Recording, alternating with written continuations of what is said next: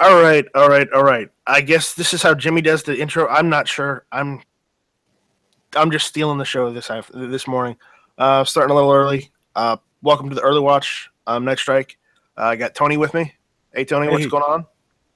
uh, just celebrating the last hours of horror that was Obama. The all right, that's good. I'm watching it. I'm watching the inauguration. They've just gone in for the church service, so I'm going to kind of cover some of the inauguration today. I know not too many people are interested in that, but we're going to go over guns. We're still going to go over everything. It's just I wanted to get this in there because I think this is important because it's one of the first times a fully backed candidate from the NRA has been elected. And people say, well, no, they backed George W. They have backed other people. I'll give you that.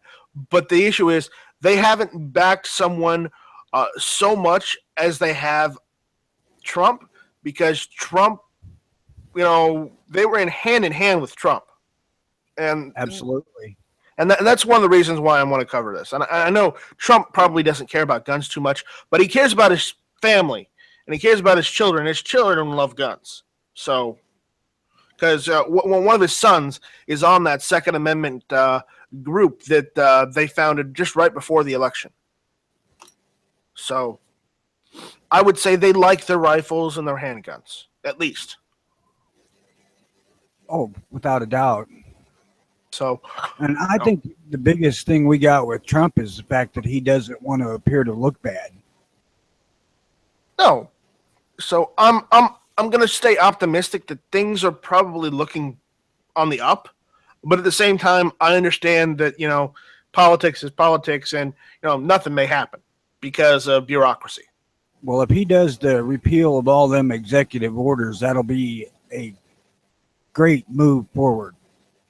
That's true, and he probably will do just to piss Obama off. I would like to be in on that brunch they have today. You and me both. It's like, all those executive orders, come this evening, they won't be there. Right? Yeah, I'm gonna wipe you off the fucking map, legacy and all. Right. So, I'm optimistic. I may have to run off just for a few minutes and get some coffee, maybe something to eat. So I'm just warning you in advance. But we're starting the early watch early this morning because, well, things are going on in Capitol Hill, and I want people to be aware of what's going on. Do we have a chat room for text? Yeah, I do have access to the gun channel. The gun channel early watch page. So I already edited it. We're already live. Everything's going on there. So this is like a live lobby chat? Yeah, it's like a live lobby chat. So, there is live chat on my YouTube page if you go to the actual YouTube page for this Google Hangouts. So, we got same thing everybody else got. Well, I'm just trying to figure out what link to post in the lobby as a link for them to come to that chat. Oh, you mean to watch the which chat? This one? Yeah, this one. Just refresh the early watch page.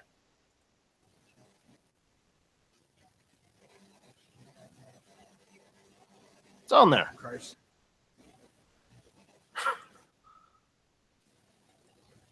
So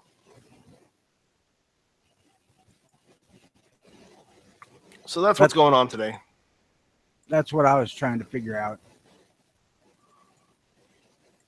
All right, I'm gonna go into the lobby and let people know.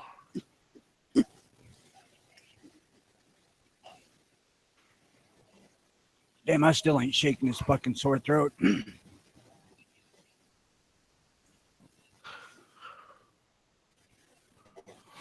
So,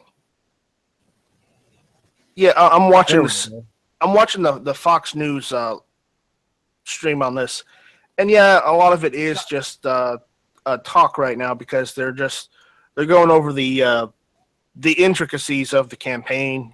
Of how Donald Trump just literally just, I'm not going to say he trolled, but he just took everybody by surprise. And he just kept going.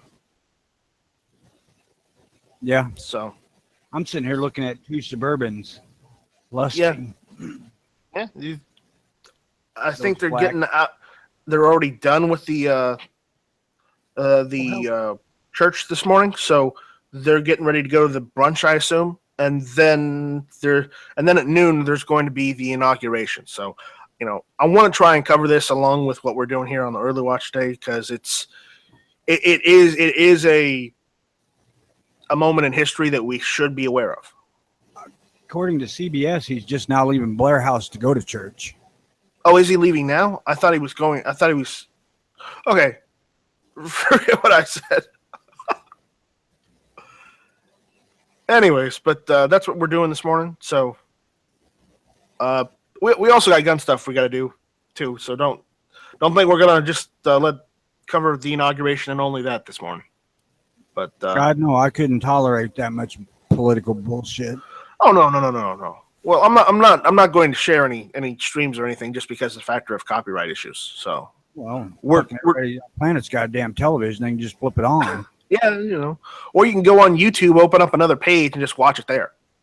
I mean, I can give someone a link if they want to watch it off like Fox News live stream or something, which is what I would do. I wouldn't go to a CNN, that's for damn sure. Anyways, what is on our agenda today, Jimmy? Not Jimmy, but Tony. I don't know. I ain't looked. Neither have I, and that's the problem. All right, give me a minute to go and look.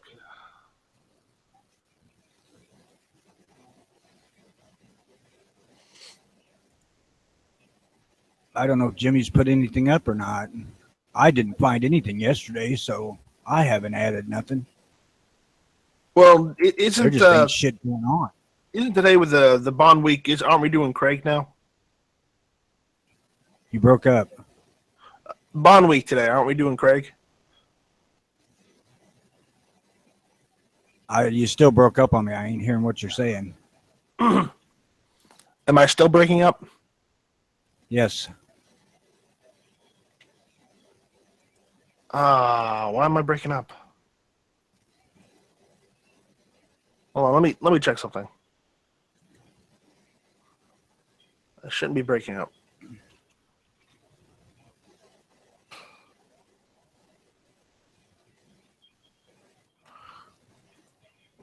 All right. How about now? No. That's pretty good. Yeah. No, I checked, and it's not me that you're hearing breaking up. That's actually on your side. It's still breaking up. Internal chat.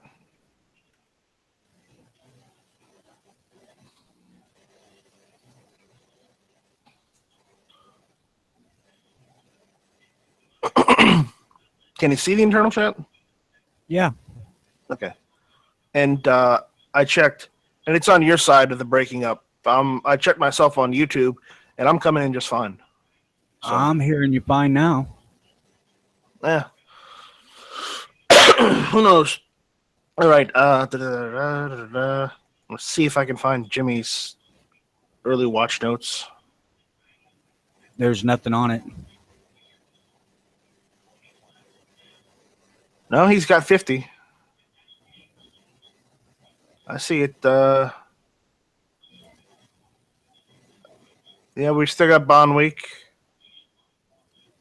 We got the Guess That Guns. Yeah, he didn't really have anything on it.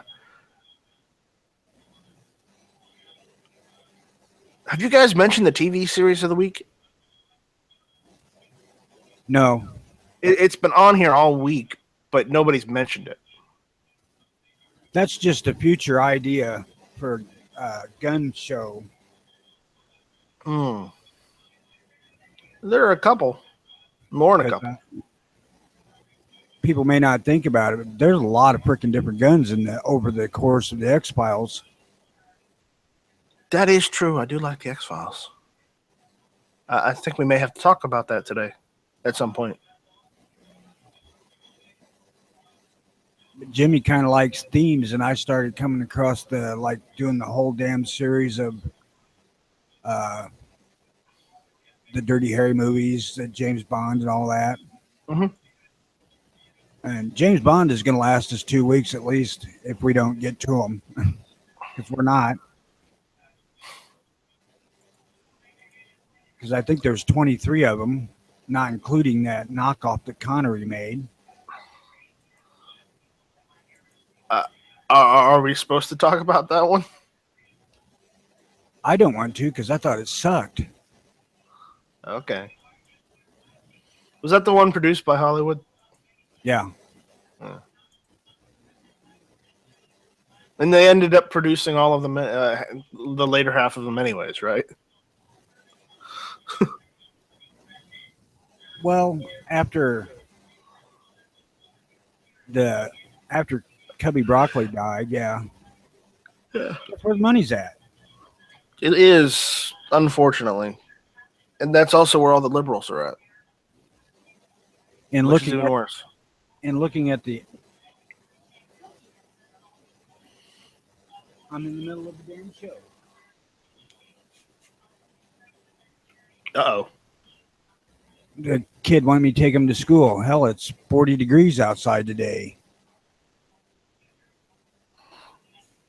Do you have to take him to school today, or are you going to take him late and just give him a... Hell no, it's 40 degrees. They can walk.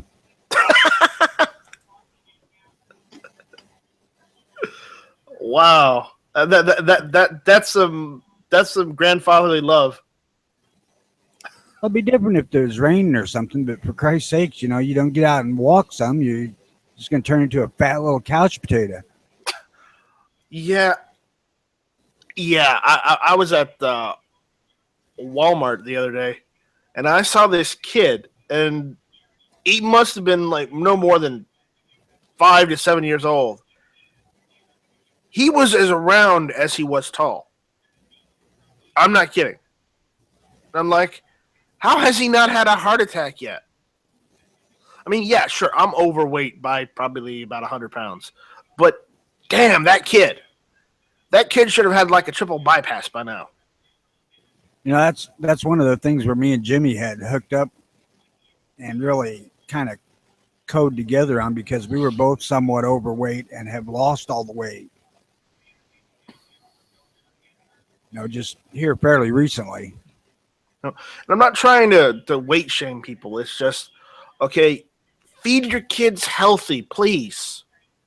I mean, you don't have to be like a health nut, but at least give them normal vegetables, give them normal food. Don't let them just pig out on junk food and become round balls. More important than that is get them off of their asses and make them do stuff. Go outside and play, for Christ's sake. Yeah, you can let them play video games. You can let them watch TV, but at least let them spend like an hour or two outside a day at least. Yeah, make them dig trenches and shit, whatever. Just something to get some physical activity in there. Exactly. So, I mean, this is a cliche, but it's a fact too. I can remember walking to school when it was about probably 10 degrees below zero, and the snow was way taller than I was. And I'm walking through a canyon of snow where they dug out the sidewalks in Beloit, Wisconsin. Whoa. When you were a kid, didn't you have fire-breathing dinosaurs to ride to school? No. No, that's before your time? Slightly. All right. That might have been when Dano was a kid. I think Dano's about 4 days older than I am. Okay, it might have been Bob's. Bob, I have no idea how old Bob is. You see, no one does. And Bob lost that Sharpie fight. Though it might have been just a tad slight unfair. That's what I was told. It was completely unfair. It's unfair. He couldn't kick or punch. Right. Oh, Bob. I Hilarious. would be willing to do the Sharpie fight, but realize that I'm bringing a gun.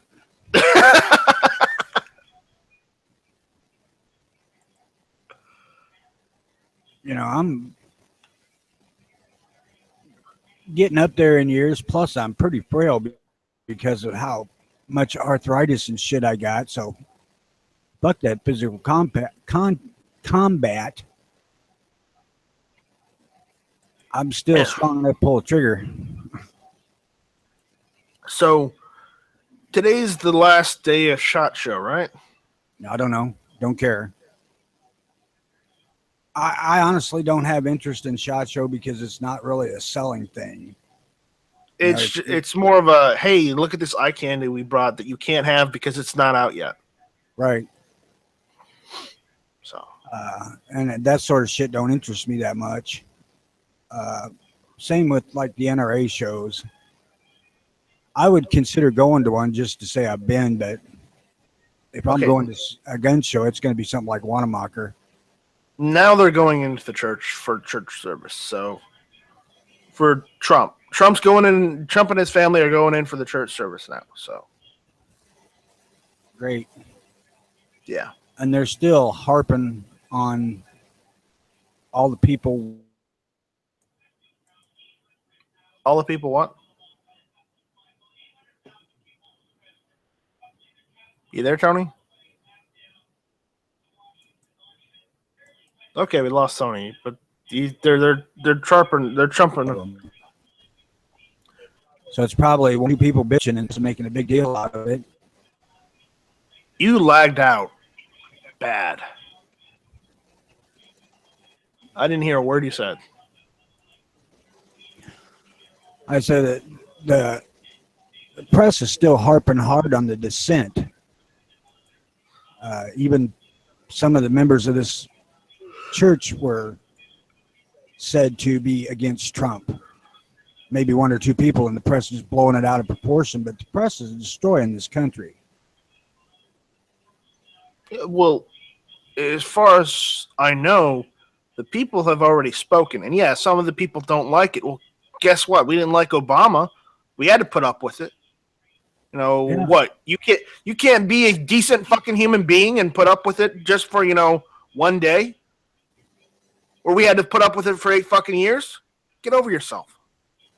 I will say that my ultra-lib congressman did come out with a nice sentiment. Dick Durbin said he was going to go to the inauguration. He wasn't boycotting it out of respect for the office and the president. He said he would work with Trump when he could. And he would oppose him whenever he needed to. And I have a feeling that may end up happening a lot. Well, yeah, because he's. Yeah, he would have been one licking Hillary's boots. Licking? No, he would have been the red carpet underneath. Man, I don't know why we get saddled with these. Him and Mark Kirk. And the one bright star we get, Aaron Schock, can't keep his fucking hands out of the till. Stupid little shit. It's just not your years in politics in Illinois. I mean, Schock was the real rising star of the Republican Party, and that stupid ass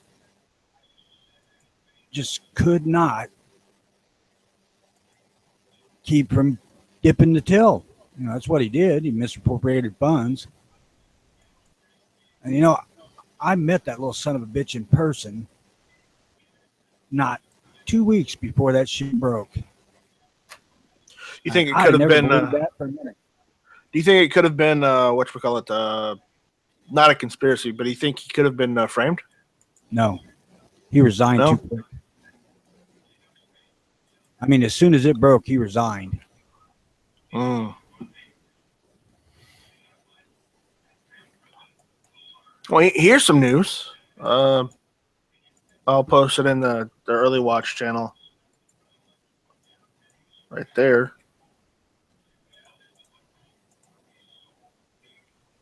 Ack. It's not working.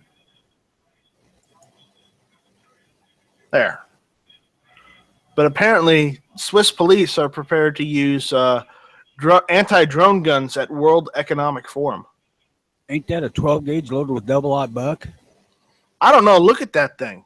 That is ridiculous. I did look at it earlier. Indiana has a bill in office to stop protesters from blocking traffic with, quote, any means necessary, unquote. Where's this? Indiana. Oh, great. One of my parents' home states. I don't know how I feel about that, to be honest with you, because there may come a day when I need to protest. Yeah. It's probably not good, but no, shit happens. So, anyways. They shouldn't be allowed to block traffic.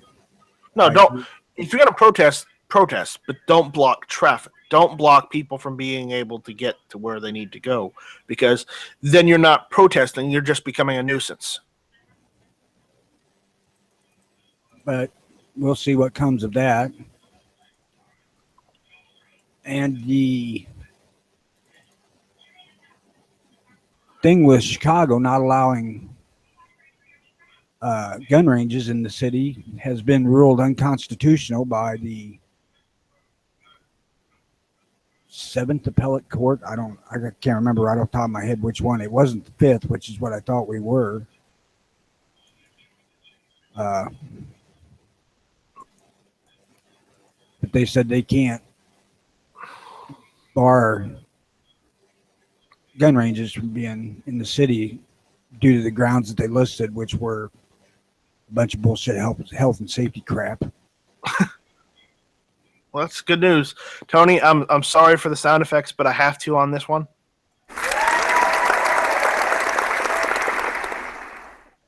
There. So finally some good news. Yeah. And I'm glad it's here. Yeah, I'm glad it's there too, because there's less shit for you to complain about. Well, I don't care about Chicago anyway. I know, but if it helps out there, then eventually things will get better there. Optimistically looking at it.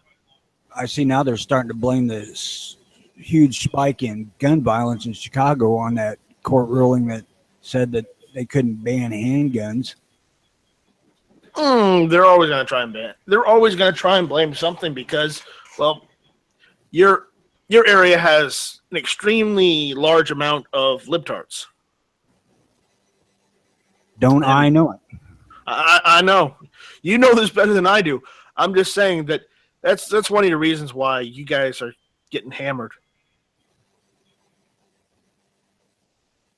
I really think that New York City, Chicago, and Los Angeles should become city-states on their own.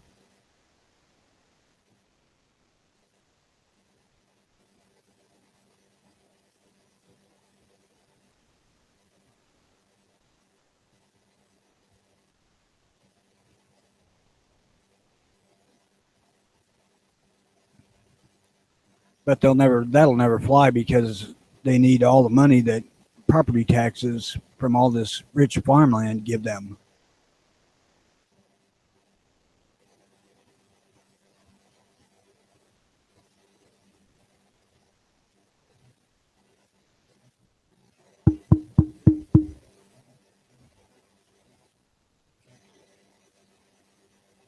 Oh, you guys can't hear me. That's what. I have myself muted. What the fuck? All right, I'm going to see where the early watch people are at today. Nobody's showing up yet. Hopefully people will. Well, hell, nobody expects us to be here for another 35, 40 minutes. No, more like, 5 or 6, because usually we're supposed to start at 9. I think twice in this whole history of the show we started at 9. o'clock my time. Right. We always start late because, well, that's just how we roll. Well, if people got to realize that it's 7 o'clock in the morning for Jimmy. And for me, it's 9 a.m. But I woke up early because of the inauguration. I've been up since like 7:30. My time. So that's all. I've been up since about 4:30 today. I usually don't wake up until 8. Well, hell no, I was in bed until 5. Yeah. Man, you slept in. Yeah, no shit. Yeah, but all right, so we do have some things going on. We got the news and politics and to talk about. We did talk about Chicago and how things are getting a little bit better there for you. Not much, but a little bit better. Talking about politics still. You know what? I think tonight, right now, is a good time for Gun Channel's plug. That's fine by me. Yeah. So if you're listening to this on YouTube or somewhere else later on, go to gunchannels.com. Check us out. Join. There are paid memberships, but you don't have to. It's free. So come, talk to us, hang out with us, tell us about your guns. And we mean your actual firearms. We don't mean your arms that are attached to you. Or just join and watch the shows. Anyways, gunchannels.com. Check us out. There we go. All right. What's next? It's about nap time. Oh, wait, no, that's not yet. That's about another hour or two, right? No, actually, probably in an hour or so, I'm going to leave and go hunting. Oh, again? Well, hell yeah. Have you caught anything this week? I got one squirrel. You've got one. The entire week was worth it just for that one. Hope to get a couple more today, then it's a meal. It's not so much about getting anything but exercise, to be honest with you. Here's a question. As far as, your grandkids, how far is their school away from your house? Is it about a mile? About a mile, yeah. Okay. Well, then that's not hard for them to walk. And if they have to complain about it, shit.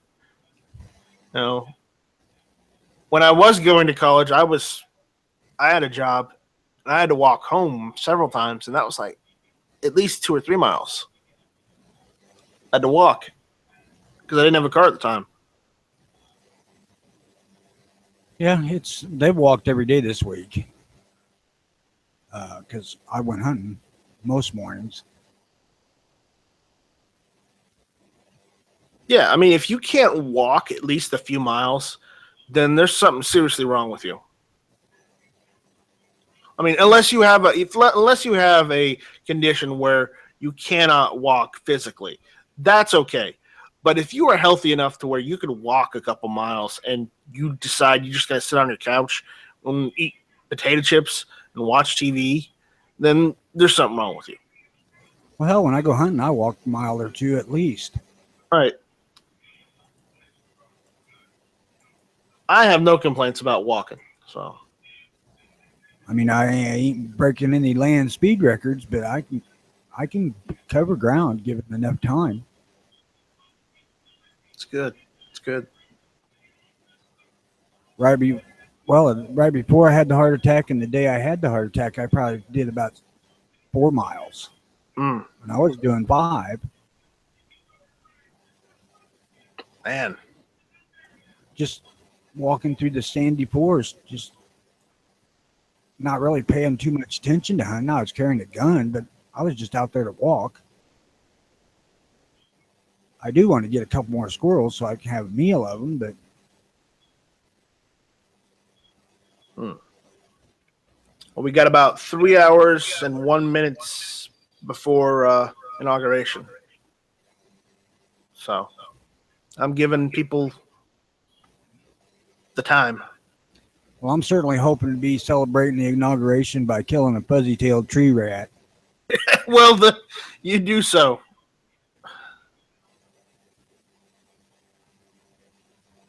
You show that tree rat what for, right? I'll tell you what, and this is a secret, don't tell nobody, but I was out Tuesday morning and I seen one maybe 20 feet away, and I missed that fucker twice with 12 gauge. Okay, I won't tell no one. But we are live, by the way. Yeah, I know it. I think it's because when I bought the 12 gauge, brought the 12 gauge out, when I bought it, it had the stock tiny little front peep sight that the Stevens have. And at You replaced the sight, didn't you? I replaced the peep sight with a bigger one. That's what it is. And I think it's pulling way low. Here's a question. Is it the Stevens 67 that you were using? Yeah. What were you using? Target shot? No, I was using number 4 steel magnums. Number 4s. Magnums. Right. All right. Did not perceive any recoil whatsoever. But don't those literally just blow the squirrels away? I don't know. I can't hit them. Well, there we go. There we go. You might need to use some different ammunition. Oh, I changed up and went back to using 22. That's probably best. Well, I don't know. It's a little easier to track and follow them with shotgun on the ground than it is a scoped rifle. Hmm. Well, I hope you get something today. I guess I should take the old lady's 20 gauge out. It's the exact same gun as mine, except 20 gauge. Well, you might want to try that. It does have the stock bead on the front of it.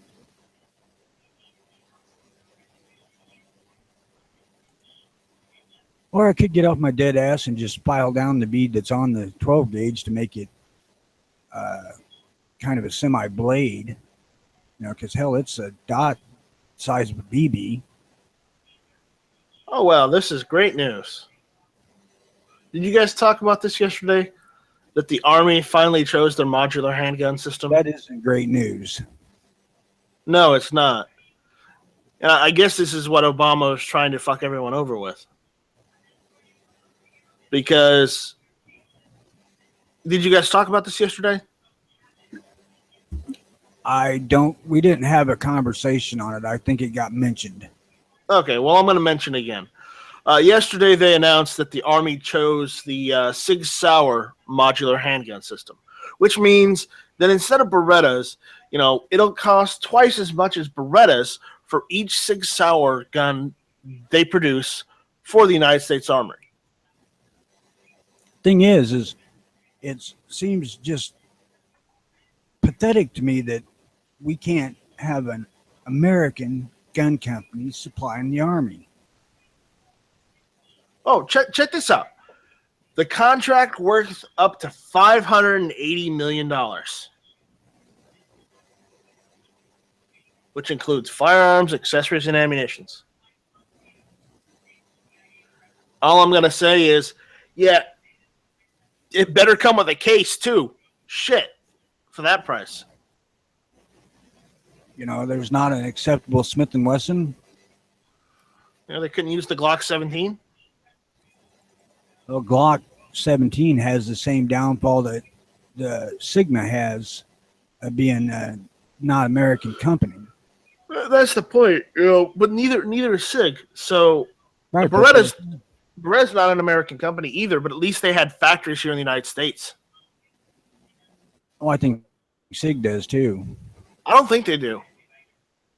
Article says they're going to be made here. Somebody said that. Well, then there might be something to that. But the profit's still going back to the parent company, not here. That's what I say. It should be an American supplying the American Army with freaking American guns. Well, if only the Army would use, the 1911 again, everything would be fine.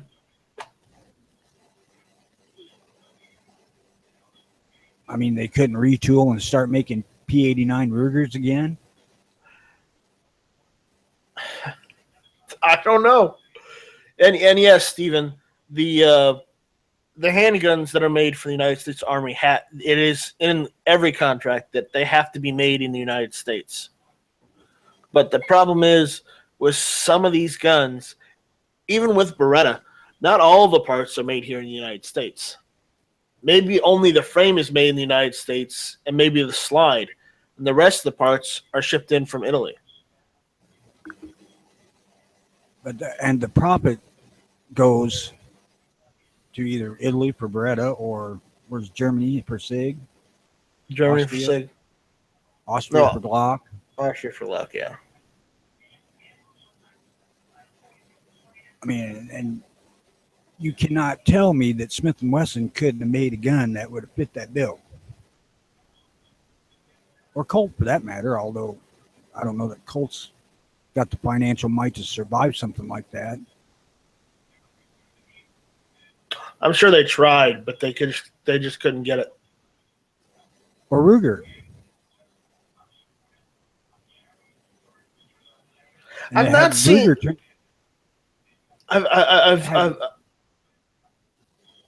I'm sorry. You go first. I said, had Ruger turned something out, it would probably only been $250 million for the contract. Maybe, but as I wanted to say, I've not seen many. I've done research on military guns, but I haven't seen Ruger that invested in any sort of contracts. And they're probably not. They probably don't care. Smith & Wesson obviously is because they got kicked out. But you can't tell me that Smith & Wesson couldn't have turned out an acceptable gun. No, the Victory was pretty good. The Model 10. I believe that was the Victory, wasn't it? I don't know. The 5906 is pretty good. 5906 good too. So. And I mean, hell, for the most part, you hear very little bad about the M&Ps. Well, there's also the factor that the M&P 2.0 isn't really much of an improvement. It's 8 years late? Well, and even Remington, that RP9, I would be a little iffy about going onto that thing right now, but after it's proven itself a little bit. Right. After it's proven itself. So, all right. I'm interested in getting one of those myself. Just simply. All right, Go ahead, man. I'm gonna check to see what's going on for SHOT Show right now. So, Tony, please continue. There ain't really shit going on for SHOT Show. I'm hoping so.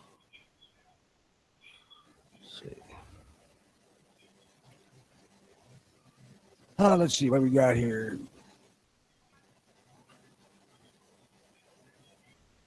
There ain't a shitload of news going on this morning. Already covered everything that really had any kind of interest to me. Here's some news. El Guapo or El Chapo or whatever his name is, Joaquin Guzman. He's been extradited to the U.S. successfully. So that means he's going to have that trial here in the United States, and he's probably going to get sentenced to death. So, goody. He was brought across the border by way of El Paso, Texas, around 5:30 p.m. last night, and he's placed on a plane bound for New York, one of several U.S. jurisdictions where he faces charges. So he's got to go to prison, and he may or may not get the death penalty in some states. But they caught him. Now, if only they could catch the other ones. I wonder why they're going after only him. It doesn't seem right. Well, it does seem right, but it doesn't. It seems wrong that they're glorifying him over all the other guys that probably should be in jail too. Well, he's the one that got. Yeah. All right. Now I need to talk about this asshole, even though I'm not going to say his name. But the issue is a Florida man who is a libtard was arrested today for threatening to kill Trump at the inauguration. So he was arrested because he posted a video on Twitter in which he said that he would go and do the deed himself. So they arrested him. Good. So take that, you asshole. Freedom of speech does not mean you get to say any fucking thing you want to. You are accountable for everything you do. So, do the right thing, you dumbass. All right, what else is going on? Checking some more news. Something interesting. Not a lot is going on. That's what I had seen, but it's been a while since I looked at the mainstream stuff. I just looked on the two gun feeds I looked at earlier. Yeah, I got that off of guns.com, so we're good there. All right. Huh. I want to look at something. I've seen something that I think I might want to mention. All right, go for it. Right now.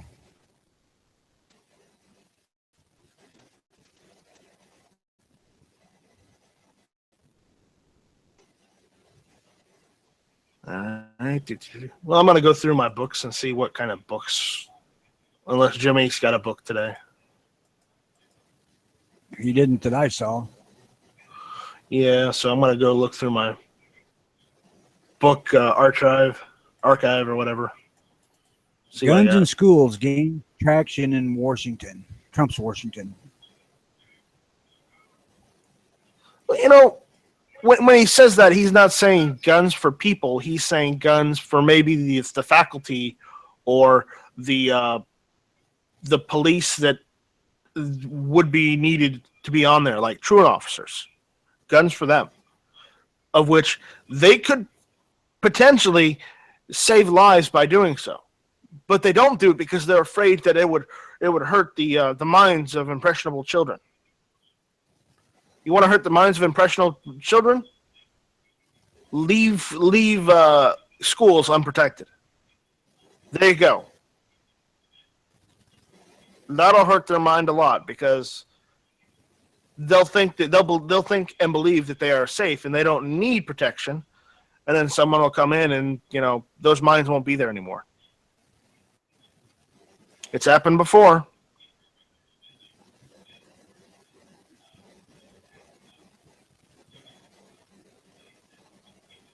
And of course, Dick Durbin chimes in saying he's worried about it. It's unpopular, but not out of the question when it comes to the NRA agenda. Why can't we vote these fucking idiots out of office here? Because they give free shit to people in Chicago. I don't know, but you are definitely going to have to do something about him.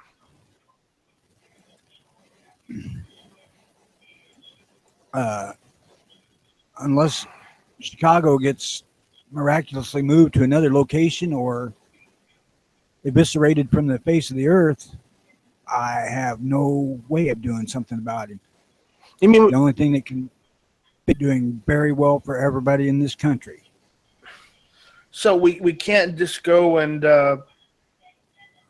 push Chicago off into one of the Great Lakes? Well, hell, I founded the coalition to bulldoze that fucker in Lake Michigan, turned into new wetlands. I'm not getting a hell of a lot of support on that plan. Well, I come up with that about 10 years ago.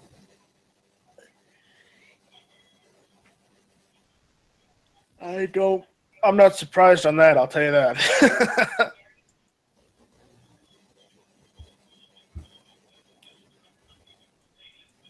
All right, so I seen something that was kind of, or heard something yesterday that was kind of interesting that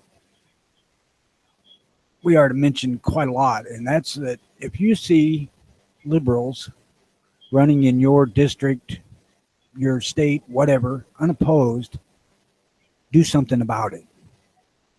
oh Give yeah, people a choice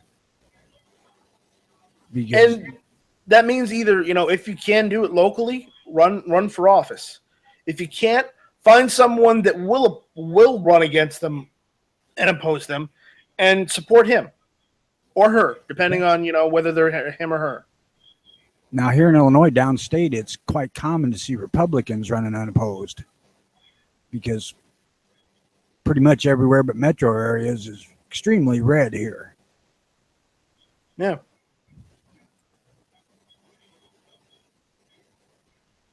But occasionally we get the Mark Kirks who say they're Republican but aren't.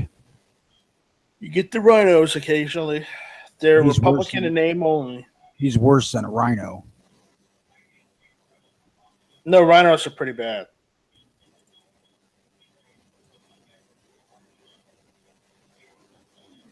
So He was 100% anti-gun, anti-conservative, liberal. yeah.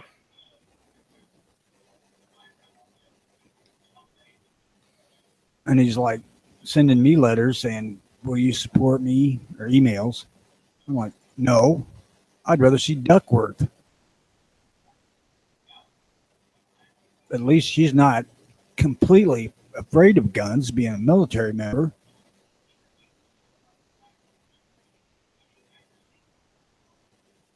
But that's what we get. We get a choice between him and Tammy Duckworth, and neither is a good choice.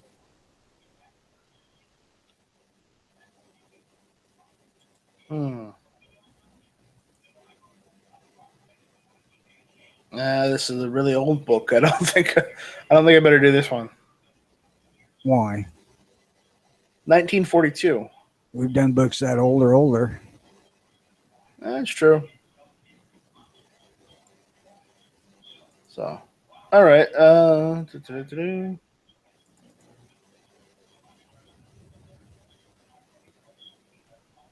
So, what do you think is going to happen with the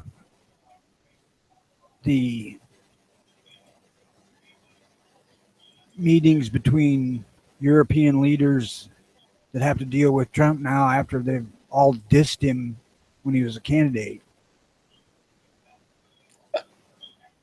I think he's just gonna sit at that desk or that whatever conference table they're at when they have those meetings, and just do the whole evil twiddling of my thumbs, waiting for them to either apologize or for them to say anything important before saying, "Yeah, no, we're not gonna play nice." Which at some point we don't need to play nice with them because they've been complete jackasses. So I mean, at least the pro Brexit one in England was not an ass to Trump in the past. no, but he didn't get reelected. No.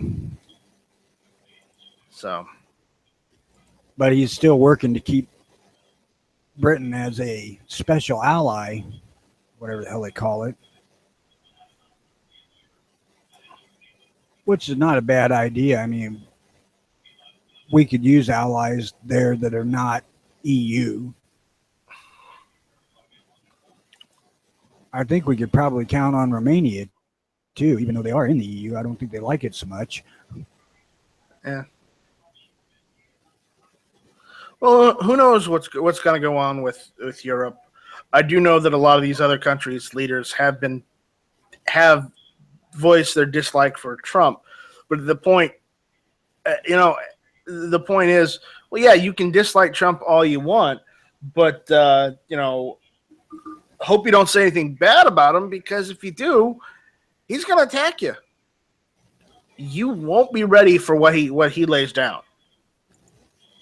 I really think he's going to start backing out of NATO and the UN. Yeah, and we probably need to. I hope we do, because it's a freaking the UN, especially, is a freaking global government wanting to take over everything. No, here's another reason. Nikki Haley mentioned this. Why are we paying almost a quarter of the UN's funding? Why are we doing it? Overall, we're paying 22%. That's almost a quarter. I think we're paying more than that, because what I saw is we're supposed to be paying 22%, but we're paying 29%. Yeah. And I'm like, I don't see why we're putting the bill for world protection. I'm not so. I am disappointed. I'm not disappointed, but I'm unhappy that we are paying for most of NATO.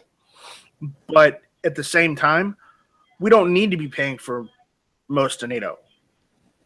I mean, there's other things we can do instead of, say, paying for NATO as, just monetarily.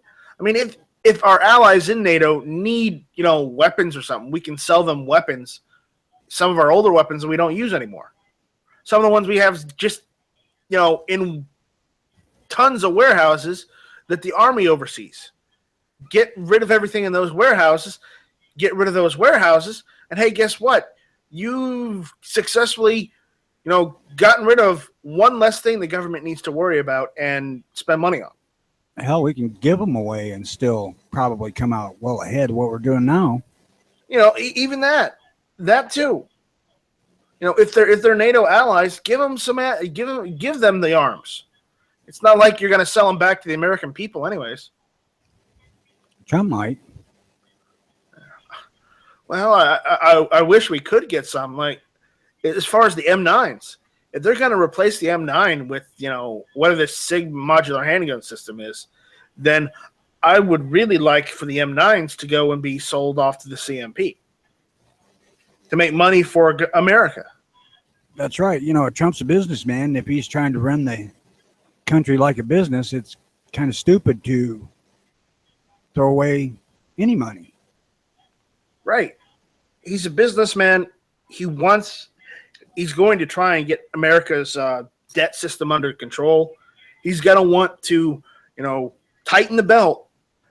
And in doing so, you have to. All the guns that can be sold off that aren't machine guns to American citizens should be, if they're not being used by the military anymore.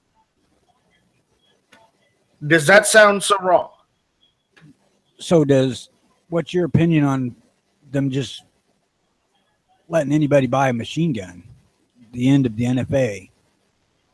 If they get rid of the NFA, or at least they get rid of the Hughes Amendment and let anybody buy a machine gun, and that's anybody able to buy a firearm. If you can pass a background check, you should be able to own a machine gun. Okay, that's my opinion. Because it's no different. A machine gun is no different than, a semi-automatic. You can literally just go and bump fire any semi-automatic and almost achieve the same level of fire as a machine gun, but you're still pulling the trigger each and every time because you're absorbing the recoil to pull the trigger again. But you're still pulling the trigger each and every time. Why would you give the anti-gunners bait to go after semi-auto weapons like that? What a dumbass. It's not bait. You really think they're going to listen to me? Me, of all people.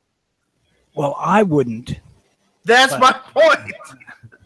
I mean, I've only got 291 subscribers. If I was like Matt, I wouldn't say that on that show. But shit, he's got over 1,000 subscribers. I've only got 291, so it doesn't really matter. But it's not that I'm giving them ammunition. It's that I am saying that the ridiculousness of a machine gun being banned, it's just ridiculous. Because they're choosing one type of gun out of all firearms in the world to say no. Doesn't that seem a little ridiculous? The thing is that I'm not sure where I stand on it, because when the world goes tits up, I don't want all the marauders out there to be armed with machine guns, and me being a tightwad, not wanting to blow the ammo, not.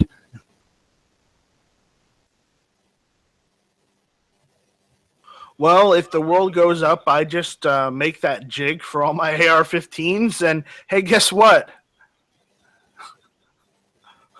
I'm good. Whoa. That's kind of a short-ass skirt for a January lady. What's going on? I don't know. There's just some people standing by a building. And this woman's in a pretty short skirt and a fur-lined coat and boots. Are you in your car? No. No? All right. I'm watching on TV. It's on CBS News. Oh, on CBS. Okay. Oh, that lady, that blonde. Yeah. That is a pretty short skirt. It just kind of struck me as odd. Well, they got to have eye candy for people, I guess, right? I hope it don't turn around and she's Hillary Clinton. No, I don't think Hillary Clinton's a blonde. Anybody can be a blonde if they want to spend the money. Yeah. But if that skirt was half inch shorter, you could tell if she was a blonde or not, really. Lady, you were supposed to be at a church. What the hell? Not a street corner. It's a church. Okay, I'm done. She looks good from the other side, too.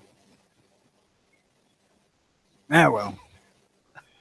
All right. That's this ain't women channels. This is gun channels. So let's bring it back around. And yes, Garand, I know you want a Modus. So do I. So do I. I want a Modus. I want an M60. I want a Stoner 63. I want a Beretta 93R. I want an M14. I want a GE 134.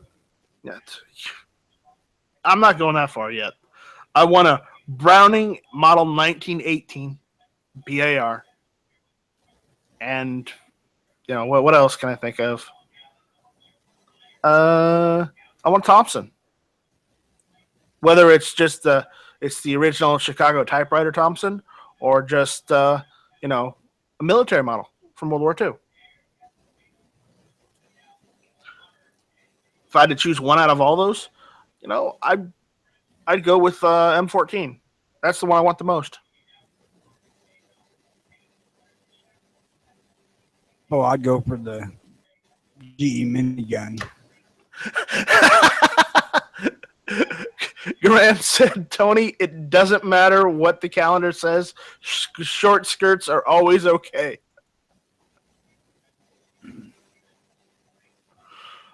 All right.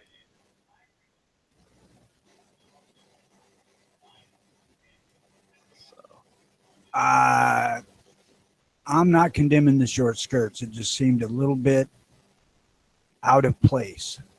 Especially at a church. I noticed she isn't going in. Aha. You've got a point there.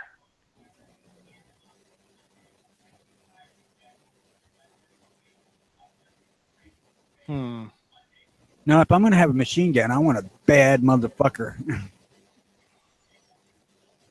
I'd be happy with I mean, if I needed a machine gun, I probably will want like something like an M60 or an MG3. A true badass machine gun. An MG3, pretty much.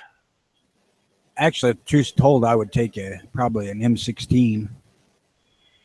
Well, Yeah, the M16's good, but it's probably the most manageable for something you can carry away. well, you could still carry an MG3, but the problem is you got to mount it first. So the thing is, you know what an MG3 is, right? No, Okay, not take by the take take Hitler's buzzsaw, the MG42, shorten it just a little bit, change the barrel out, and rechamber it for 308, and then you have the MG3, and you've got like, and it does like 1100 1100 rounds per minute. So that's what I want. I would also consider the early Thompson before they cut back the rate of fire. Could you modify an early Thompson if you could get a hold of one to a military model? I don't have any idea. I mean, could you like I know rebarrel it? The early ones had like 1,200 rounds a minute rate of fire. Yeah, and the early ones also had, where you could use the box, not the box, but the round mags, the drum mags. That's what it was. I honestly have no idea. The only thing of a Thompson I've ever seen in person is I fixed my coworker's drum mag for his Thompson pistol. Yeah, and here's another thing. Some people say that you can't, on the military models, you can't use the drum mags, and that might have been true with the military models made closer towards, the Korean War or at the end of World War II. But most of the Thompson military models were able to use the drum magazines. They just used the straight mags because the drum mags had a problem of getting stuck in the gun itself when you're trying to switch mags out. Well, that's the only reason they didn't use them in World War II. They would have if they could have overcome that problem. People don't seem to contemplate that. You start firing hundreds and hundreds of rounds through a freaking gun like that, you're going to melt the fucking barrel down. Maybe not literally, but you're going to destroy it. Right. Which is one of the reasons they wanted them to cut back the rate of fire on the Thompson because, 1,100 rounds a minute or so is just heating it up too quick. I read a long article on it, some bitch here a year or so ago. Maybe longer than that. And I was shocked that it would make that many rounds a minute to start with. So, I didn't think springs would move that fast. I'm going to message Jimmy and let him know what's going on.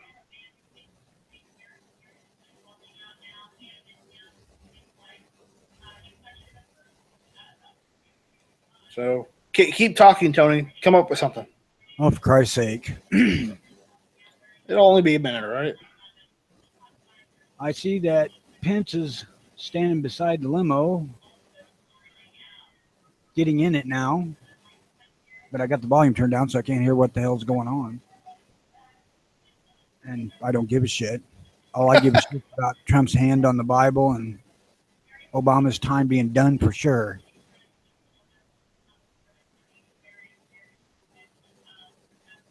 All right. Text message sent. All right, you guys, if you got any questions, I would say just post them in the YouTube side or the Gun Channel side, and we'll try and cover them if we can. I don't have access to the early watch email. I don't know if even Tony does. Do you, Tony? No. Okay. You don't have access to early. We don't have access to the early watch email. That's a Jimmy thing. So we can't answer any questions from the email. So don't email right now. We had discussed that, but I really don't care. So I never wanted to get it. I don't think I could run the show from here with my internet connection the way it is. So I never have been overly interested in trying it. Thanks for keeping it real. All right. And I'm a counterpoint man. I'm not good at holding conversation when it's just me. Right. All right. So, Garand, I just want to throw one little fly into your ointment there on the short skirts thing. Just imagine that's Hillary Clinton in a short skirt. oh God, don't put that in my head. I need to gouge my eyes out now. Ah. So short skirts are not always okay.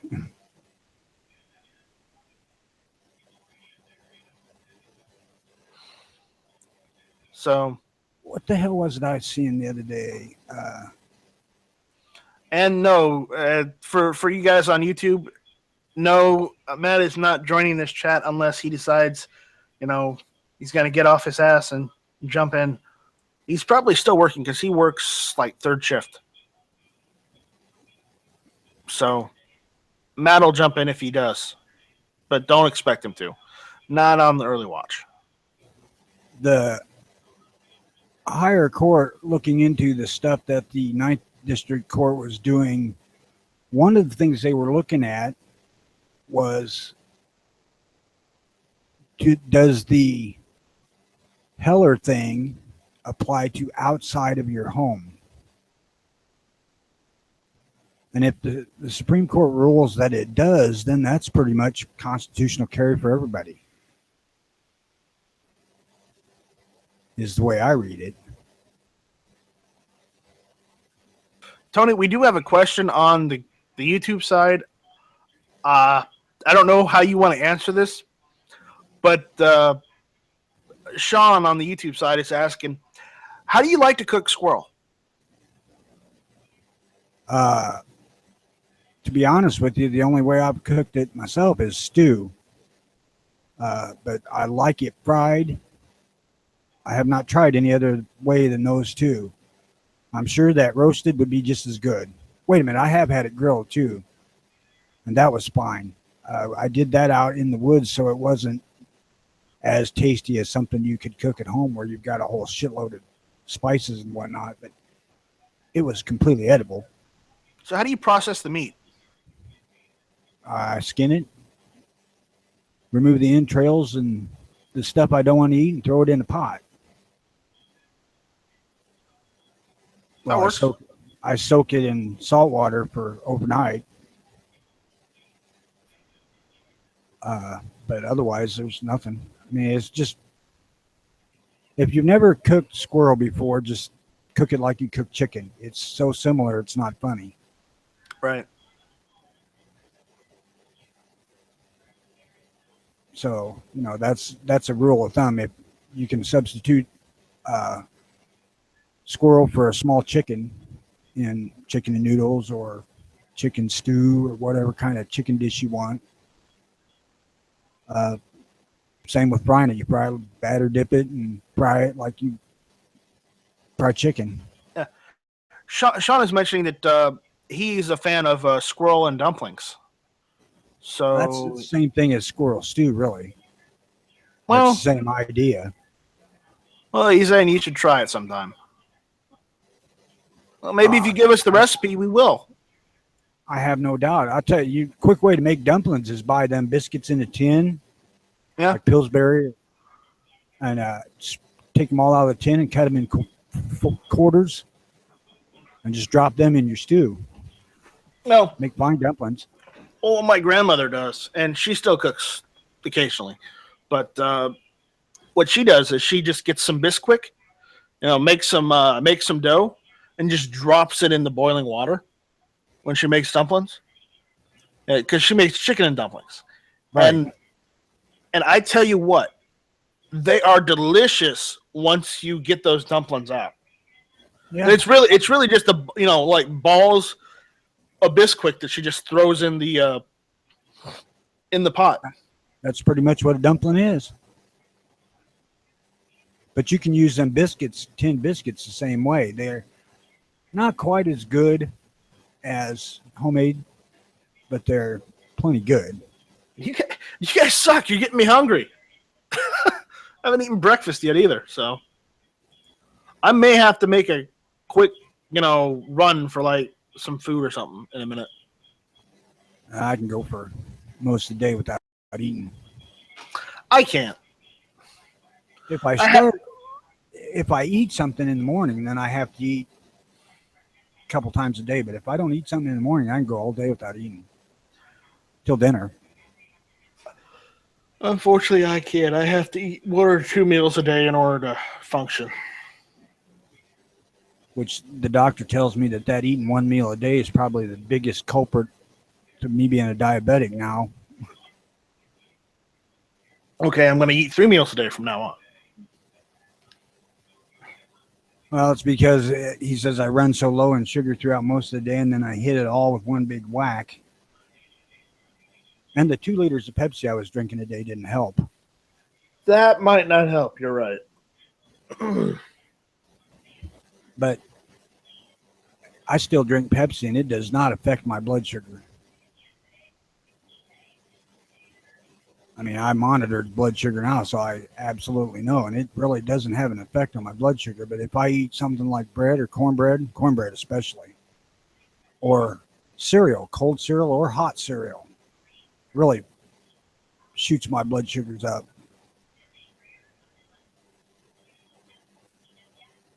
It's weird. It does not react in a way that seems logical to me at all.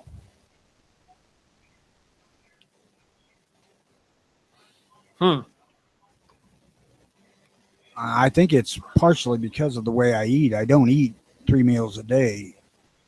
So I think when I drink, like, I'll drink, let's see, what is this? This is a 16-ounce bottle.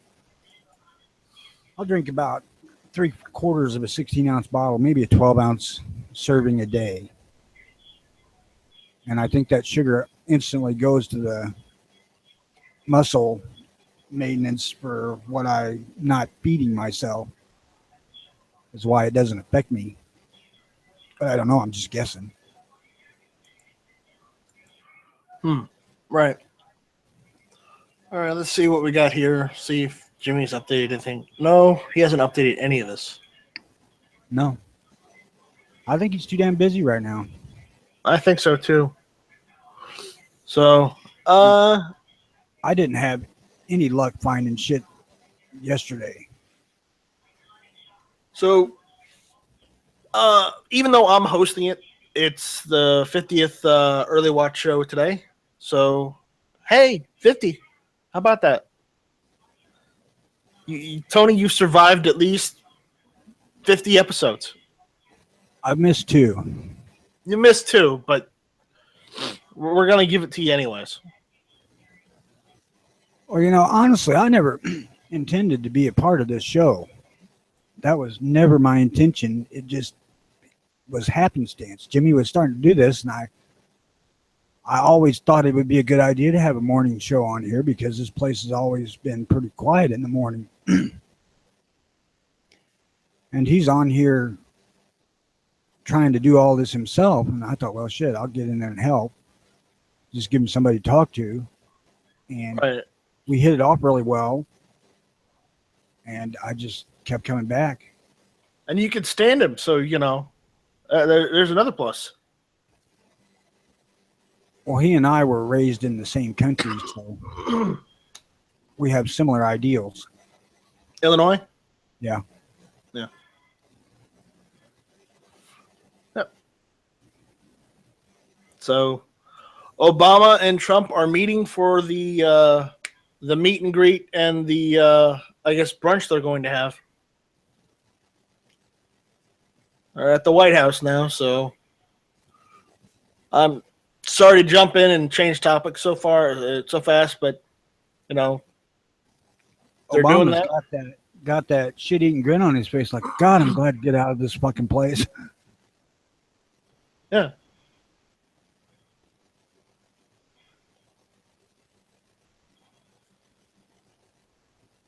So I guess they're getting ready for a picture or some sort of moment. I don't know. They just walked out on the balcony and waved and walked back in. Yeah, so they're gonna have the brunch now, I assume, and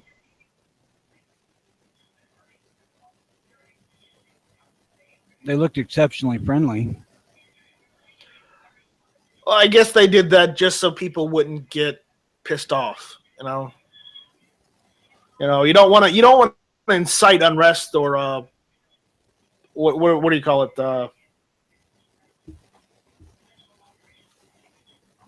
I guess you just don't want to have a bad showing. Like I said, I would like to be a fly on the wall in that brunch, though. I know. So would I. I'd pay for that. So, all right. As I said earlier, if for those of you who are just jumping in, we are covering the inauguration just a little bit. We're not really so much showing any pictures or movie or video or anything because of copyright stuff, but something happens throughout the whole inauguration, we're going to try and cover at least the important bits because it's inauguration day, so things happen. We want to make sure that Trump gets in there and we finally get rid of Obama. Okay? Because we only have 2 hours and 14 minutes, people, until Trump is sworn in. Then the sun will come out, choirs will sing. And Charlton Heston can finally rest in peace. God, we need another Charlton Heston. We do. We do.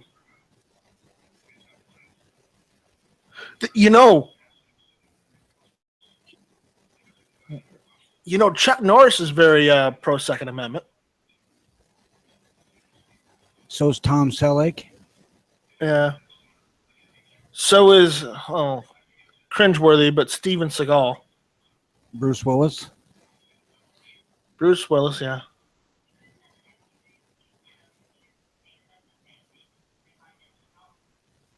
So one of them might be all right. None of them have what Heston had. Well, remember, Heston was from the original movie era. From like the 40s, 50s, 60s. He was an original movie actor. I mean, original to where before all these big corporations started getting their hands into making movies.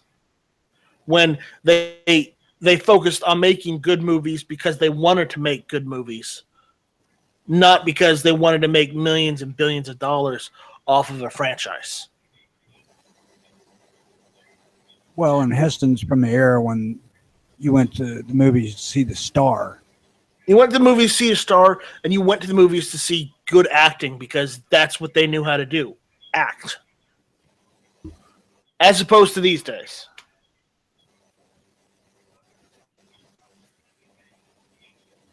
Where, and I'm going to say this because I have the show, some of the acting these days is hit or miss. No shit. And I cannot say that any better. A good replacement for Heston might be Tommy Lee Jones if he's pro-gun, which I don't even know if he is or not. I don't think he is.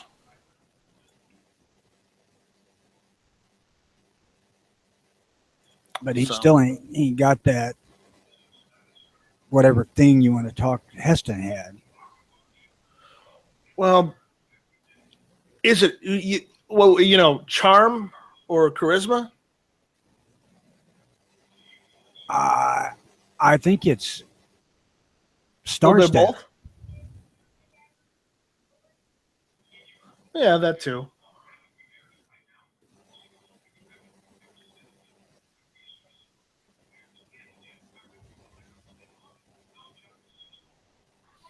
So they're mentioning this on the news on the inauguration feed, and I just wanted to mention it. Uh, it must be tough for Obama to go and hand the reins of the presidency over to Trump, who was the head of that whole birther movement in the first place. You remember that? Yeah. So it must be pretty hard for him to do that. Either his son or his son-in-law said he never actually believed in that shit. He was just yanking Obama's chain. You know, but either way, just to annoy someone, all right.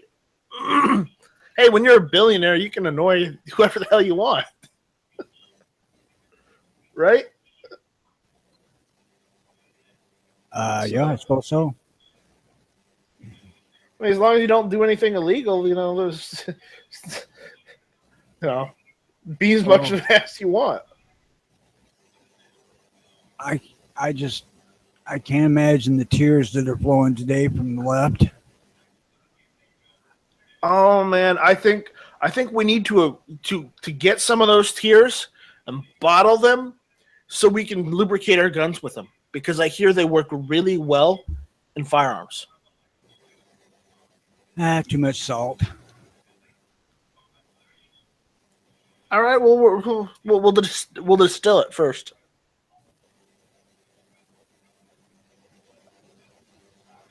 Desalinize it. That's what it was. I don't want nothing liberal on my gun.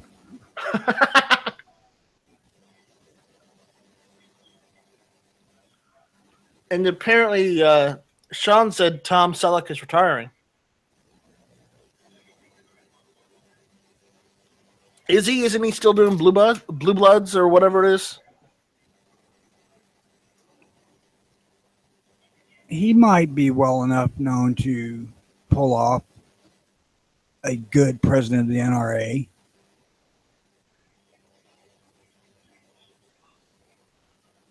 But I don't think so. I mean, Heston was known by everybody. I mean, you think back in the 80s, every fucking buddy, no matter what your age was, they knew who Chuck Heston was. Or Charlton Heston, if you want to refer to him as that.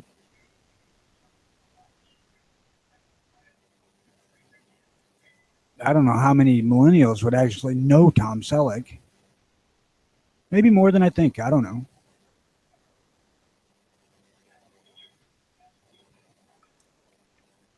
Oh, by the way, Sean, that is not true. He is not retiring. That's false news. So.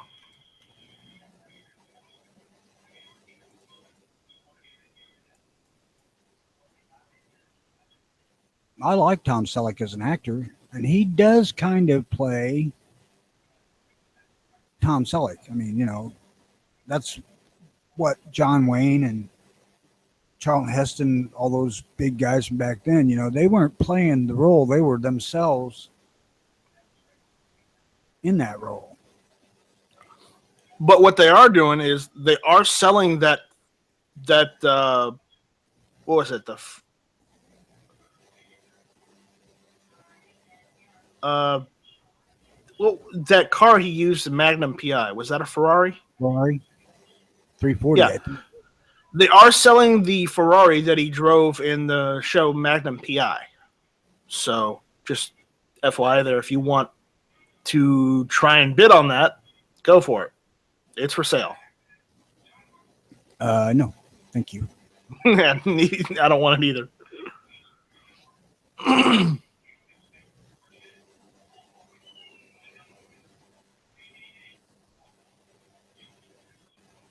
It will probably bring 10 times what it's worth. Yep. If I were to try to buy any car that was in any movie at any time, I think I would want Bond's DB4.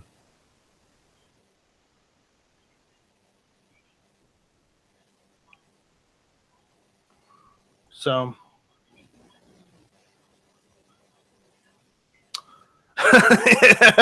Sean is saying fucking TMZ. And this is on the YouTube side, so I'm sorry, Sean. Oh well. Be right All back. right. I gotta get coffee. All right, you get some coffee, and then I can go and get some coffee.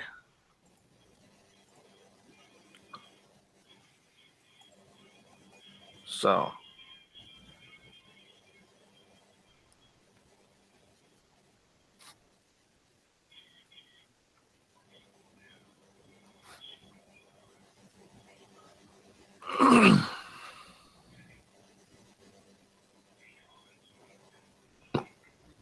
So, anyways,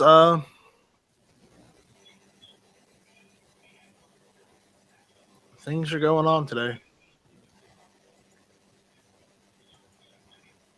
What time is it? It is 9:54. So,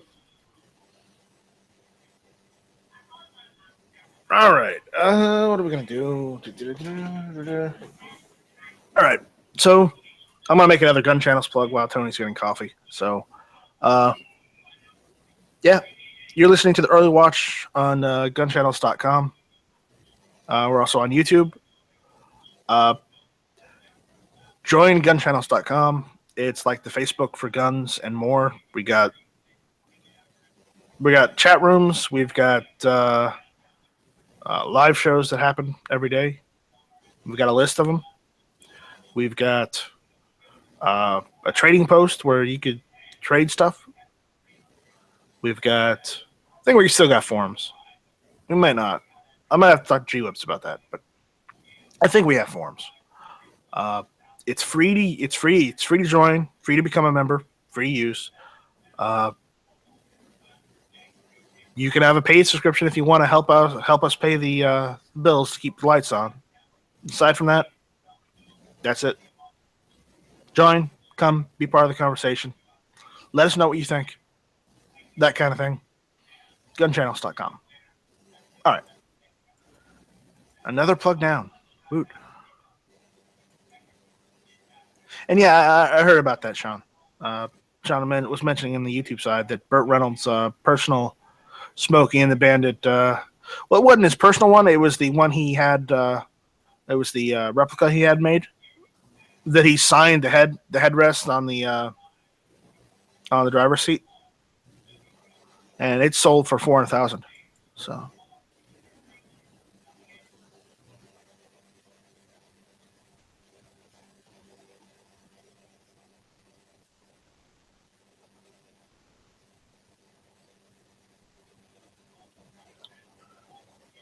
So, anyways, but yeah, that's it's a lot of these celebrities are selling these cars to, I guess, help their wallets out. Anyways, but right now Trump and a lot of people are arriving at the White House. I guess they're having a luncheon or meeting or some sort. So that should be good.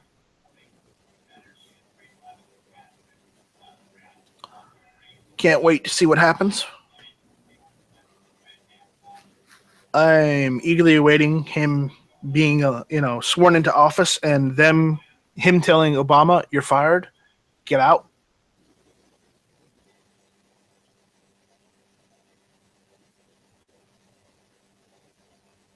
But yeah, aside from that, just waiting on Sean to get back so I can stop rambling and we can continue on. But where the hell did Jimmy go?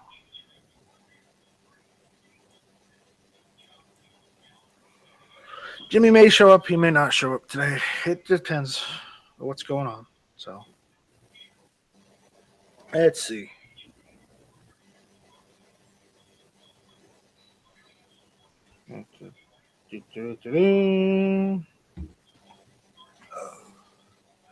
Waiting for you to get back. Shit, I had to make coffee. You had to make coffee. Shit.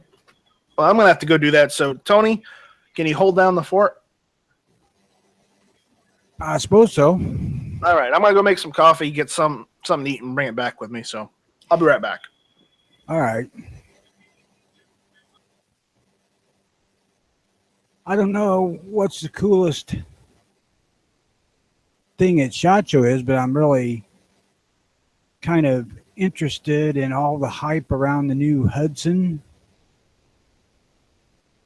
It seems like they're trying to hype it as being the greatest thing since sliced bread.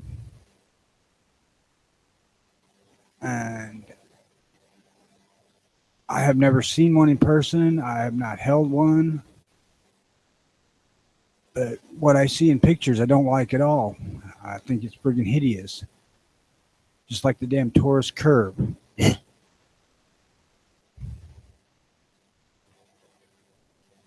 But on the one of the two news gun feeds I look at every day, there's been several articles on the silly thing every time I open them up. So I don't know if Hudson's sprinkling the media with money. Yeah, I I don't know. It's just friggin' hideous, and I don't think it's going to be a practical gun for somebody to use as home defense because you can't. You're going to have a hard time with putting a light or something on it, and then having a holster for it.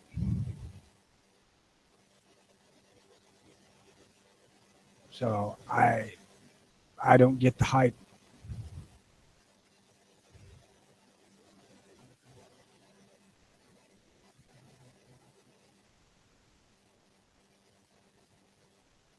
I see that Colt's going to make a.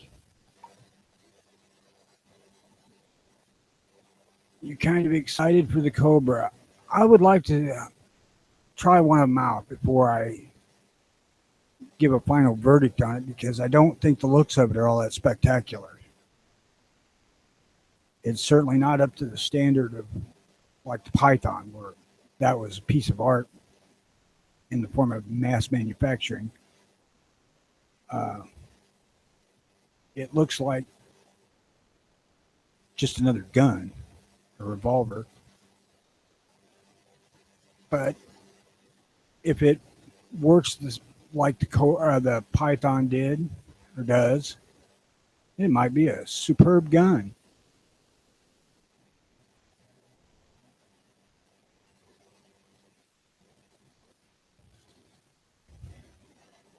I'm just waiting to.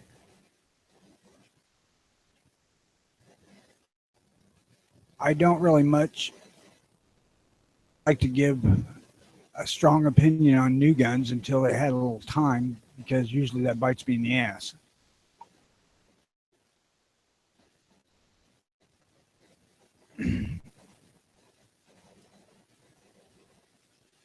Yeah, the money didn't seem to be too far out of line for a Colt.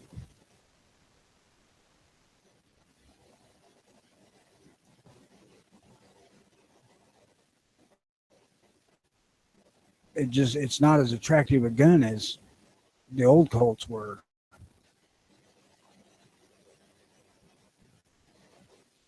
And there again, I've not seen one in person, so I may be off base on that too.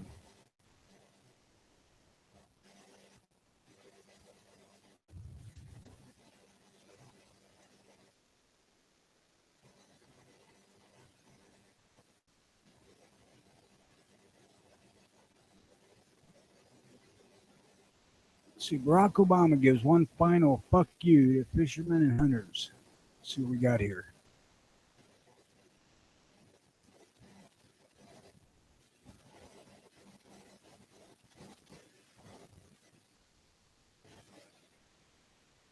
In late day regulation, issues on the final day of Obama's administration, the Fish and Wildlife Service is prohibiting hunters from using traditional ammunition on federal lands, and fishermen of all things will be prohibited from using lead weights in their tackle. It not only applies to hunting deer, etc., but requires a timeline to end the use of traditional ammunition for dove and upland bird hunting. It is ridiculous.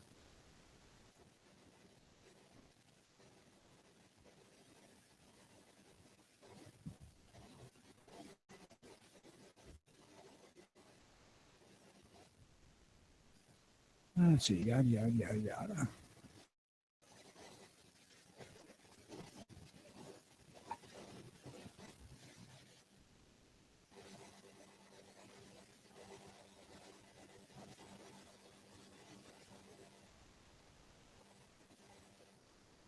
I don't think I've seen the new Bond Arms bullpup pistol. Like I was saying earlier, I don't have a hell of a lot of interest in SHOT Show because it's just a manufacturing showcase thing. You can't buy shit there, so I don't pay that much attention to it. I don't care that much about new guns because I don't want to buy one until it's had some time to have all the bugs worked out of it, shall we say. The only new gun that's been turned out lately that I have interest in is Remington RP9. But I don't think I would buy one for at least a year or so. But it is on my radar.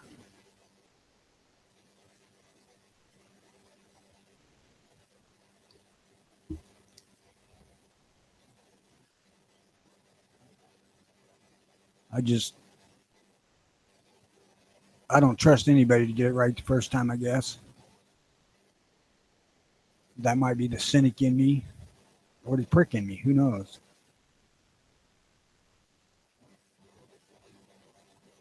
I I don't have a shitload of faith in Remington either.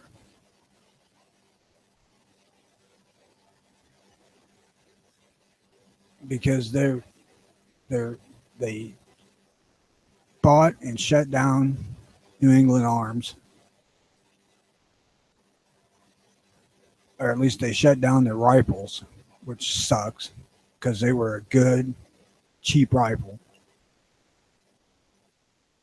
They're just about to destroy Marlin just by making so much crappy quality shit. Plus, the redesign of the 60 is shit.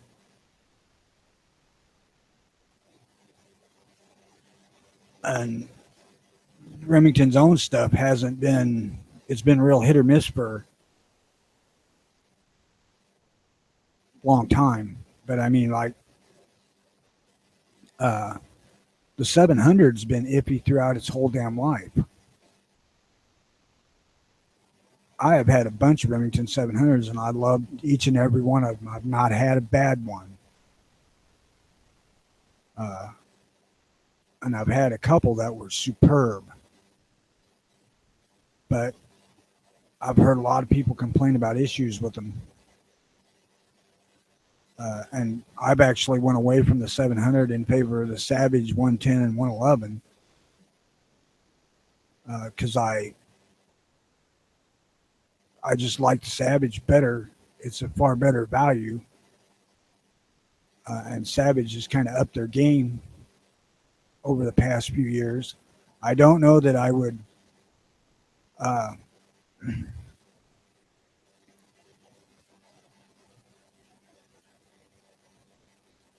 not consider a Remington, but I had a 770. I broke the bolt off of it cycling it. The bolt come off in my hand, bolt handle.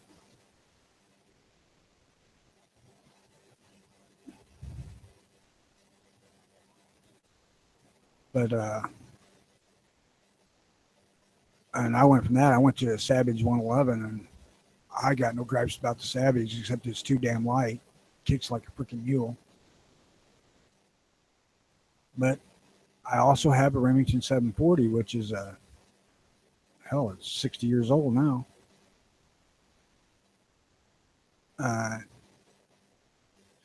It is a great gun, extremely accurate, and it functions flawlessly. I got no gripes against the Model 70, but I've only used, I think I've only ever fired one, and it was a 364, which is absurdly overvalued these days.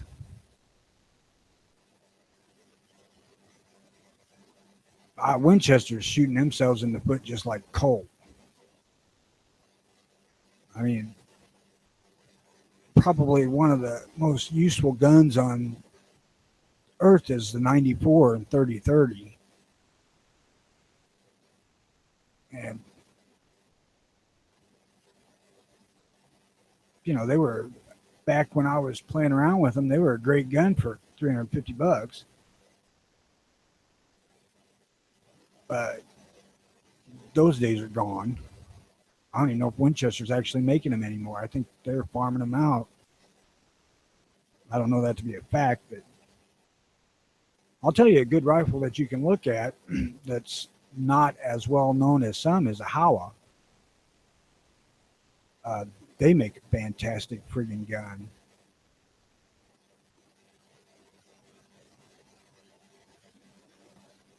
Yeah, I've had a number of 94s. They were all really good.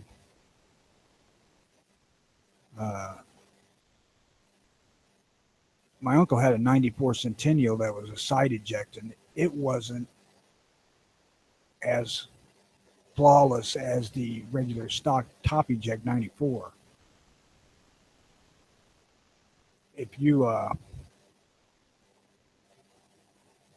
didn't really rack the lever, it would hang up shells when it tried to throw them outside.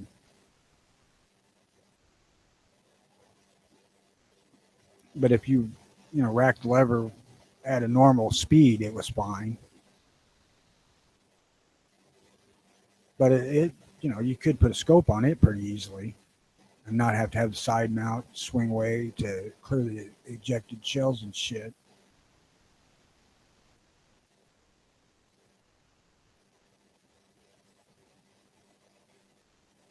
Howas, from what I've seen, are fine weapons. Are fine guns. I didn't like the overmolded stock on the one that I owned, but the function and the accuracy of the gun were fantastic. I wish the hell I wouldn't have got rid of it, because I'd have replaced the stock with a Boyd stock or something and got a stock that I liked better.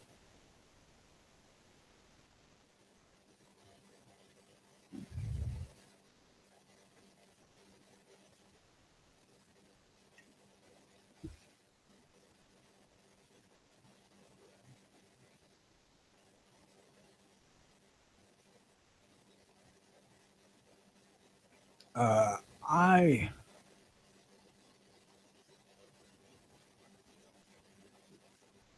seen a rifle, and I think it's a Sauer, made by Sauer Brothers, not Sig Sauer, advertised in, or not advertised, written up in one of my NRA magazines, that is coming down as an entry-level rifle that looks really good. I mean, its accuracy was better than most I've seen, but it is $150 more than the MSRP of like a Savage or a Ruger American or one of those. But it was also woodstock, and it was a superbly fit and finished gun. But it come with a pressed-in barrel, and I don't like that.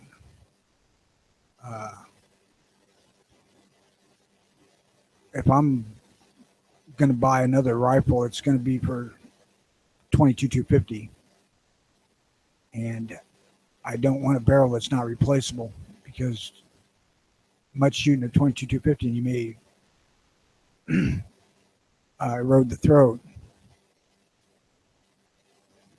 So you need a rifle that you can replace the barrel without too much hassle. Although I have yet to shoot one enough to erode the throat, it's still something that sticks in the back of my mind.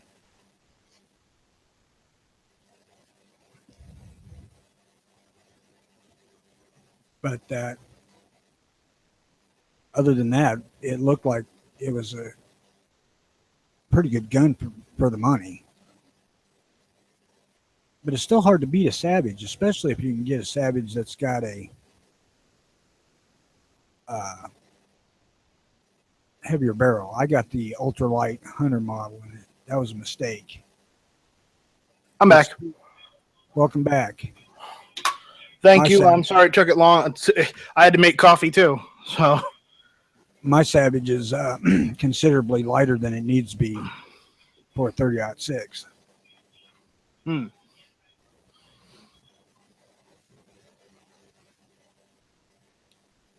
Yeah, I agree with you. 22 250 is probably one of the better rounds out there, especially for varmint.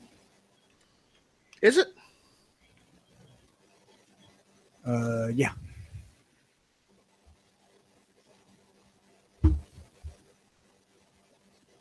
Yeah, it's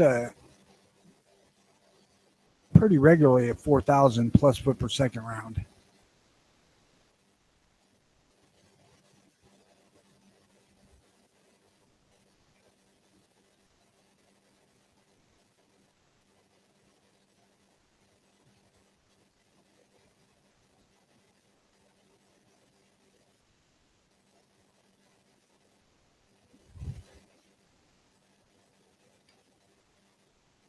Man, this cereal's good. I made myself coffee, bacon, and cereal. Breakfast of lesser champions. Yeah. So, Oh, my coffee should be done, so I'll be right back. all right. All right. So, where were we? We were talking about Steven has lost faith in Remington. Uh,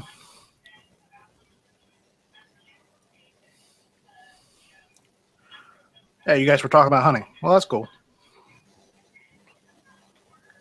All right. Does anybody have any topics, either on the YouTube side or here in gun channels? You guys have any topics you want to talk about? Just kind of shoot the breeze.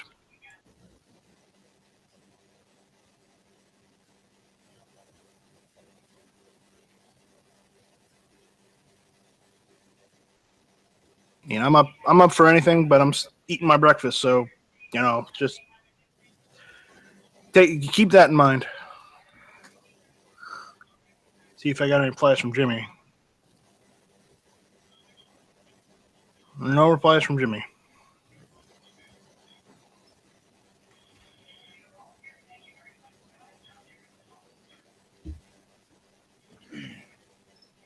So Okay.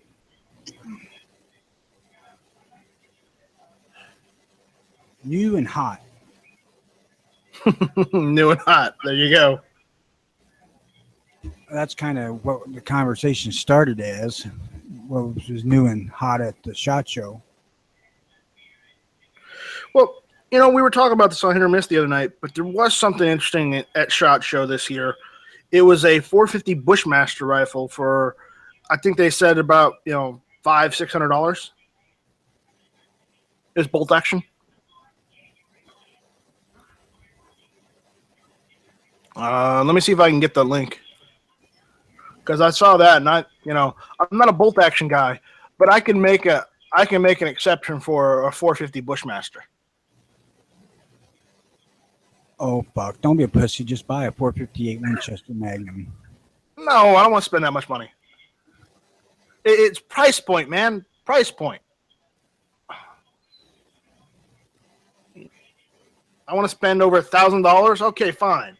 But if I only want to spend like $500 or $600, that right there. See if I can find it. What's the parent case on the 450?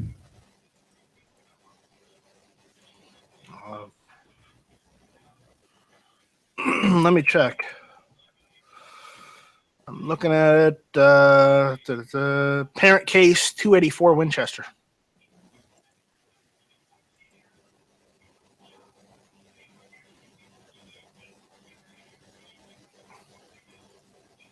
So that's the parent case. Shit, that must come out as almost a straight wall. Yeah. Oh, Jesus. Ah! They're trying to take Tony out. Watch out. No, it's the cankled hag getting out of her limo. Oh, Jesus, she's not in her short dress, is she? No, she's in a white pantsuit. Oh my God. The terror. The terror.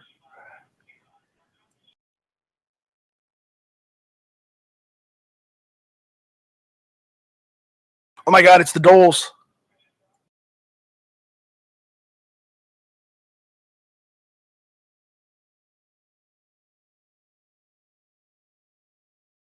Oh, hey, I'm checking my email right now, and a Taurus 111 Millennium G2, double action only, 9mm. It's on sale at Defender Outdoors for $225. That's not a bad price.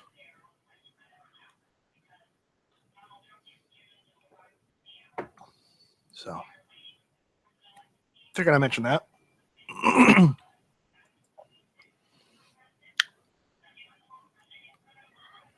And apparently, Century has upped its game with the C39V2 Zukov edition, the RI 2400-N.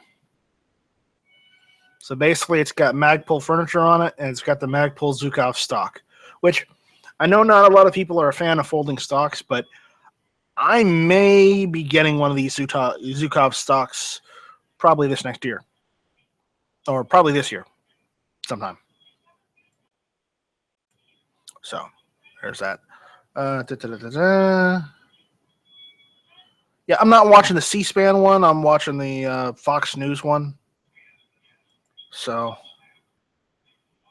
the inaugural feed for the live feeds. So that's what I'm watching. I'm watching that as I'm doing the early watch. So there we go. Welcome back, Tony. You are back, right?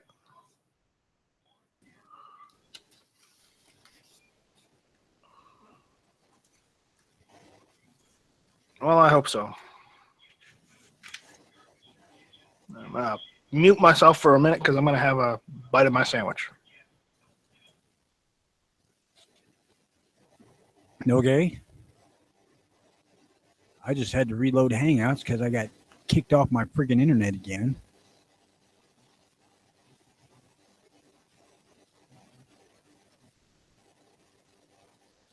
And bacon wasn't the only thing I made. I went and got 2 slices of bread, made a bacon sandwich.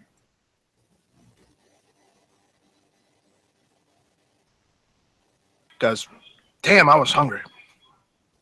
This is good bacon, too.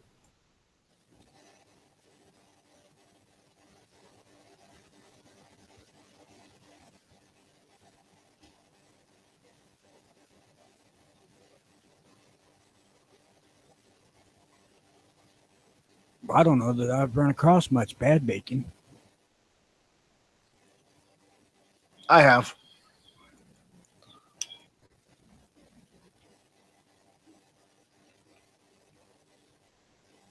Bet you can't guess where.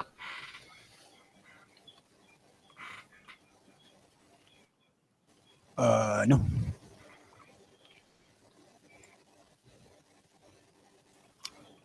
All right, update on Jimmy. Jimmy is on his way home. He's going to jump in.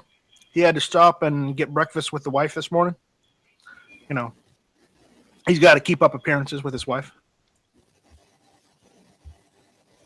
And yes, I'm emblemishing that just a little bit, but either way, he said he had breakfast with his wife, so he's a little later than normal today.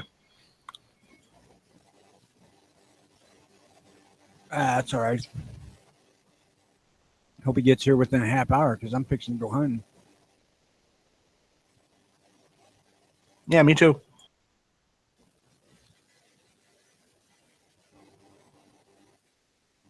The fog's starting to lift and it's starting to look like a nice day.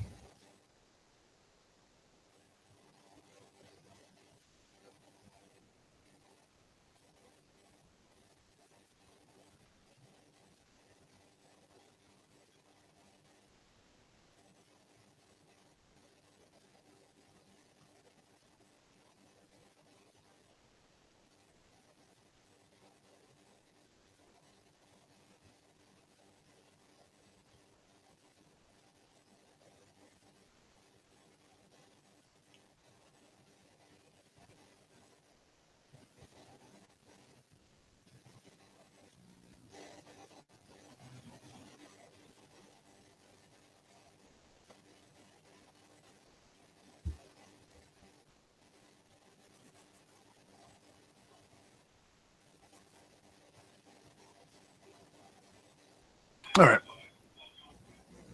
And the silence ends. Yeah. Sorry about that. I was just eating that sandwich. That's really good bacon. For some reason, I just really know how to make bacon in the microwave. I don't know what it is, but I always hit it right on the mark every time. I'd rather have mine fried in a skillet. Well, I didn't have enough time to go and fry it in a skillet, now did I? I wasn't gonna leave you hanging for at least like half an hour, okay?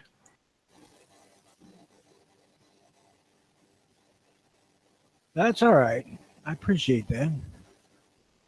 I mean, I have to be considerate of the people around me and the people that are helping me out. So I did it 3 minutes in the microwave for 4 slices of bacon. No problem. So.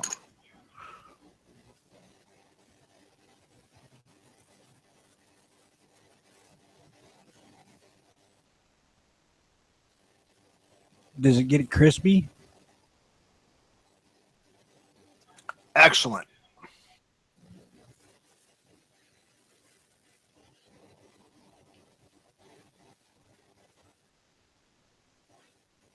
I don't know, man. I don't ever have that much luck at frying bacon in the microwave. I've done it a few times, but it just takes freaking ever. Yeah, no. I don't use any sort of holder. I just use like a paper plate on top of a regular plate, and then I just put paper towels down, a couple slices of bacon, and there we go. 3 minutes in the microwave. Yeah, you got to tear it off of the paper towels, but it doesn't stick to the paper towels because of the grease. And 2, you know, if you want it a little, if you want it a little leathery, you know, if you want it to be a little chewy instead of crunchy, just cook it a few seconds less. Like go like 2 minutes 30 seconds, or like 4 slices. You want it more? 3 or 4. I'd go 3 minutes, and if it's not done by 3 minutes, go up. Now, granted, times will vary depending on your wattage of microwave. Mine's a 1200 watt. So, and yes, I'm giving you cooking tips on how to make bacon in the microwave. It's the early watch. Come on. It's breakfast time.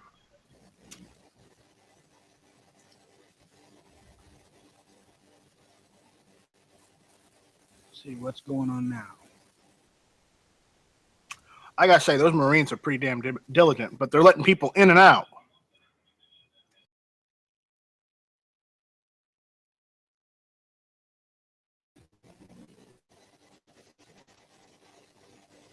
Are they just there ceremonially, or are they supposed to screen everybody that goes in and out?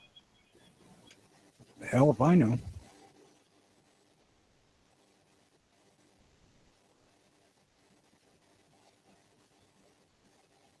I seen Obama walking through the building with his "I'm out of here" letter for Trump.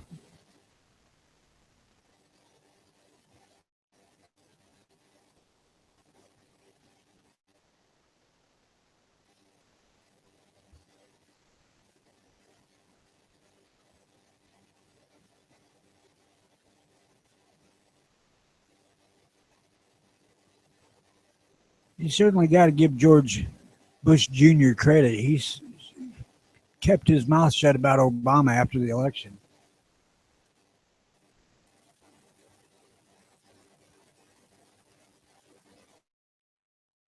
And he didn't attack Trump either during the primaries.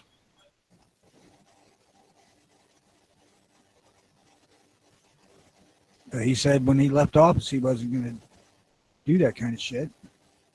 And he's kept his word. So, you know, I got to say one thing about George W. At least he keeps his promises.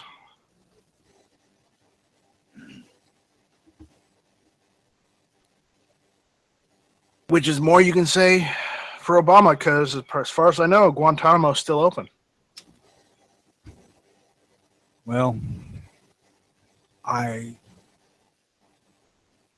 touched on this once before, but I don't think that anybody understands the situation there until they get sworn in and find out the truth of the matter. Oh, yeah, I agree with that. But don't run your campaign on a promise that you cannot keep. I mean, only promise what you can keep or at least halfway keep. Okay? That ain't the political way. I know it's not the political way, but you be a little more honest, you'll probably you'll probably have it better in the long run.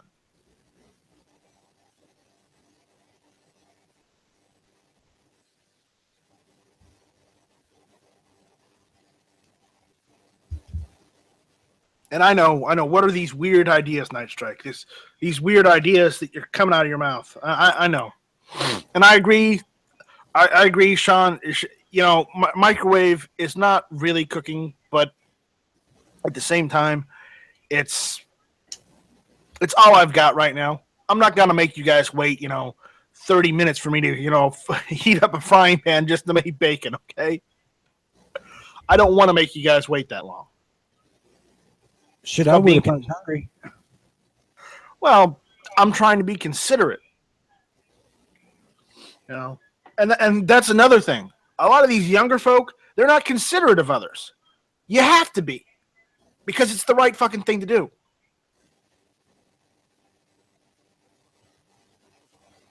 Well, a lot of what we used to consider good manners is lost by the wayside these days. I know. I'm bad about some of that too myself. I'll be honest. I know I may interrupt some people here and there, and I apologize for doing it. It's just sometimes on these chats, it's hard to get a word in edgewise.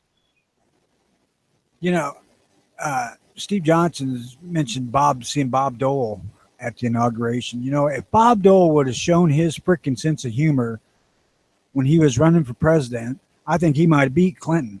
He would have beat Clinton. But he didn't. He was the straight-faced Bob Dole. He was such a freaking stick in the mud that nobody liked him. And then it turns out he's funny as hell.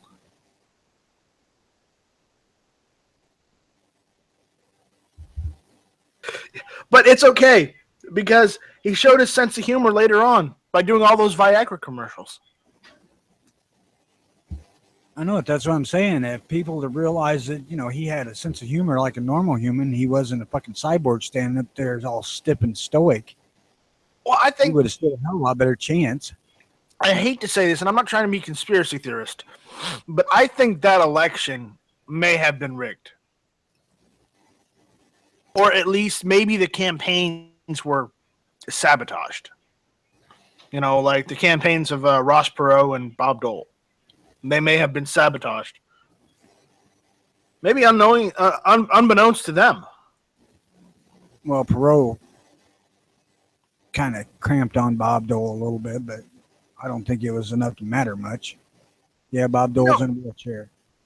Hell, he's about 100. Well, no, I understand Ross Perot might have cramped his style a little bit and maybe taken a bit of the votes. I agree on that. But the issue is, I like having more than one candidate for president. I want to see more of that, I want to see us to have I know it's not the American way that people have been brought up to believe, but it would be nice to one day see during a presidential debate 3 or 4 candidates instead of 2. Okay, because you have more choice. And that's the thing. In America, you have a choice. So I'm afraid that today's American doesn't have the attention span for 3 or 4. 2's all they can keep up with. And that's the problem. That is the problem, because we're more than a one-party government, or not government, but our political system allows for more parties. But the problem is, when you only have 2 in charge, then only 2 are ever elected. And it's wrong.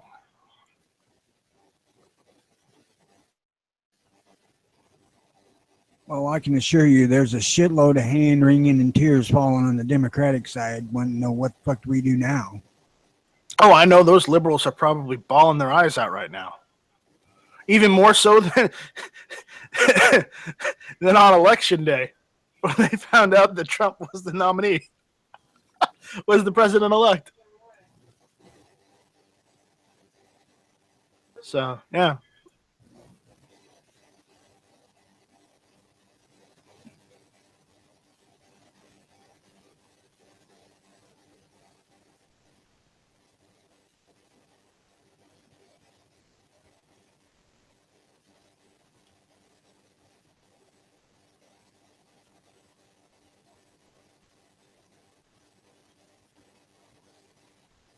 I don't see where you're actually getting that from, Dad.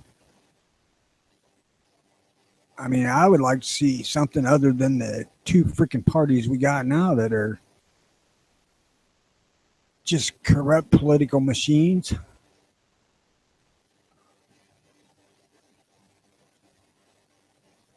I would actually like to see the end of the party completely.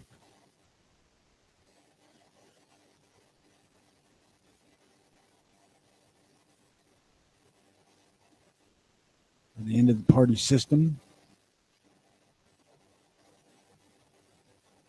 I know what you're saying.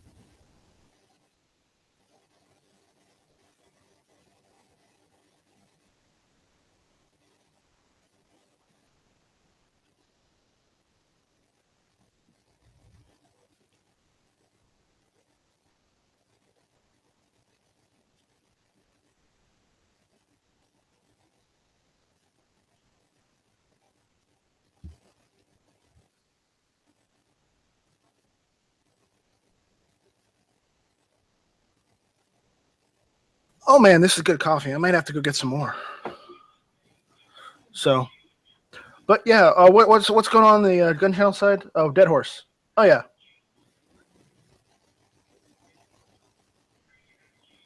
Oh,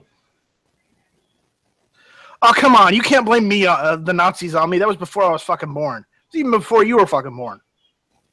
He didn't blame you. He said, like you. Ha, ha, ha, ha. Very funny. And that's not what I'm saying. I'm saying we need to have more of a choice. That's all.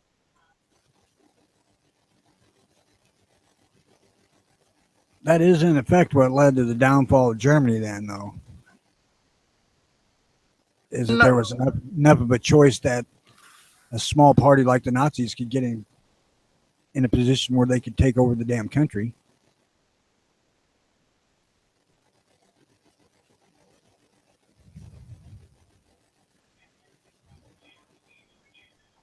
But, you know, on that point,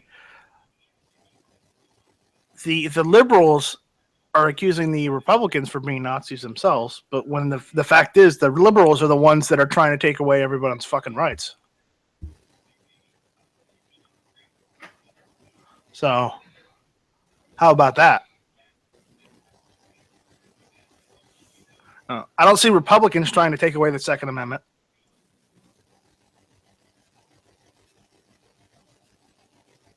And that's lately. That's not, you know, overall, okay? Because I give you that at one point they weren't too keen on it, but now the other side is against it, so they have to be, or at least I hope that they would be for it. But we'll see what happens.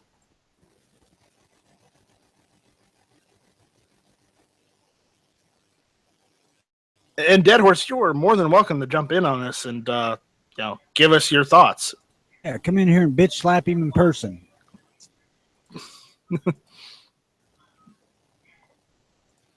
Do it in person. I don't mind. I get berated all the time.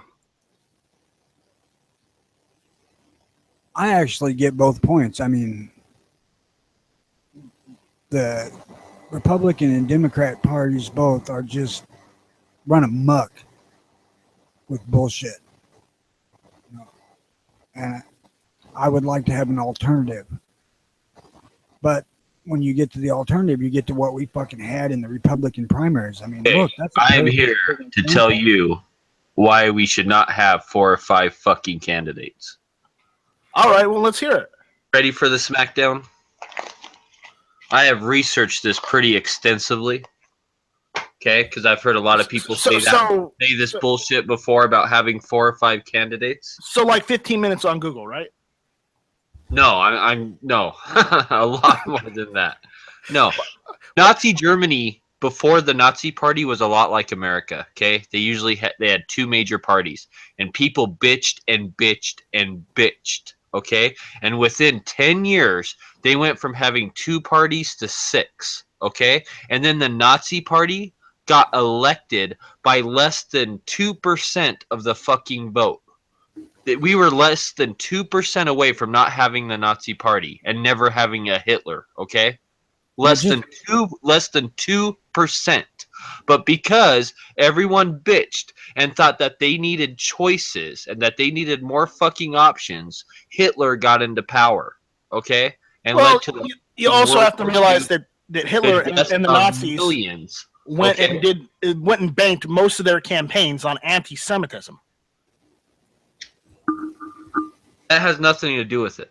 No, it has everything to do with it. No, what has to do with it is that we were less than 2% away from not having to do with Nazi Germany. And when you only have two parties, okay, when you narrow that shit down to two parties, and first of all, you do have choices because you have preliminaries, okay?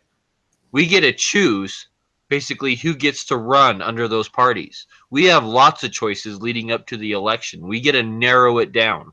And then when it's finally narrowed down to two people, if there is a clearly bad fucking choice like Hillary Clinton, well, guess what?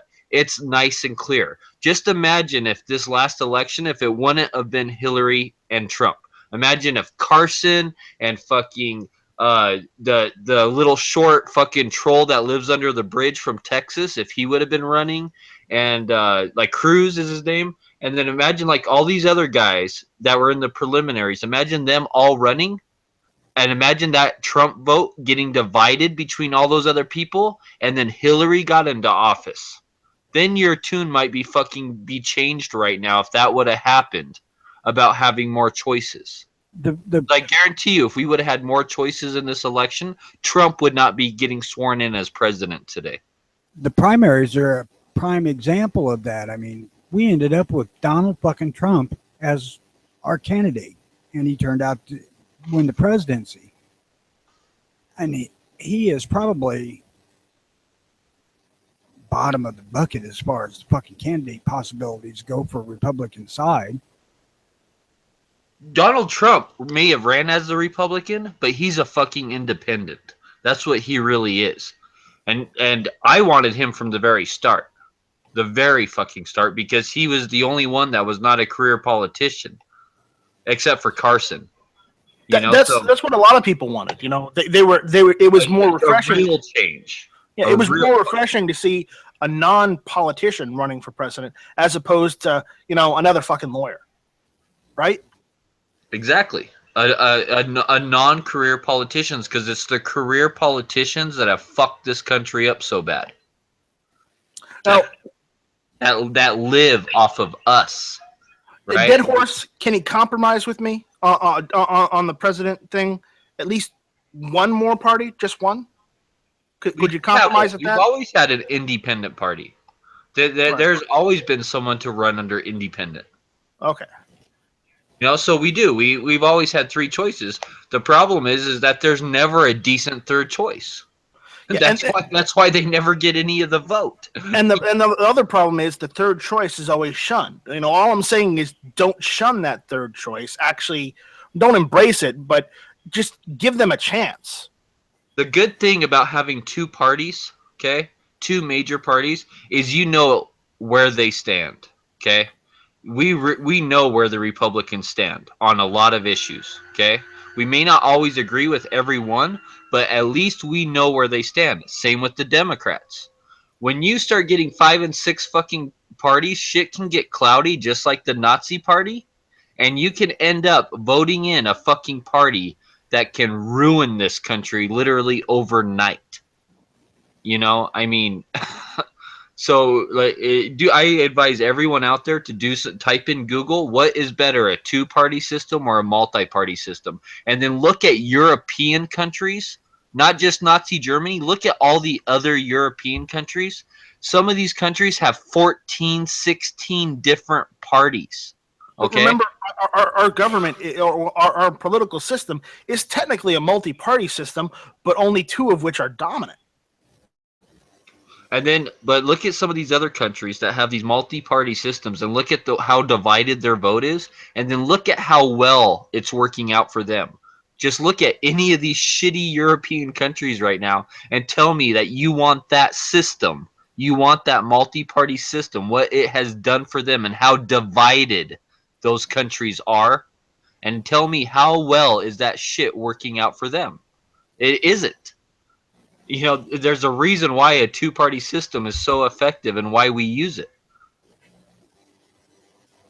And why it's lasted so long.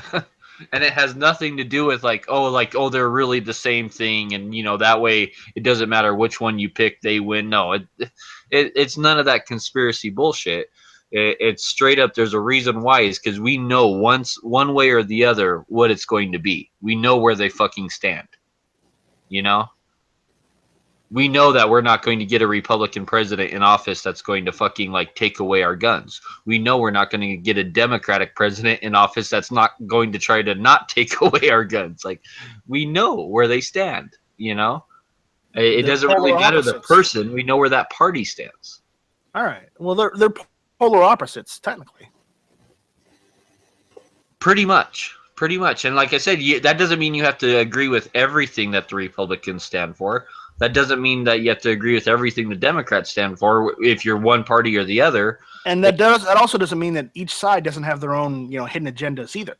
Exactly. Yeah. But at least we do know where they mostly stand. We know for a fact that Trump, a year from now, 2 years from now, 3 years from now, is not going to say, guess what, guys, turn in your fucking guns.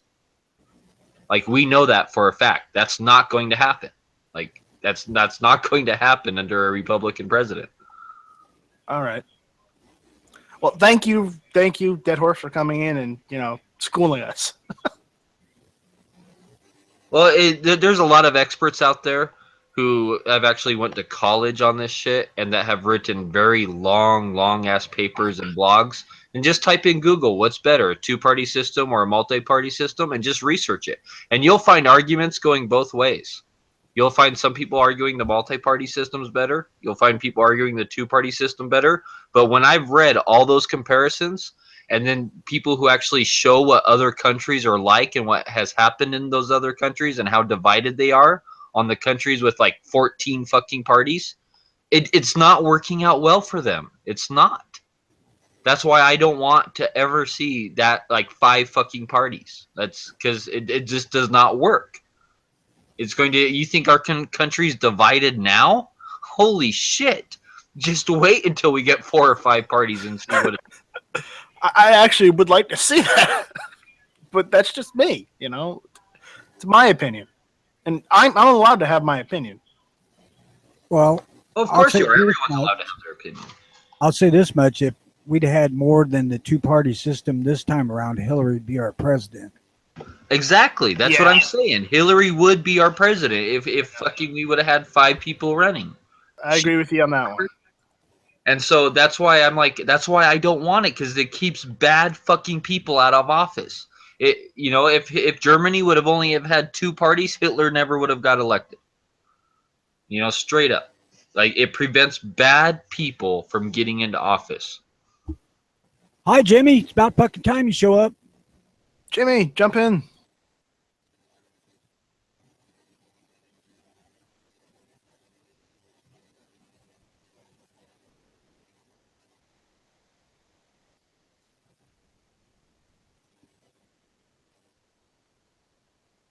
Did you guys see that CNN shit about how CNN's talking about, well, guess what? There's still a chance that we can have a Democratic run presidency if just someone would assassinate Trump and Pence today.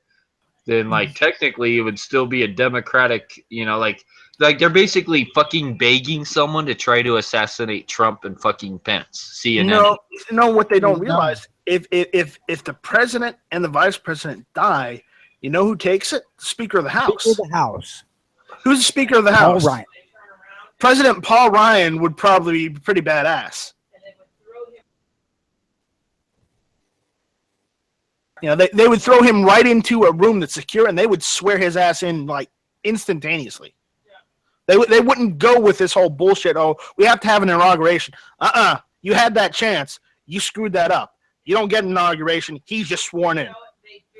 No, CNN said that technically under the rules, okay, that if Trump and Pence were killed today, Obama, if Trump gets killed before he's elected, see, the Speaker of the House only becomes president once Trump is elected, okay? So technically, before he is sworn in, if Trump and Pence are assassinated, Obama gets to appoint the next president. Well, they're fucking wrong because Hillary can't become president because once you... It's not Hillary. You can't have a Democrat because once one side accepts defeat, they've lost. So it'll be either the runner-up for Republicans. This has nothing to do with Republicans or Democrats. This has to do with if they get assassinated before Trump is sworn in, technically Obama gets to appoint the next president and he gets to pick. That's what CNN is saying. And they were like showing the fucking like how it's worded, right? So I believe it's legit. Like, and they were basically begging someone to try. Like, that's the way it came across. If you watch that CNN where they're talking about that yesterday, they were basically begging someone to try. If they're begging, you know what that means? They're trying to incite unrest in the country, and come next week, they may be paying for it.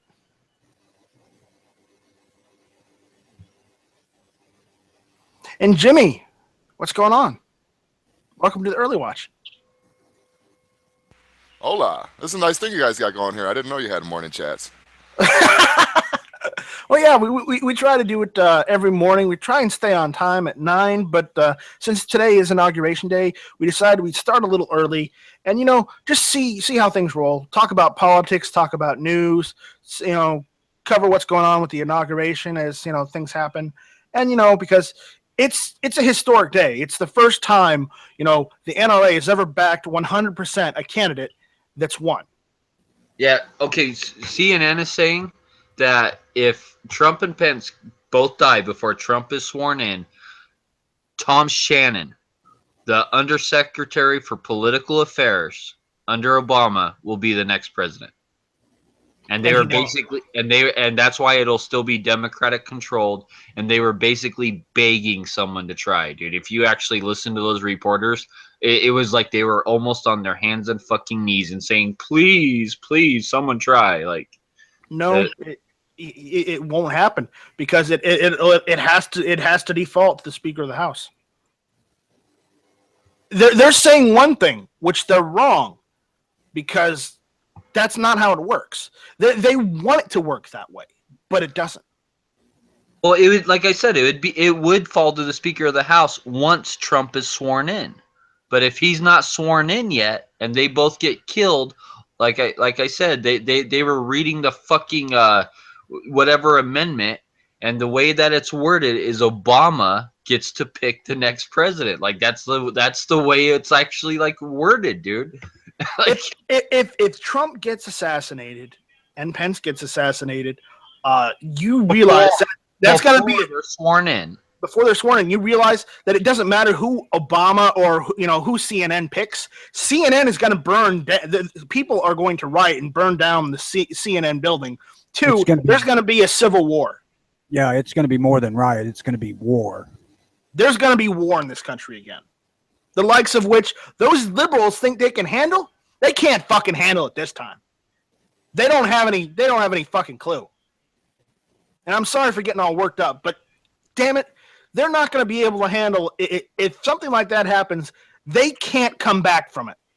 They will not be able to recover.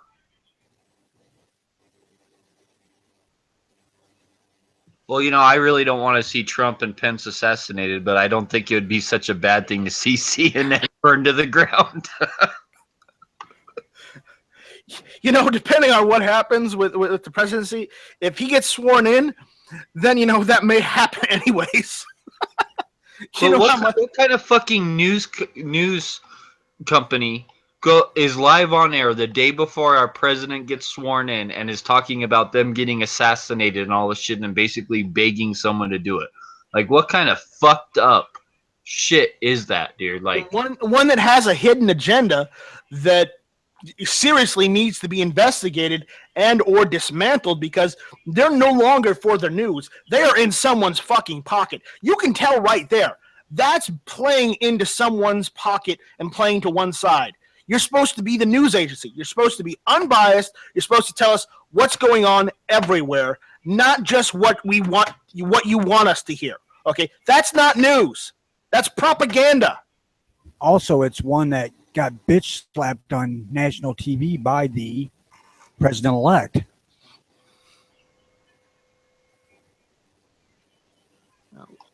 I know people don't like Fox News, but at least Fox News is a little less biased than fucking CNN.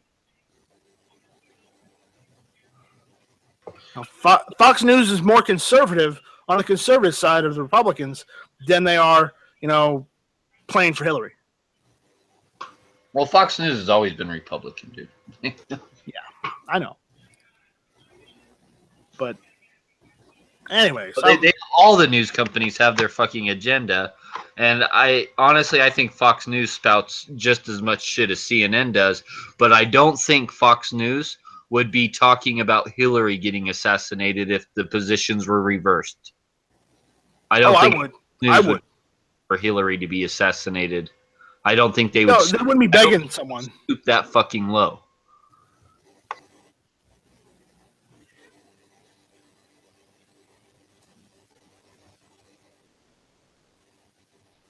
I actually found that it seemed to me that C-SPAN 2 was the least biased one of all I'd seen.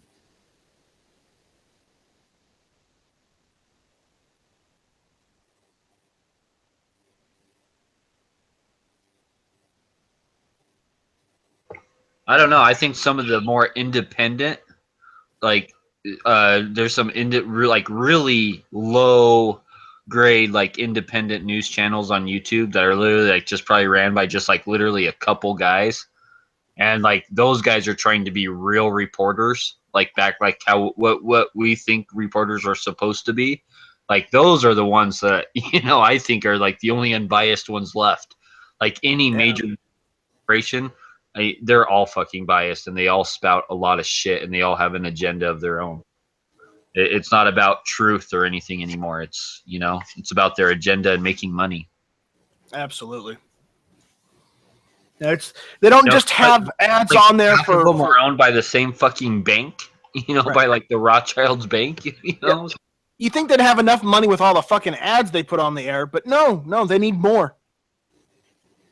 They need to be in someone's pocket.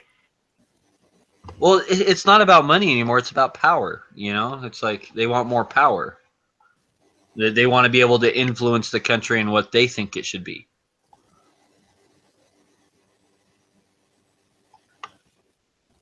It's not right. So what's going on with the inauguration right now? I think they're getting on their way, right? They're driving somewhere. Has there been any protests or anything like that early this morning or no? We haven't seen anything on TV. A guy burned himself alive in like Washington last night in protest. Oh yeah, I was reading that. That sucks. What do you mean that sucks? I'm like, yes, another fucking liberal. Like, right on. One more gone. And good thing he did it to himself. It wasn't like a Republican that did it. Like, he did it to himself. So I'm like, good riddance. Like, one down, 20 million. I'm like, dude, like that guy. Like, we should all be like hailing that guy as a hero, and hopefully more liberals will follow him. Right. So I wish there were more liberals out there like you. Yeah. Oh, definitely. All right. Anyways, getting back around. What do you guys want to talk about? You got anything to talk about? What's on the agenda today? We're talking politics, news. You guys talked about the Army's choice of the new sidearm. We did. It's they chose SIG, and we talked about that.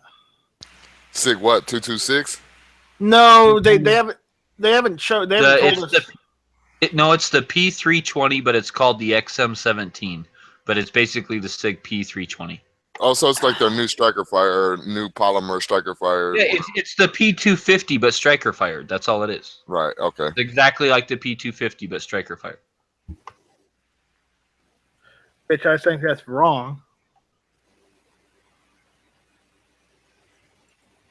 I mean, the 250 is a pretty good gun. I don't know if I would have it as my first choice with that double action, but I mean, I'm getting the hang of that double action. It's not really that difficult.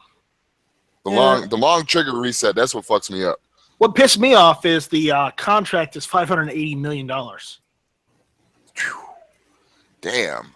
That's way too expensive. But hey, when you choose a company of which most of their handguns are like over $1,000, that's what you get. Well, yeah, but the 320 is not one of their expensive handguns. What does it run for? Like $400, $500 maybe? 500. 500, yeah. Yeah. But they are not a cheap company. Oh no, not at all, dude. Good. Take the camera off of fucking Hillary, please. Yeah, no kidding. Well, we have another guest this morning. Well, hello there. How's it going, Matt? What's up? We're talking about everything and anything this morning. Mm-hmm. Yeah, I heard. Yeah. I'm surprised you jumped in. People were asking if you were going to jump in, and I told them it's up to you. You just get home? Yeah. I saw the title and I almost didn't jump in. So that's how little I care about the shit that's going on today. Yeah. But I figured, why not? I mean, because I know he's not your candidate, but you know, if he plays his cards right, he could be next time. Well, I mean, anybody could be next time. Fucking shoe full of piss could be next time if they do better than Obama. I don't really give a fuck. As long as he doesn't generally rape our country the way Obama did, I'll be happy. That's an understatement in itself. That was my issue with Hillary, is she would have. There's no would have. She was already getting ready to. Well, of course.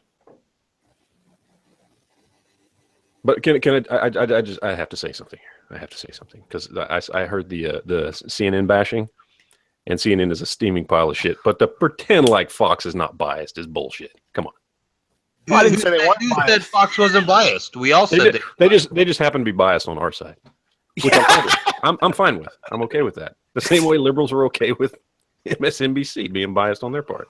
I'm just saying that we were just saying that the Fox News was the Republican to the CNN's Democrat. Yeah. Well, CNN tries to play the middle. They just do a piss poor job of it. They don't play the middle at all. They are Democrat. Well, no, they try to play the middle. I think if you line up MSNBC, CNN, and Fox, and try and find, I'm not talking about the networks. I'm talking about try and find newscasters, people who are there that try to that just as everyday ordinary people that are not biased right or left. You'll probably find more of them at CNN, but they're the ones you don't hear from. They're not the ones on their main shows. Because everybody at Fox is right, and everybody at MSNBC is left, and then CNN is 90% left, but at least they've got about 10% of the people who are just people there to report the news. Like, they're not trying to fucking push anything, but they're the people that come on in the middle of the fucking night, or at 3:00 in the afternoon or whatever.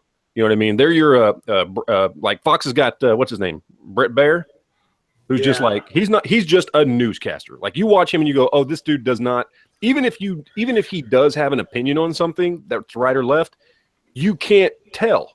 He just straight up reports the news like somebody should do. That's what we want from journalists. And then report the news.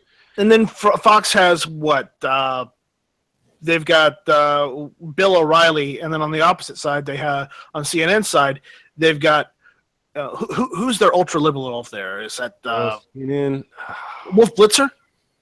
Yeah, is he ultra liberal though? How about what is it? Fareed Zakaria or something like that? Yeah.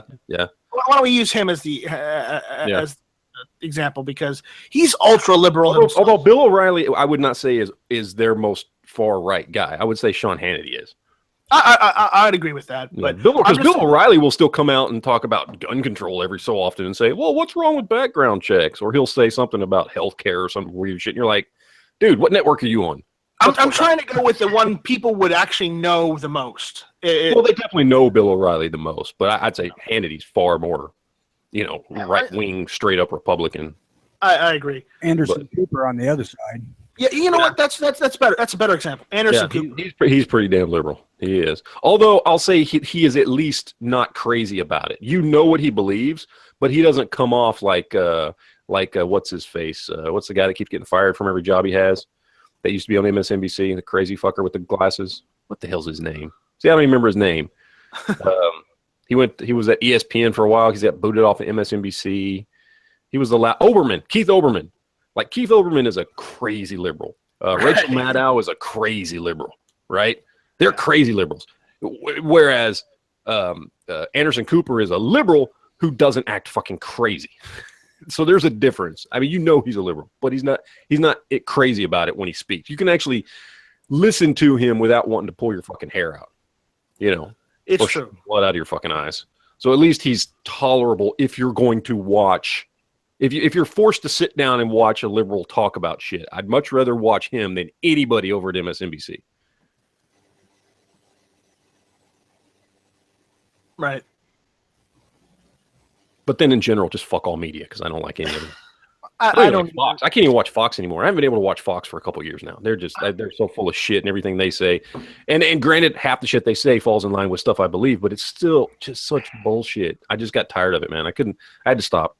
I had to just fucking stop. I've been watching them, but that's because I want to know what's going on.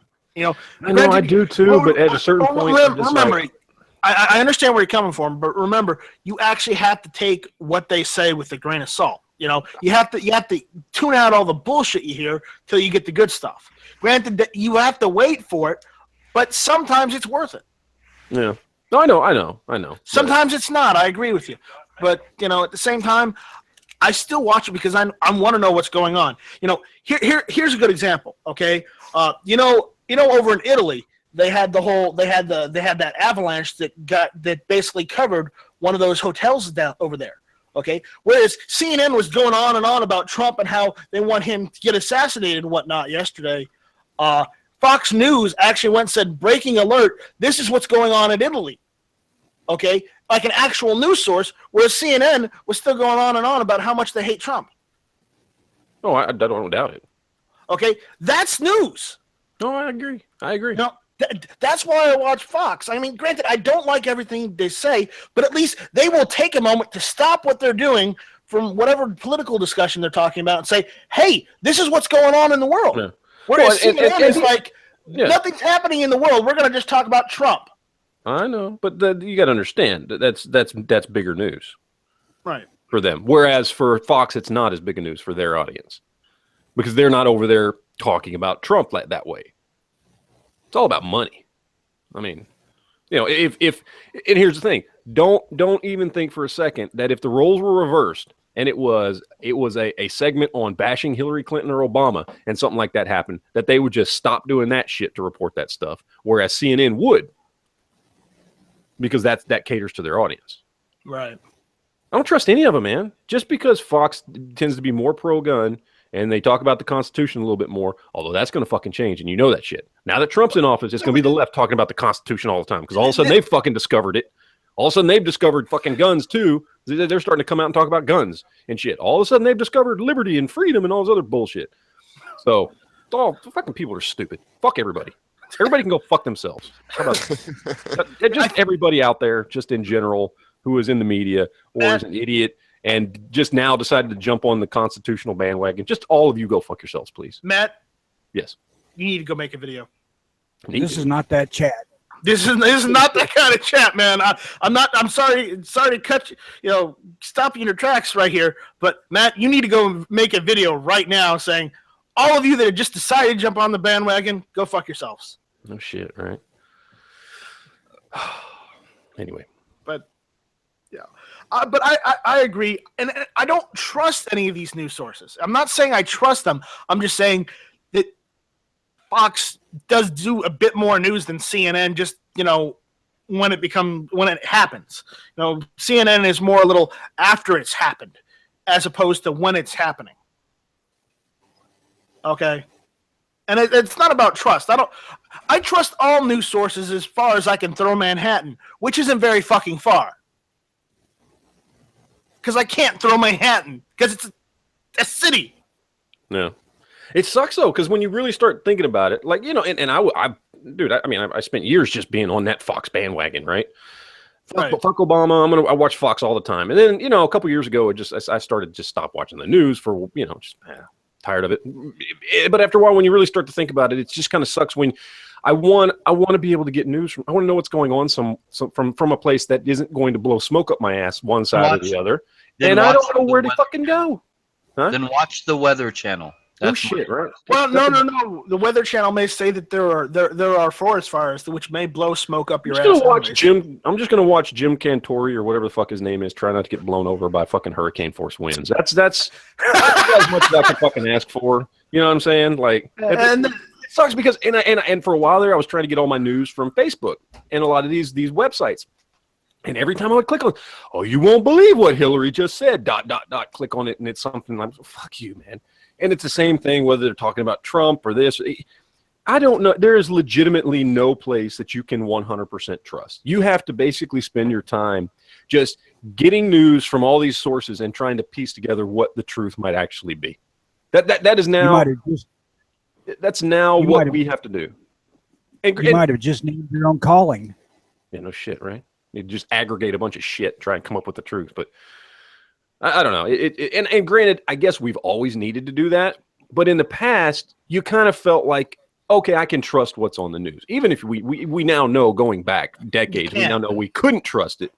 But now it's become so apparent that we can't trust it because there's so much bullshit from everywhere, whether it's the mainstream, your NBC, ABC, CBS, whether it's your cable stations, whether it's shit on the internet, whether it's from the right, whether it's from the left. It's one story told 500 different ways, and every different aspect of it, or every different point of view, picks one little thing out of this to try and push whatever their particular agenda is, and you just go through it's just shuffling through bullshit and trying to find the little corn kernel of the truth in a big floating turd. It's basically what it feels like. It's just sometimes and that's why in general I just don't watch fucking news anymore. I don't click on articles anymore just because it's a chore to figure out what's going on. Much more than it ever used to be, I think. I mean, we have access to more information, but we have access to more bullshit. Yeah, and the issue is just because you have access to the information, you got to wade through it. It's not just all there right in a row at your fingertips. You actually have to do a little bit of legwork and find, a valid source. Yep. So, but anyways, I understand where you're coming from. It was a long time before I started watching the news again, and that was because of the elections. Because I was actually interested. I wanted to know what was going on. I would watch CNN for a little while, and I'm like, I can't stand this shit. And I switch over to Fox. And I haven't switched back to CNN in a long while because of it. I never really CNN. I would occasionally watch, but mostly I would watch headline news because it seemed kind of like the redheaded stepchild of CNN. It's owned by CNN. I know it's owned by CNN, but I'm saying it was where they sent the people that they didn't really care about. So you almost felt like they could get away with not touting the party line as much at headline news. Except for Piers Morgan, they just fired his ass. Yeah. But so I would watch that more than I couldn't stand MSNBC. I just wanted to fucking just shoot the TV. I mean, I couldn't do it. Couldn't make it through 5 seconds of MSNBC. CNN was, if I'm flipping channels looking for a specific story and they happen to be talking about it, maybe. Headline news, not too bad. Fox, there was a long time I was totally wrapped up in fucking Fox. I bought every piece of bullshit they floated downstream. Every time they would blow smoke up their audience's ass, I would be like, oh, give it to me. Give it to me. Yeah, I fucking fully fell in line with fucking Fox. And then I started just kind of going, wait, that doesn't seem right. And then they would start talking about shit. And then that's when after a while, I guess the libertarian in me came out some, and I stopped buying into all their bullshit. Then when they would start some of the shit they would say about gay marriage and legalized marijuana, I was like, wait, you're what? No, shut the fuck up. What are you talking about? And it became very apparent that they were floating just as much bullshit as the other side was. Well, even it just you've happened to be actually come bullshit. around to the whole legalized marijuana thing. The what? Even you've come around to the whole legalized marijuana thing just so we can stop talking about it. Oh yeah. What do you mean? So. Come around? In the fact that I'm in favor of it. Why not? Yeah. Yeah, that's what I'm saying. That's what I'm saying. That the libertarians started coming out in me when I started realizing that they were blowing just as much smoke as MSNBC or CNN was. It's just the smoke they're blowing a lot of time fell in line with what I believed, and it was when I started to notice the stuff that I didn't agree with. You know, again, those middle of the road issues that if you're a libertarian, you're like, yeah, okay, cool, I don't give a shit. And I was like, well, if they're blowing smoke about this bullshit, and I know it's bullshit, then what else are they fucking, what other agenda shit are they trying to push on people? That's when I just kind of stopped. I just was like, fuck all of them. I'll just see kind of the stories people put in their Facebook pages. And then, if I see anything interesting, I'll look at it there. And so, yeah, I can't remember the last time I flipped on any Fox or CNN or MSNBC or anything short of when we were all watching the debates. Like, that's the only time I would tune in to those channels, is because that's where you had to go to watch the debate. And half the time we just watch it, we'd sit there and watch it on our computer while we were doing the live show about it. So. Well, anyways, I'm going to check to see what's going on with the inauguration right now. So give me a second, because the stream I was watching just kind of died on me. Good morning, Jimmy. Okay, everybody's assembling at the grounds where they're going to have the inauguration now, so I guess they're getting ready to do it.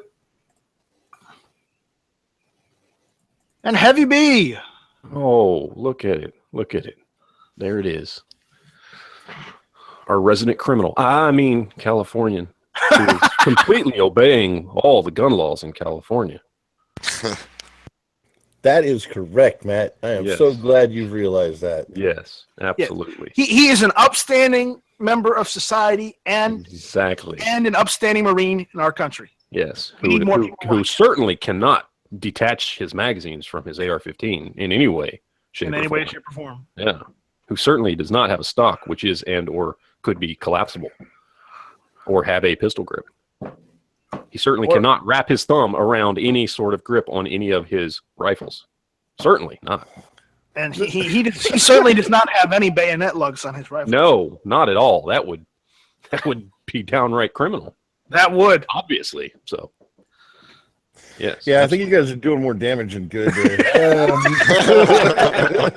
I don't think anybody believes your bullshit right now. But all my rifles are California compliant. I just have. Of course they are. They are California compliant. Absolutely, they are. Why would they not be? I mean, that's true. Very good point. All right. The band just started playing for the inauguration. Why are we even talking about this? This doesn't make any sense. Let's just move on. Of course, it's all legal. It's all above board. All right, Matt, shut up then. We'll move on. So Robotech? What? No, not in the Overwatch. That's for your nerd podcast. All right. So what's going on with the inauguration? The band has started playing on Capitol Hill where they're having the inauguration. So that's what's going on right now. They're playing some okay, orchestrated music, so I can deal. But we got some more people in here. We got Heavy B. What's going on, Heavy? What up? All right. Actually, you guys got me for about an hour, and then I got a split. But all right. I'll pop in anyway. We welcome you while you're here. Well, thank you. And we also got our favorite Israelite, Amit. What's going on? What's up? It's interesting to have you here this morning, this early, but hey, we welcome you. It's 6:20 p.m. here. Well, remember, we're different places, different times. Yeah. I popped in for like half an hour and then I'll go eat and I'll come back later. All right, that's cool. See, we have a full house. Well, we don't have a full house, but we have a decent sized house for the early watch. We don't usually have this many people, but today's a special day. So, and I say it's special as in it's the inauguration of Trump. Oh, they're swearing him in today. I didn't realize. That's why I started half an hour early. Oh, okay. Awesome. All right. Because I'm trying Wasn't to. even aware. I was just going to do a Man in the High Castle binge watching today. Well, you can do that anyways. Well, we'll That's let you know probably what what I'll do. Yeah. You let me know right before, and I'm going to go back to watching Man in the High Castle. How about that? Oh, okay. No problem. No problem. So, I guess everyone is starting to make their way towards Capitol Hill to where they're having the inauguration. I don't know where they're having the inauguration. They're not having it at the Senate building, are they? Which building are they having it at? The Capitol. Yeah, they have it in front of the Capitol. They have it in front of the Capitol. Okay. Mm-hmm. All right. So that's where they're having it. You can see the lake there. Any signs of protesters? I'm not seeing any protesters. That's the odd thing. I see a lot of people. I don't see those 60 empty seats. I can tell you that. Well, they're probably other people that are more than willing to go there.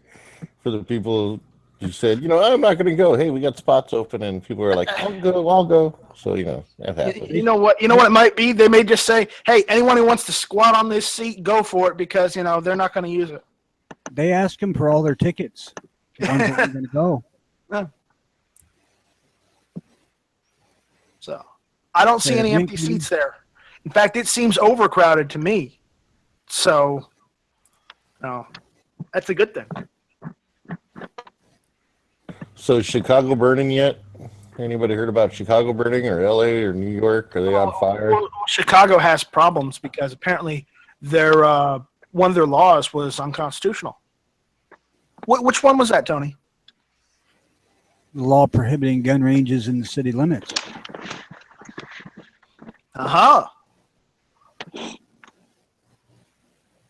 Yeah, Chicago got struck down in the Supreme Court. Good. Why does Melania Trump look like she's going to a funeral? Like the look on her face, she looks like somebody just died. Well, she's probably scared to death. She's probably scared to death. She honestly looks like she's about to cry. They're taking a huge downturn in their quality of life, man. They're moving into a less nice house, worse airplane. I'd be bummed. She and the youngest son aren't moving in with him. Is that legitimate? I mean, I heard people talking about that, but is that legitimate? She's legitimately not going to live in the White House? Not until school's over for the kid. That's what they said. Yeah. That seems ridiculous to me. It doesn't seem that ridiculous. Couldn't they do that with Michelle? Yeah. If they have the money, just do it. Well, they don't have the money. We have the money. We're the ones paying for all this shit. You're not. I don't think he didn't. Not for that. No. Not gonna take a salary. Yeah. He's not taking a salary, and he's still living on his own means outside. There's some things he doesn't. There's some things they don't have a choice in, like the fact that they get security no matter what. No matter what they say, they don't have a choice. The Secret Service can tell the president and his family what to do. Like that's part of their. When it comes to security, yes. Here's the thing: Obama has security. When it comes to their security, they do what the Secret Service tells them to do. That's their. Yeah. That's as any smart person would. Yeah. And no, exactly. That's the kind of the point. Because they know that sometimes people will do things that aren't in their best interest, and that's one of those things. You're the president. You're the president's family. Then there are some things you can't risk. There are just some things that you can't do. Sorry, you put yourself in this position. You're too important right now. At least that's the idea. So there you go. But they're going to have. I mean, she's going to have a security. Exactly. I was just going to say that they're going to have a security detail for the first lady, for the kid. Oh yeah. So it's whether they all lived in the White House or not, they're still going to have that security detail.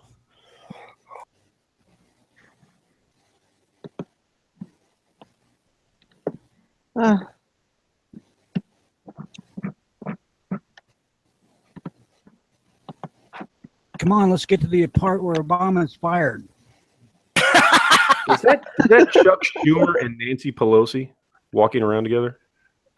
Yes. Are they on a fucking date? What the shit? They could be. Good God. I'd honestly rather just watch Joe Biden and Obama than those two idiots. God. Could be a little brown chicken brown. Both of those people, both of them, they need to go to South America somewhere and just grow old and die together. Like I just those two. I can take Dick Durbin too. That's the stream I'm watching. So God. I'll also post that. I saw George W. Bush there. He looked happy as shit, man. He's just a good old boy. Have you seen him? He actually looks younger than he did his last term. You know why he looks happy? No shit. I wonder why. Because when he stepped out of office, he just went to his fucking ranch in Texas and he moved in. He's got his house in Dallas. He's got his fucking ranch. All that. He just said, man, he started painting and having a good old time, man. He said, fuck you to politics. He walked away. He's probably finger painting though. No, dude. He actually no. He knows like legitimate art. Like I had to say something about his art. His art is actually really good. He is actually pretty talented. It really is. It really is. He's very talented. Somebody had to. Come on. Come on. Don't bash George W. on our on a little bit. Come on. A little bit. No. That is our. Hey, he's our president. We're allowed to bash him. You can make fun of Netanyahu all you want, but when it comes to George W., that's our job. I'm sure that even he tells jokes about himself like that. Because that's the image he got. He can be stupid. He has a fucking pilot's license. That's the thing. He's not stupid, but he is not well spoken. He does not. And he was like that when he was governor of Texas. He was the same way. When it came right down to it, he got good shit done as governor. But like you ask him to fucking speak in public, and it's just just a shitstorm. Matt, I gotta say this. I learned all my strategery from George W. I bet you did. I learned all my that would explain a lot. That would explain a lot. We're not gonna underestimate your strategery. No, we won't. Meanwhile, in Israel, apparently they're like now you're gonna have to have a specific license to import a 3D printer. Yeah, because the whole files, right? Jesus Christ! They're afraid you're gonna make a gun which will die and Yeah, which will blow up in my hand. which will blow up in like what 15 uses? Yeah. If you get that lucky. I wonder if they're going to ban the import of plumbing parts. Yeah, it could be. They could. Don't give them any ideas. Yeah, Everybody has to shit outside now because we don't want you to make guns. That's it. All right, it's time to go hunting. I'm out of here, people. Have a great day. All right, see you later. Good. Oh, you're getting to do actually something fun. Yeah, he's going out squirrel hunting. Nice. Take me with you. All right, so do you have a gun book of the day, Jimmy? Actually, I do not. I haven't done that in a while, actually. All right. I had a couple of movies lined up for the wrap up of Bond Week, but I think we're gonna do that a little bit later. Yeah, we'll do that a little bit later. Let me see if I can find a good book because I got a couple here.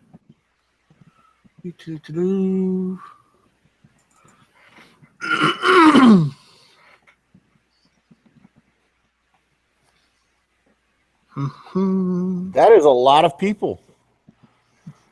That's a lot more than it was at Obama's, I'll tell you that. There were a ton of people at Obama's. Just to recap. Donald Trump looks pissed. Melania looks like she's at a funeral. Obama looks like he's got the biggest fake-ass grin in the world. Looks just like he's trying not to cry. But it's part of the course. Yeah. Clinton looks like he's about to have a stroke. And George W. Bush looks like he's at a fucking party. Like he's just fucking laughing and joking and fucking. He looks like he's about to start fucking dancing a jig at this point. Like he's legitimately looks like the only happy one there. Well, he's gonna be remembered as the least ridiculous president of the 21st century so far. So he's gonna be he's like I bet you miss me now, don't you? he's looking at it going, wait. There's somebody that they're gonna call fucking Hitler even more than me. Oh shit. He's like, and here I thought I was going to go down as fucking the Nazi president. I miss the days when he was president. Even though by all regards, and our prime minister was Sharon.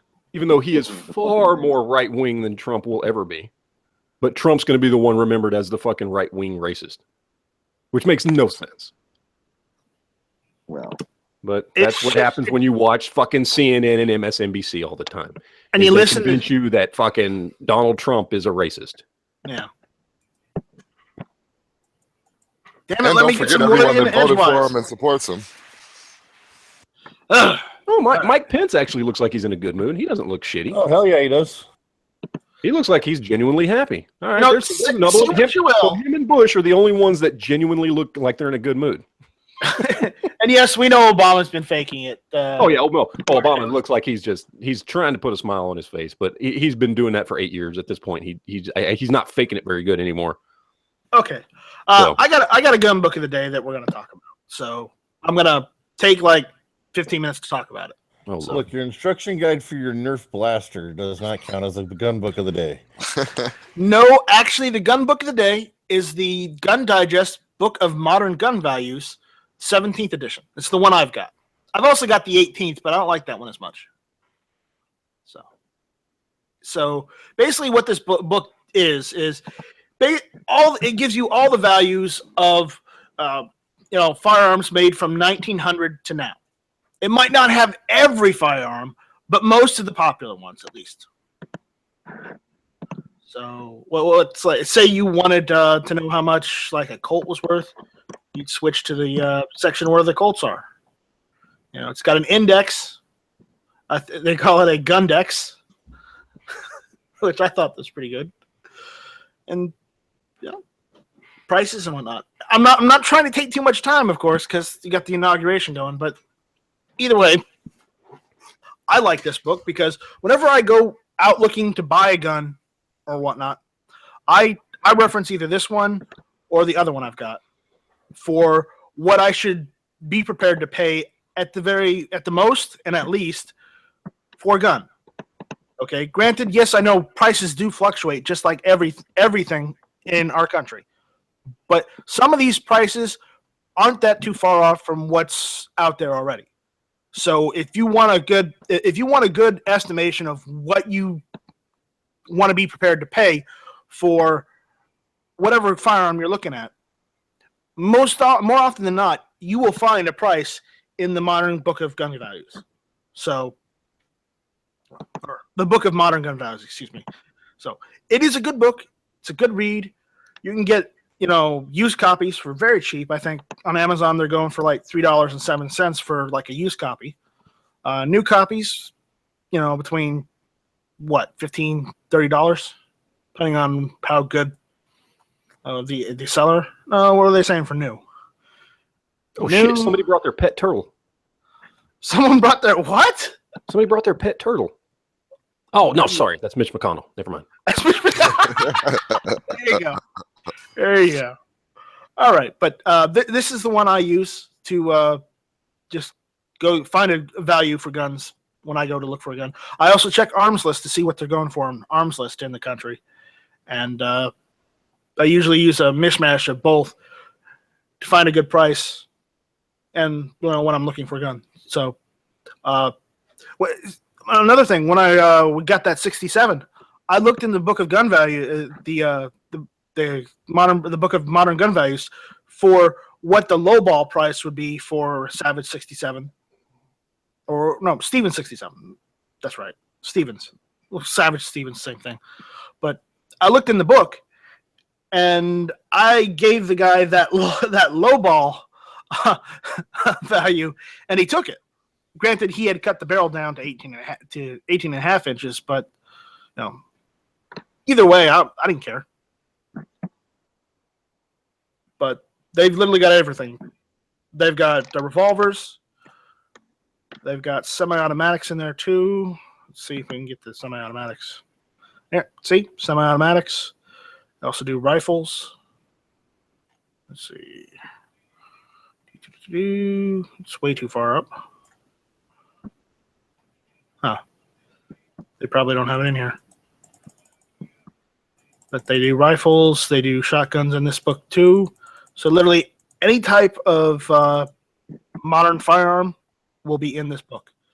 So if you don't have a copy, I really recommend getting one. You can get them. You can get them cheap. Anyways, that's the gun book of the day. They're starting to start the speeches for the inauguration now. So let's go see what they have. Oh, great. They're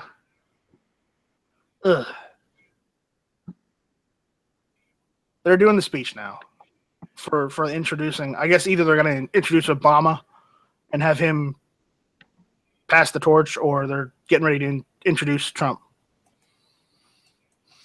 Anyways, you guys have anything you want to talk about?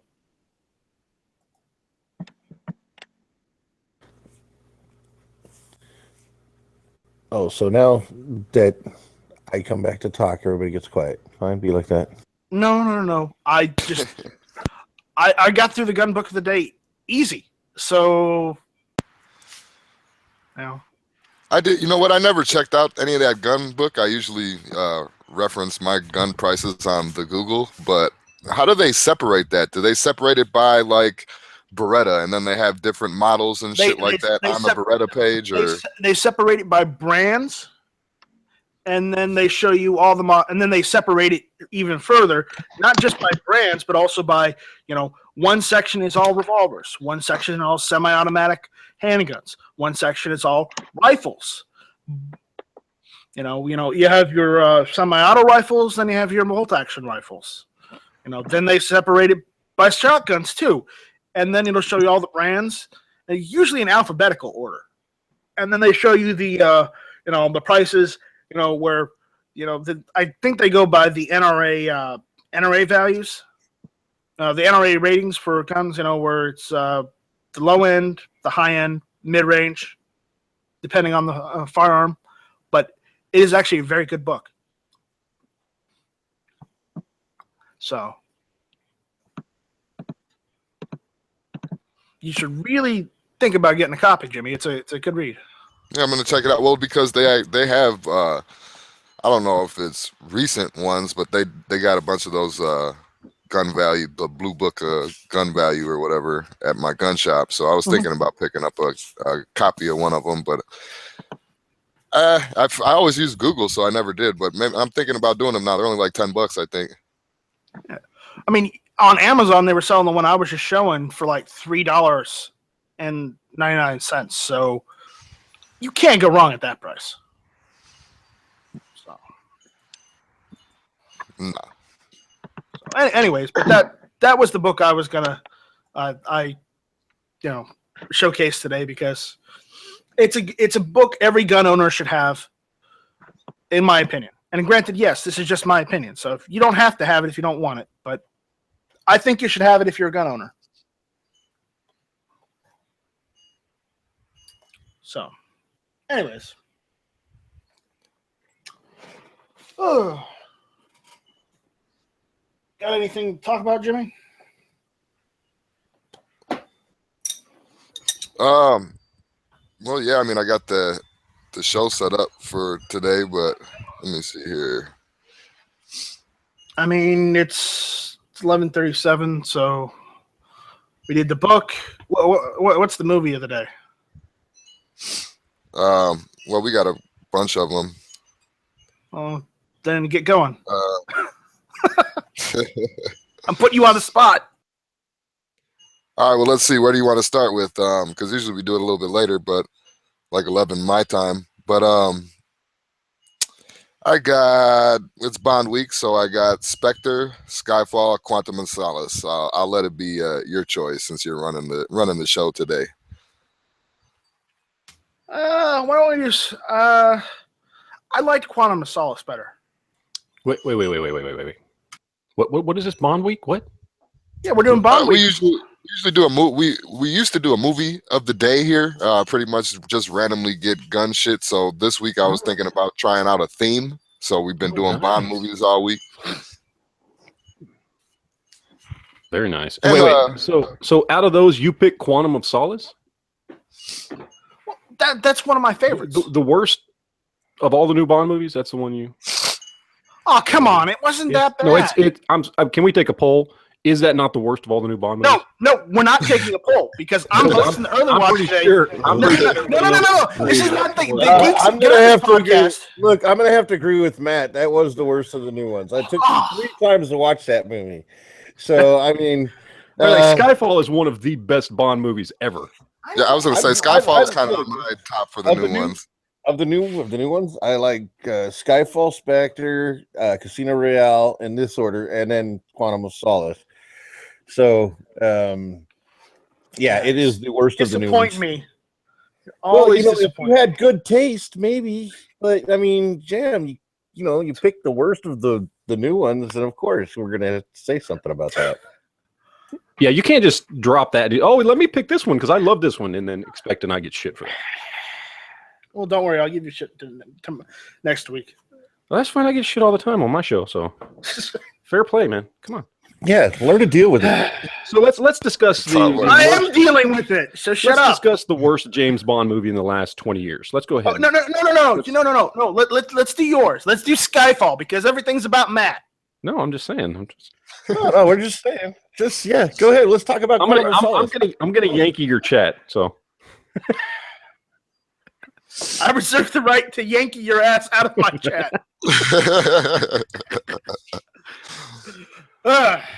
All right, we'll talk about Skyfall because everybody likes Skyfall better than Quantum of Solace. No. You pick Quantum of Solace. Stick with it. I mean, come on. Just be prepared to get shit. I honestly can't tell you a lot about it. I think I've only seen it twice, but I don't remember much. Well, how about we do this then? How about we do favorite guns out of the new Bond? Because we're going through kind of the eras. It was Sean's idea to go through the eras, so we're kind of going through the Craig era now. What was your favorite guns out of the new Bond? I guess we can go down the line here. I'm going to go with the Walter P99. The opening scene when in Casino Royale when he whacks that dude. Yeah. When he earned his 00 status. Well, you always have to talk about the Walther PPK. It's issued weapon. There you go. Well, they brought that back in Skyfall, actually, right? Yeah, it was in Quantum of Solace. I think it was in Spectre, too. Yeah. Oh, yeah, it was in Spectre. I noticed that they decided to go back toward, like, the original James Bond style in Skyfall. Quantum of Solace, I don't really remember that much about because it's not that memorable movie, but I mean... And apparently... Talk about... go ahead. Go ahead. Your chat. Go ahead. No. I insist. You first. No, I was gonna say if you want to talk about guns that stand out to me, out of like some of the newer ones, is the dueling pistols from Skyfall. It was really nice. I don't remember I don't know what kind they are. I'm sure somebody can look it up on IMFDB. Are you talking about those the 2011, the double barrel 1911? No. The dueling pistols. Remember the scene in Skyfall where he's got him and he's making him try and shoot that glass off of the chick's head. Oh yeah. And he busts out those old school dueling pistols. Yeah, those were really nice ones. I don't know what they were, but they're nice. Like old the percussion cap. Percussion cap or whatever, yeah. Yeah, that was the Ardisa 1871. Nice. Very nice pistols. Those stand out. Yeah, here, let me screen share if I can. There we go. These pistols right here. That's what you're talking about. And don't they doesn't somebody use like I probably should look this up before I start talking. Don't they have like some old Tokarevs? I don't remember if it's in that one or if it's in the new one. Let's go to the top. Yes, like I remember one scene where there was like they had the Tokarev TT33 in Skyfall. Yep. There it is. Right there. So. And then he had his old school shotgun when he was there at his old family, the one he sawed the barrel off of when he was waiting for everybody to attack. I don't remember what kind that was. Down? It was like one of those double hammered. double barrel shotguns, like a real old school. There we go. It's a double rifle. Oh, Anderson. double rifle. Shit. Yeah. Double barrel express rifle. Anderson Wheeler 500 NE. Nice. There's that one. It's pretty nice. There it is. And the shotgun. There's the 12 gauge double barrel. I don't think they haven't figured out which one it is. Yeah, that's the one that he saws off. You see him hacksawing the barrel Actually, off. Yeah, it's right there in the picture right below it. I think they're saying that it's a Charles Parker 1878. It has to be a replica. It's those Not they're old gonna school saw guns that off. stand out to me because you see the Glocks and you see the Walthers and all that stuff, and those are pretty common throughout all of James Bond. But when they throw something cool and old in there, that's when it kind of jumps out for me. All right, but I like this one. I like this one the best. Oh yeah, Deuce. Modus HB. So Very, very nice. I mean, we can't complain about that. We're doing Skyfall right now. We'll go through Quantum of Solace guns in a second. So, but incendiaries. What are them submachine guns they had? I'm gonna go back up to the top to find submachine guns. Let's go through those. The HK MP7A1. That's pretty snazzy. Look at that. That's nice. I'm not usually an HK guy. Jimmy, Jimmy, what was your favorite gun of the newer James Bond movies? That's the only. I like the one that Batista had in Spectre, the Arsenal 2011. That's kind of the one that stuck out to me.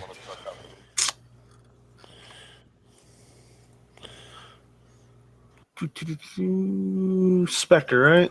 There we go. All right, you were looking at the Arsenal 2011 Dueler Prismatic. Yeah, I'm pretty sure it was the Arsenal. Are you screen sharing right now? Right now, I'm screen sharing, bro. Oh, I gotta get with the program, man. You got to get with the program. Why? You're not hosting. Don't worry about it. Yeah, I ninja'd his show this morning. So, all right, but yeah, the Arsenal Firearms 2011 Dueler Prismatic. It's a double barrel. It's basically a double barrel 1911. I don't know why it'd be super impractical, but I'd love to own one of those. It's not practical at all, but I guess if you have that amount of money and you're that badass, it doesn't matter if it's practical or not. You want people to fear you, and you got that right there. As fearsome as a 45 ACP can be, I guess. I was thinking more of a range toy, but yeah, fear. But check this out. The Glock 17 Fab Defense POS Glock to carbine conversion. Check that out. What do you think of that? That's ridiculous. Man. Yeah. Oh, I'm not saying it's great. I'm just saying it's ridiculous to do a Glock. Well, I mean, if you only had a Glock and you had a carbine kit like that, you could make a pistol caliber carbine and only have to carry one real gun. Yeah, I mean, to that, I would say, why not? You just couldn't do that here in the United States because you're not allowed to have. No, you can't. You're not. SPR. You're not allowed to have a. Oh yeah, you can do it as SPR, but you're not allowed to have a pistol grip, a forward pistol grip on a pistol, or forward grip. Excuse me. Well, you notice it had a stock, so it wouldn't be a pistol. Yeah, it would be a short-barreled rifle. Or an SMG or PDW, yeah. So. And there's the Glock 17 in there. My favorite of the Glocks, even though I'm not really a Glock guy. I like the 17. That's it. Then there's the PT26R. So, what other good ones they got? The G36C. Got an EOTech on it. All right. And then there's the Steyr AUG A3. Another good choice. I believe it's pronounced Steyr. I believe I don't care. It's a Steyr.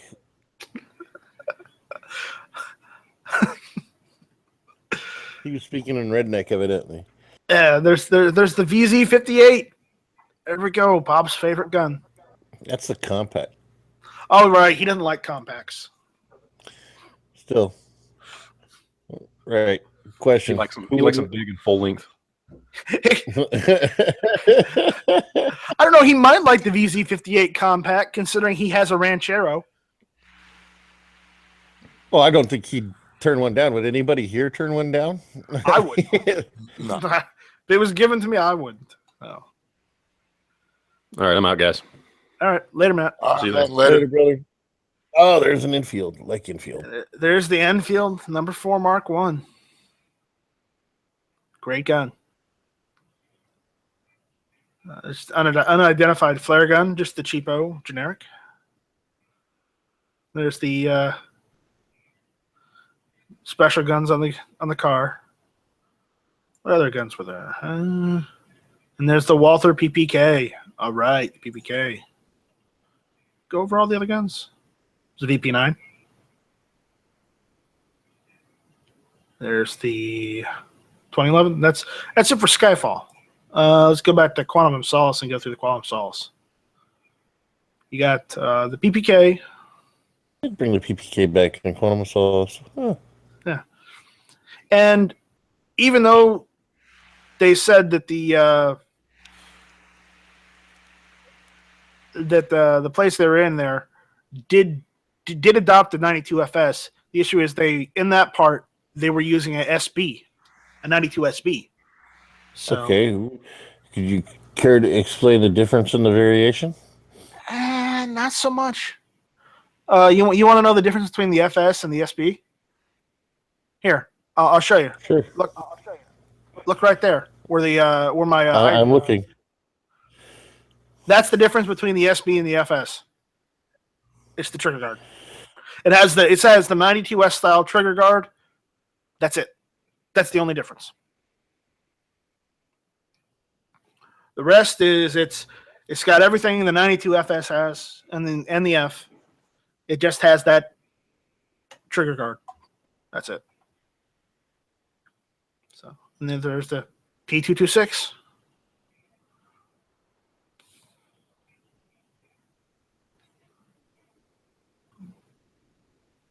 There's a special one. I don't know. Still looks like a P226. Then there's the Smith & Wesson Model M&P 360. That's a nice little gun. That is a nice little gun. 38 What is special. that gun? Yeah, 38. That's what I was going to ask. Yeah. Ah, there you go, Heavy. There you go. Well, what? It's a double eagle. It's the double eagle. Is that okay? Can you have those in California? Oh, sure, because they're not on the ban list because they don't produce them anymore. So There you go. like you can buy them used all day long. Awesome. Good news for Californians. All right. It's too bad Matt left. I know. Left right before his gun popped up. The Taurus PT92. I love that gun, dude. I want to get they're one. awesome. I want to get one, but they're only about $100 less than a new 92 FS. At that point, They're a little more than that, less than a 92 FS. The 92 FS is going for like in between 6 and 7, or that's going for in between I'm speaking 350 and used. 4. used, they're only $100 less. Because I've been trying to get one used. Yeah, didn't I think Travis just got one too? He made a couple videos about it. Man, they look well built. They are. They're extremely well built. They're just like that's the one bulletproof gun that Taurus has put out. Really? And then they got the in Quantum Solace, they got the Rohrbar R9 9S Stealth. I've never heard of that. I've never heard of it either. I'm surprised Yankee doesn't have one. Oh, I'm sure Why is Yankee that? does. Is that like a high class? Because he's constantly talking about Roybal. Robo. I'm sure he's got one. He just hasn't talked about it yet. And that the difference between that and most Robo is that that's a 9mm. The other ones are 380. Is that a 9mm? That is a 9mm. So are those decent guns then, Heavy? I've never heard of them. Yeah, they're nice guns. Oh, okay. There's the SIG P210. Yeah, that's a nice one right there. I like that one too. So, and what else? Submachine guns. The UMP9 by Heckler and Koch. It's a good gun. Yeah, might as well just have an MP or an MP5.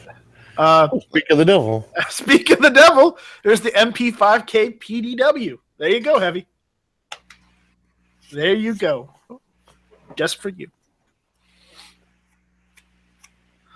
And then there's Have any of you guys ever got to shoot one of those, the MPKs full auto or no?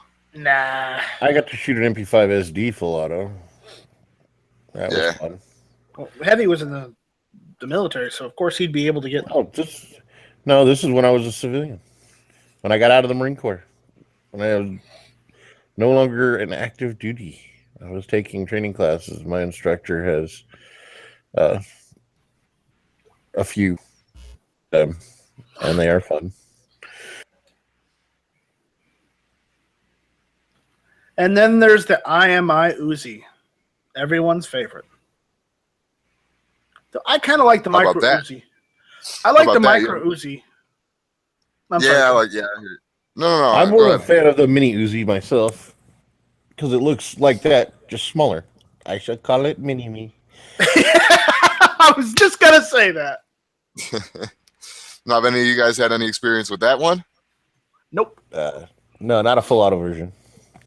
I have been looking at getting one of the mini Uzis that they make in 9mm that are just pistols, so that they have the short barrel. They don't have to be 16 inches. Granted, it doesn't have the stock or whatever that it's supposed to have. Well, I don't even think the micro is supposed to have a stock in the first place, so it doesn't matter at that point. But I've been looking at getting one just because of the factor that, come on, it's a mini Uzi pistol. Yeah. In 9mm, not 22. Yeah, see, I would have to get the whole Class 3 thing going if I got a Uzi, though, because I wouldn't be able to. I shot a Mac 10 before, semi-auto, and it was stupid. It wasn't fun. Why would the Class 3 only applies to a dealer? No, Class 3 is a dealer, and Class 3 is Class 3 FFL is for full auto, is to be able to possess full auto weapons. Yeah, that's what I it's thought Class 3 was. to deal in full auto. That's what Class 3 is. Okay. A Class 2 is a Type 2 SOT, which is a manufacturer.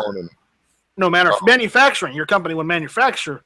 If you want to buy one outright, well, if you've got the $20,000, all you do is just go and sign. What is it? A Form 3?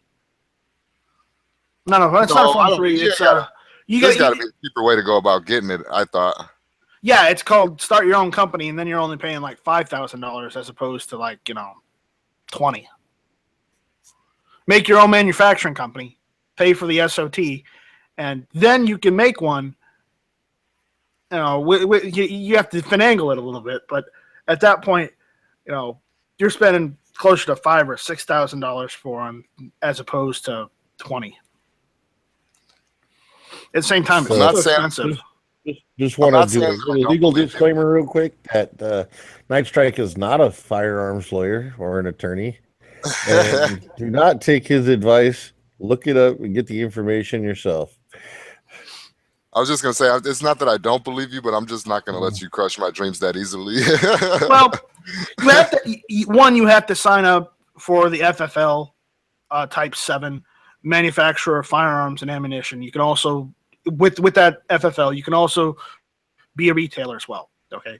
2, you have to pay the export tax, the ITAR, even if you don't want to. Even if your guns are staying in the United fucking States, you got to pay it.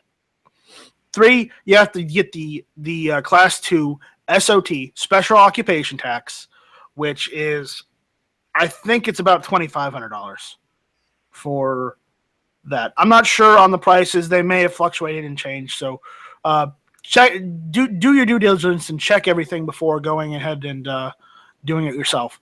But at that point, when you get all that done and you get all that approved by the ATF, then you'll be able to manufacture full automatic weapons. But there is a catch. There are rules entailed with it, so you will have to check with your ATF agent, and you'll have to check with your local state laws too, because some states don't allow you to do jack diddly. I'm not going to point out those states, but it's just how it is. So be warned. And yes, don't come to me for legal advice. Here we go. Happy, Heavy?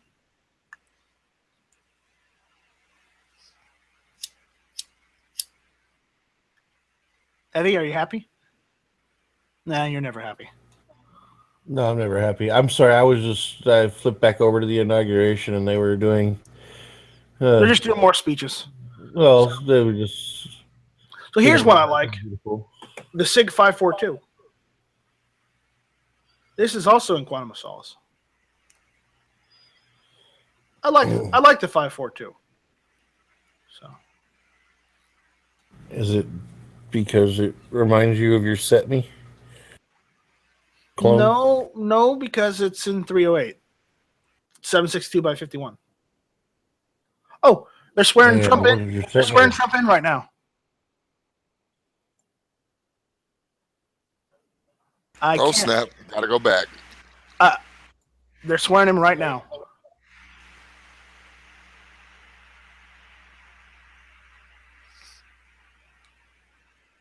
Best of my ability.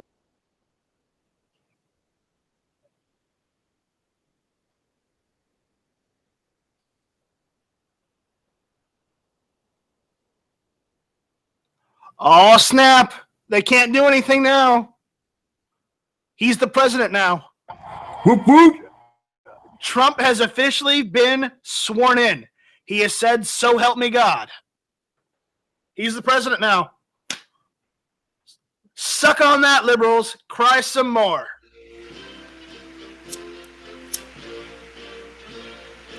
So.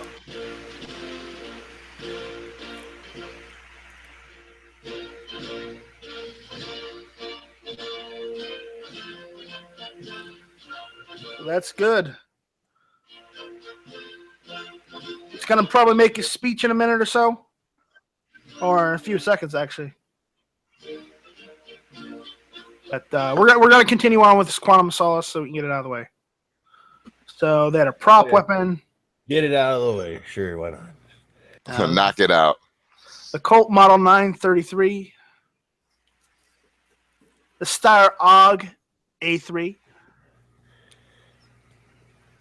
There's the FN Mini-Me Paratrooper. For the first time ever anywhere, the 45th The M60E3.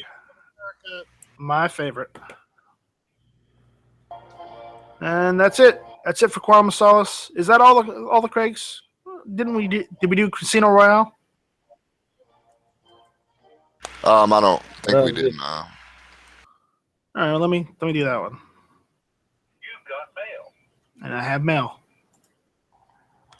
There's Casino Royale. Trump is speaking right now. Should we? Yeah, he's talking. Should we wait?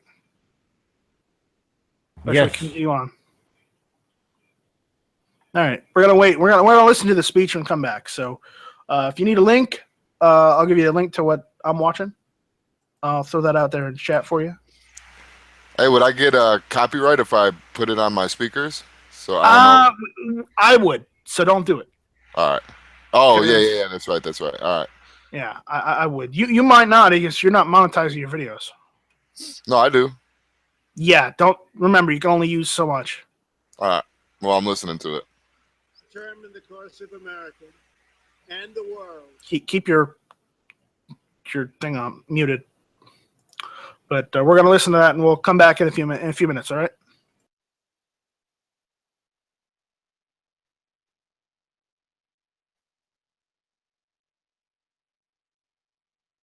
There it is on YouTube. That's what we're watching. Trump's making a speech.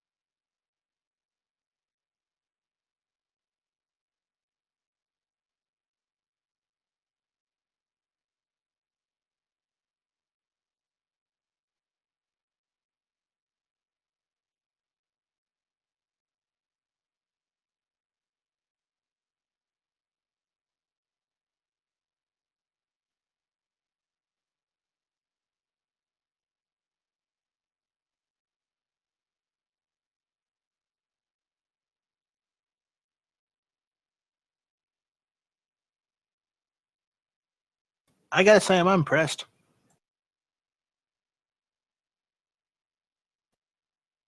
Not a bad speech.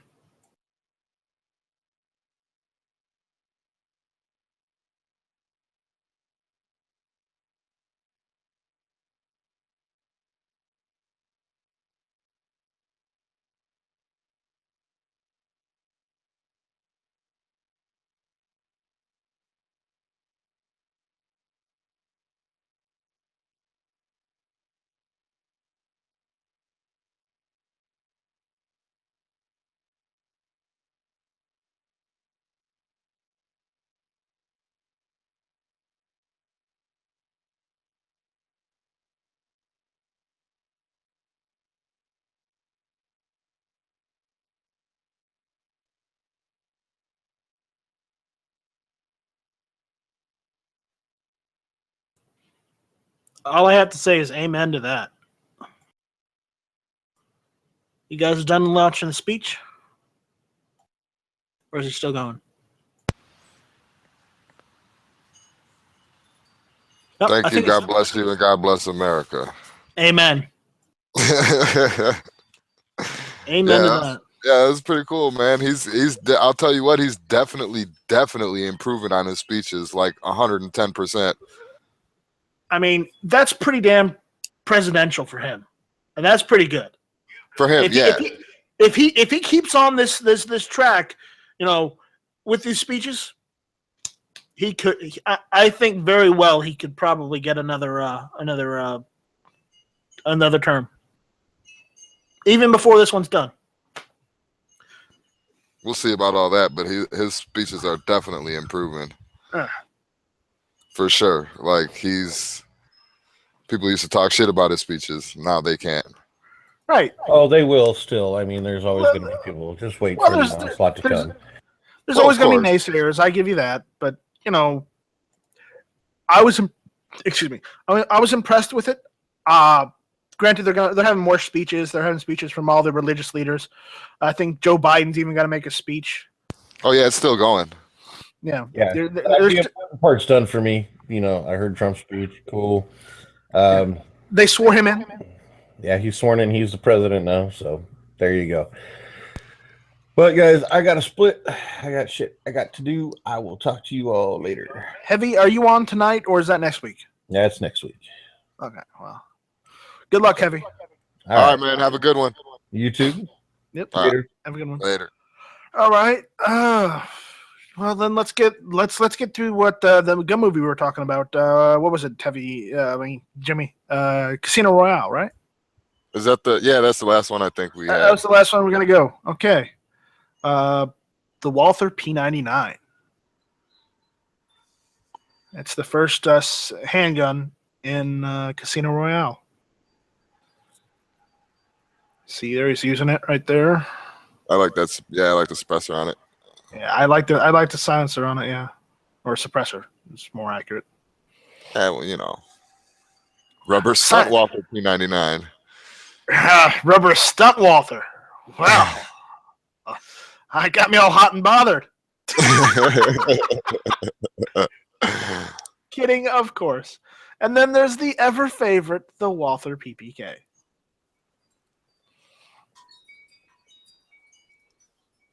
Then there's the USP. Compact. USP is a good gun. It's kind of a 45 ACP model on this one. But either way, 45 ACP. Come on, man. Give it up. Can't lose. No. It's a good gun. What else?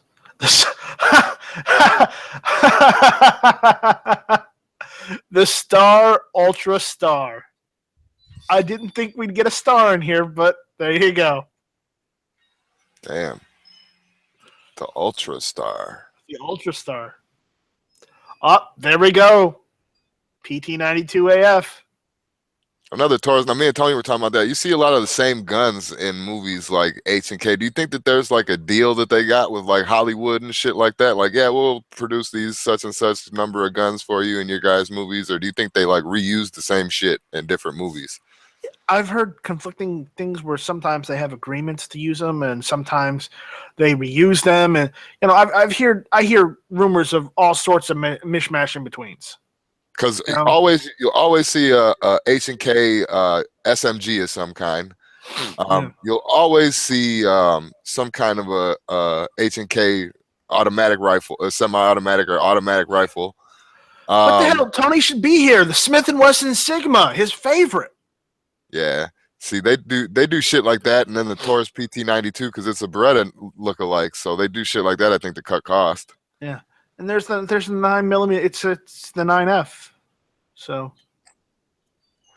I think that's Tony's gun, the Sigma series. I think he's got that all is. of them. Yeah. And the one on his picture, that's definitely a Sigma. Yeah. And there's the Sig P228. 228, yeah. I'd love to own, because I'm really kind of like fond of that Sig. I'm gonna try to get more Sigs. Well, Bob has his day. Oh, the high power. The Browning High Power Mark III. There you go. BZ58 and a Browning High Power in the same chat. Shit. Yeah. You think that Canadian was here? Well, he's here in spirit, but not because we want him to be.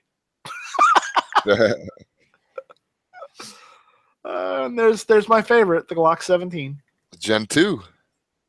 Yeah. And this was in 2006, so that's a throwback there. Yeah. Then there's the P226. Not a bad gun. I like the 226. Very nice. Yeah. Then there's it's a Jericho. Jericho 941F. There you go. So there you go.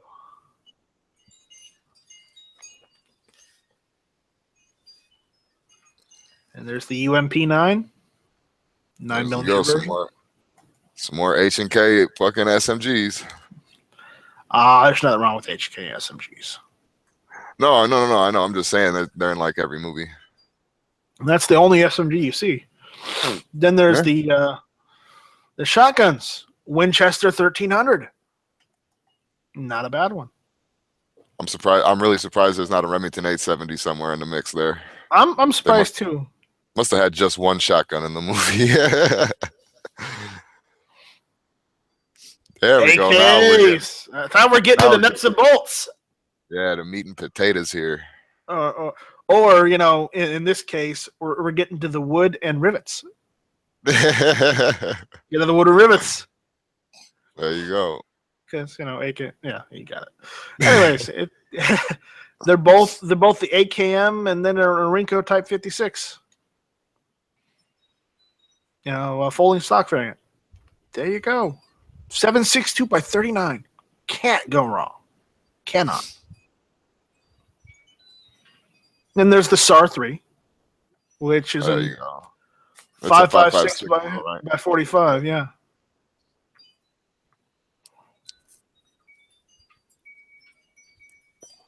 Colt Law Enforcement Carbine.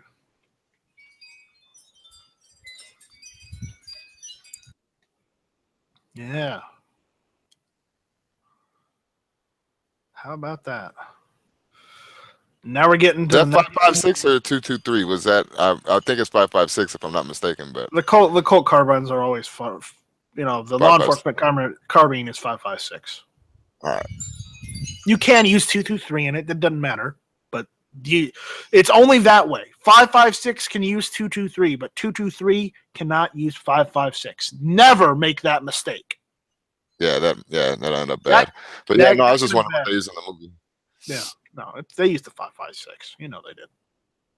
Well, sometimes they use air guns, dude. We just come on. Stay down to earth, man. Yeah, I'm just saying. Guns. The PKM. We gotta love the PKM. 7.62 by 54R. Yeah. The DSHK heavy machine gun. Look at that beauty right there. Ooh wee.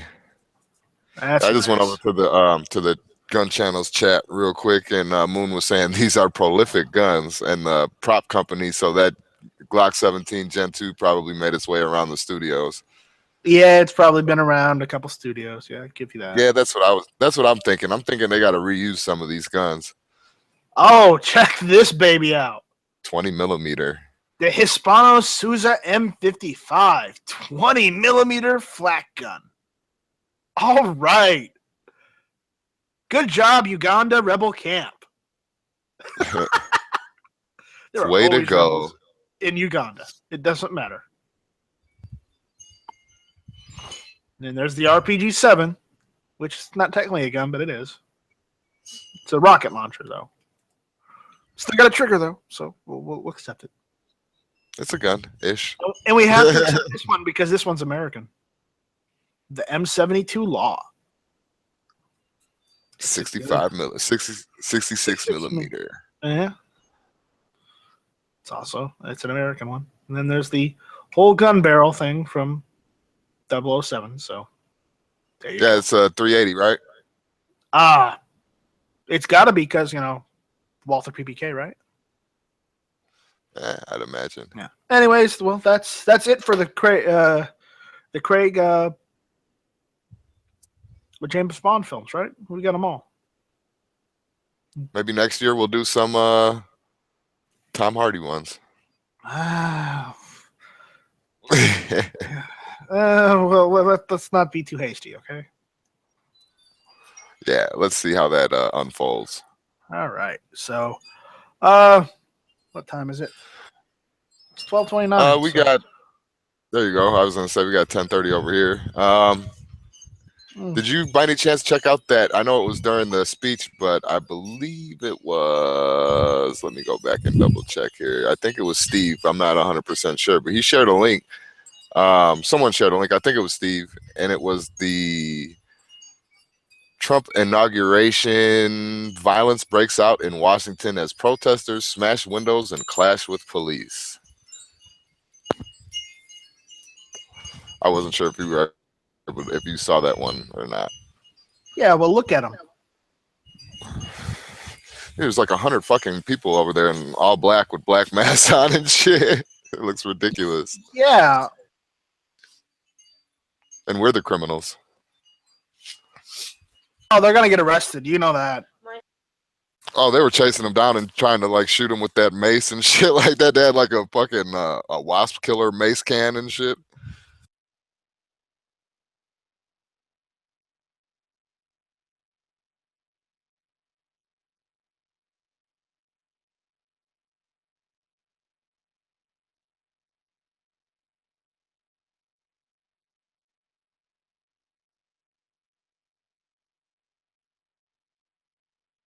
Okay, Jimmy, take over. I'll be right back.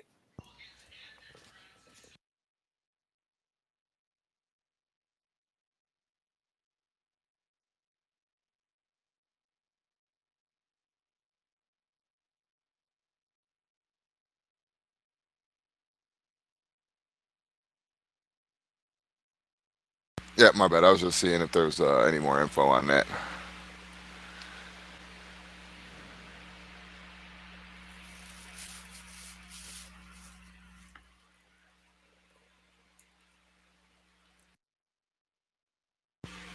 All right, let's see the comments here. Yeah, Moon says peaceful protesters smash windows. Yeah.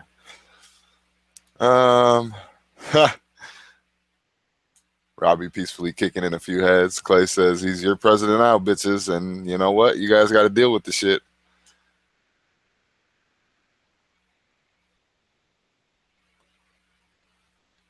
They probably should have, Robbie.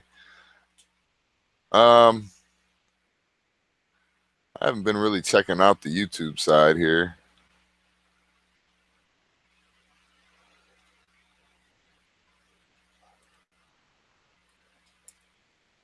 Let's go venture over to the dark side of YouTube, to Night Strike's channel.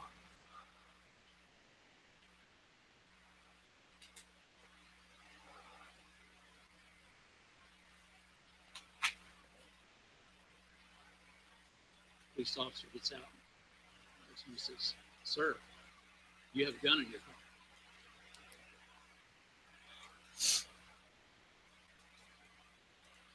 Damn it, he's like a minute behind. All right, let's see. Trump's coming out. Oh, that was all earlier. George Ghost says he likes GoldenEye. Yeah, we did the earlier ones earlier in the week. I'd have to say my favorite Bond, like through all of them, would be the Sean Connery Bond. My favorite Bond movie was From Russia with Love.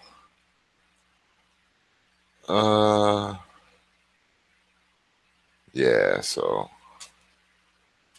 there's that. All right, I'm back. What's going on? No, I just hopped over to the dark web over on your YouTube page and seen if there was anything going on. The dark web. Come on, man. I'm not that kind of person. The dark side of YouTube. Yeah, I apologize for the silence that we had during the speech, but I wanted to watch the speech. I couldn't. I don't want to get copyrighted or something infringed on my YouTube channel, so I did not play the speech. Wish I could have, but I don't want to get copyrighted. There you go. But you'll be able to watch it on YouTube if you want to watch the speech. Wasn't a bad speech, pretty good. So, yeah, there we go. What else? What do we got to talk about today? Other than we did Bond Week already. We did, we talked about politics earlier this morning. I'm done with that. We did a gun book. Man, we're on the ball today. There you go. We could jump over. Well, you started a little earlier too today, huh? At Like 8:30. 8:30 because that's when the festivities started this morning. There you go. All right. Yeah, why I say festivities, I mean the inauguration stuff started this morning. The party. I tell you what, I'm gonna have a party tonight. That's for damn sure. I'm tempted to go out to the store right after the early watch and get some steak and make some steak on the grill tonight.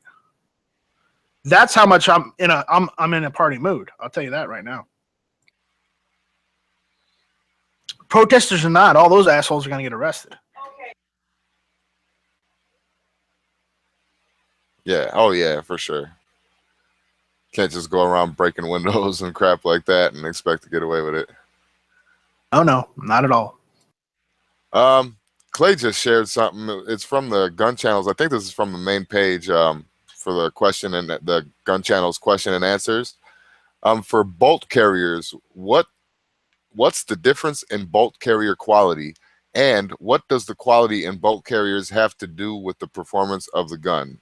223/556. Clay already answered one and said the gas key should be properly staked for reliability. And it all depends on what type of steel you want to use, because not all bolt carriers are made out of the same steel. Some are made out of carpenter steel. Some are made out of different types of steel.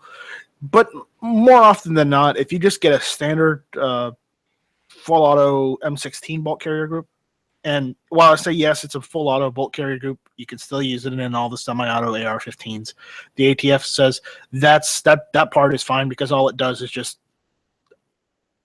it's just a firing pin. It doesn't do anything else other than that. So you're good with that. So just a standard M16 bolt carrier group, depending on the quality, depends on who you want to go through. Granted, remember, if you pay a cheap price for a cheap bolt carrier group, it won't last as much as say a quality bolt carrier group from a more established company. Sometimes it will.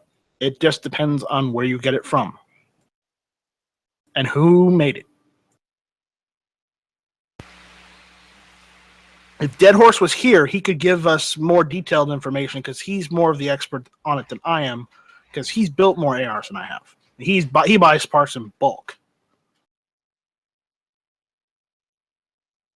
Dead Horse, you awake? And I would just say, as a kind of a layman to this subject anyway, with the metals that you buy or use as your in your bulk carrier group, wouldn't that also add into durability? It could.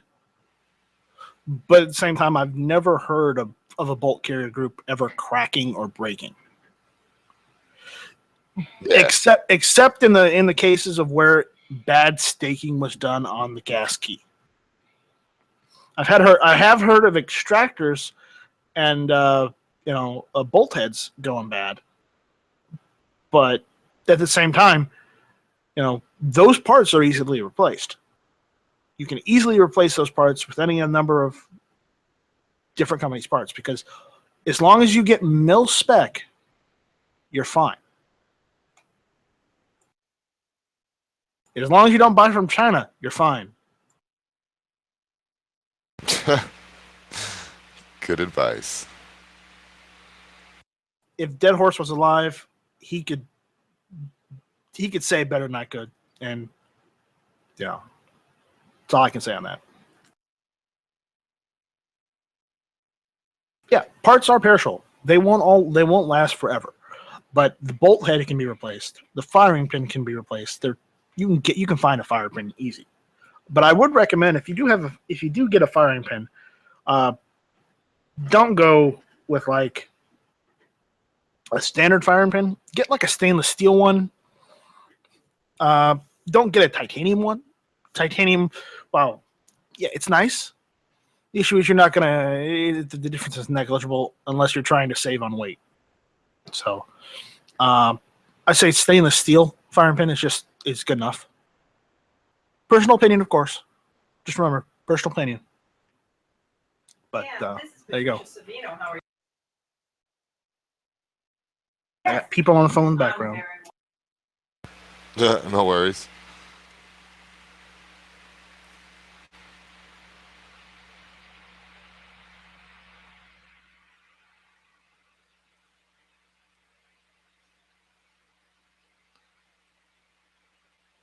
Let's see here. Let's knock some of these things out real quick.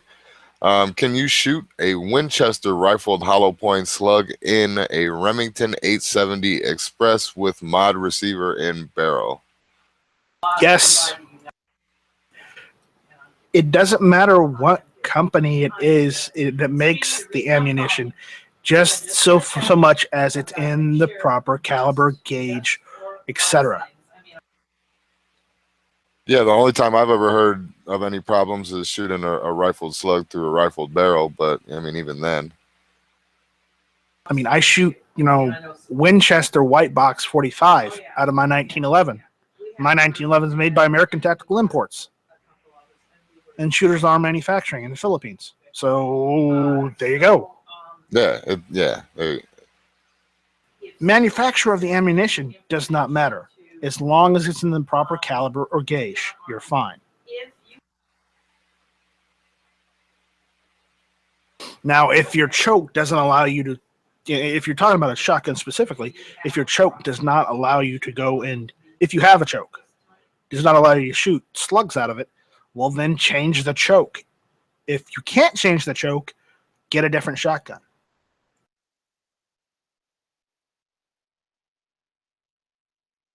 Is that pretty much summing up, Jimmy? Yeah, I was just gonna say yes. So yeah, you went a little bit more detailed than I was gonna go. That's good. I'm not really familiar with a Thompson Center Hawken, but someone's asking, how do I adjust the firing trigger on my Thompson Center Hawken? It is so light that it is dangerous.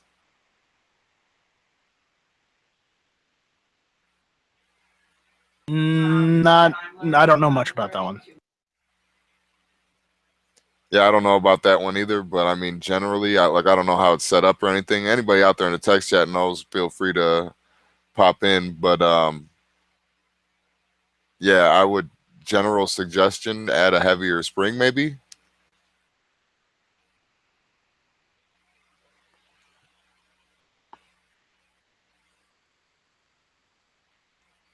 I'm not seeing any other answers out there, so yeah, maybe we'll get some coming in. But right now, I don't want to give you advice on something that I'm not really that familiar with.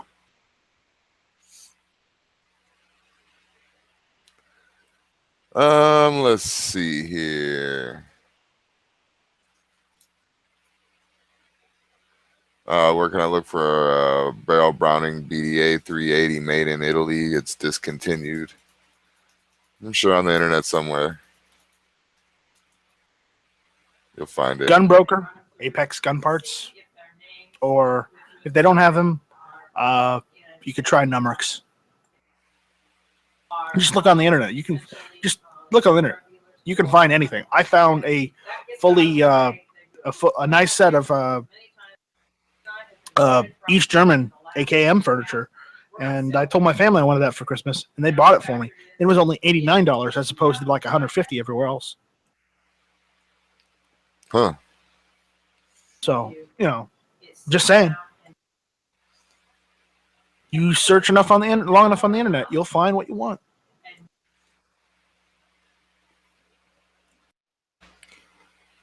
Yep. Here's another one I'm not 100% sure on. I'm not too big on the AR-15. Just bought my first AR-15. It's a Bushmaster XM15 QRC. Just wanted to know if I can change the handrail without having to change the gas system. Which one is it? It is a Bushmaster XM15 QRC.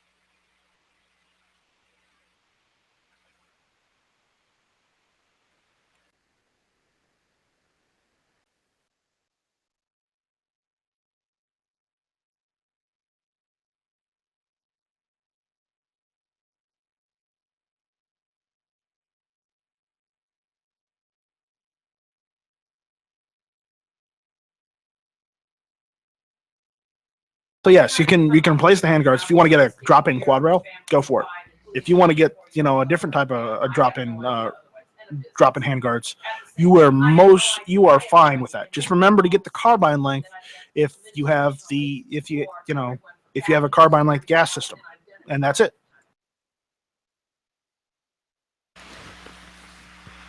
See, there you go. Ask and you shall receive.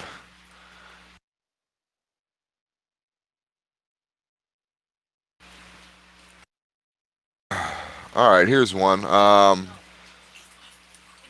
me see here. Recently, it's kind of a longer one. Recently, I purchased a Mac 90. Serial number begins with 0. It has a blued bolt. Holes for underfolder stock have been plugged, and it has been fitted with a wooden stock, not thumb hole. The back of the receiver on it the back of the receiver has a plate welded on it as is the tang. The stock's being held on by just 2 screws in the tang. Stamped on the left rear receiver is Mac 90, 7.62 by 39 millimeter, made in China, Glenick, LA, CA. My questions are: 1, is there a better way to secure the stock? 2, the blue bolt is kind of purple. Is that normal? 3, is this normal shorter? We need to see it. We really would need to see it to give you an indication. As far as the purple bolt, who knows? Who knows? It maybe somebody Cerakoted it, maybe someone colored it. And I would have to see what kind of shade of purple too, because I've had blued guns before, like a revolver, where the cylinder is kind of turned like the bluing turned a shade of purple. So I mean, it might be that too. I don't know. I would have to see. Yeah, that's something that we would have to see. And Yeah, also links. Links don't work either on this for some reason. So don't send links. Right. Are we answering the gun questions on gun question? Yeah. Yeah. We need to see it in order to give you a good answer. So, on that note, Yeah, there it is. Because some of these questions I can't answer because it's like, here's one, for example. Okay, here's one. I can't find the answer. What is ignited after the initial entrance when a shot is fired into ballistic gelatin block? Refer to this slow motion video to give you an idea of what I'm saying. And then there's a link. Can't click on the link. So that question I can't ask. and then no, didn't skip those kind of questions, Jimmy. Well, no. Yeah, I know, but I'm just saying that, Yeah. I'm just giving future reference for anybody out there that ends up sending a question in or something like that. And if you have any questions for the early watch, send questions into earlywatchaz@gmail.com. And we'll try and get to them. Yep, absolutely. And also, too, just real quick for anybody that hasn't already, come on down to gunchannels.com. There's tons of stuff to do down here. It's free to join, free to become a member. There are options of paid subscriptions, but besides that, you still have the opportunity to jump in the live chats. You could be in the text chat if you can't jump in live, or you could just listen, feel around, see if you like it, whatever. There's also the trading post. You could buy, sell, trade, or like earlier, Clay sent us in the gun channels Q&A. You can ask a gun or gun-related question on the main page. There's a Q&A section, and there's also at the bottom of every page, askgunquestions.com in bold letters. So there's tons of stuff to do down here, probably more than I'm even mentioning. So come on down to gunchannels.com. Okay. I'm checking the gun questions. Bama Ballistics, he's got an AK magazine that he got. He says it appears to be a 5.45 or 5.56 variant. Have you, Bama Ballistics? Are you out there? You are out there. Listen, on that magazine you've got, have you tried it with a 5.56 round or a 5.45 round? Are you absolutely sure it's not a 7.62 by 39 round magazine? Because I'm looking at it, and that looks like a steel bolt hold open magazine, much like the Croatians. It might not be a Croatian; it might be another country's one, but it's basically just the same damn thing. It's a steel bolt hold open magazine.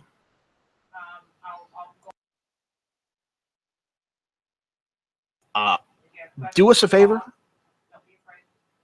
and check that when you can, and let us know on give us updates on that, because it does look like a steel magazine for both with bolt hold open. It might be Croatian, it might be another country, but it's definitely surplus.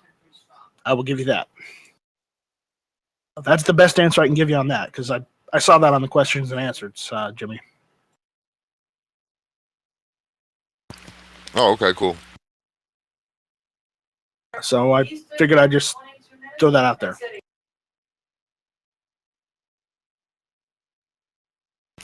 Yeah, I usually don't check those because usually they get answered fairly quickly. So I haven't looked at those recently. Well, I'm just going through the unanswered ones. Oh, okay. Yeah, that's cool.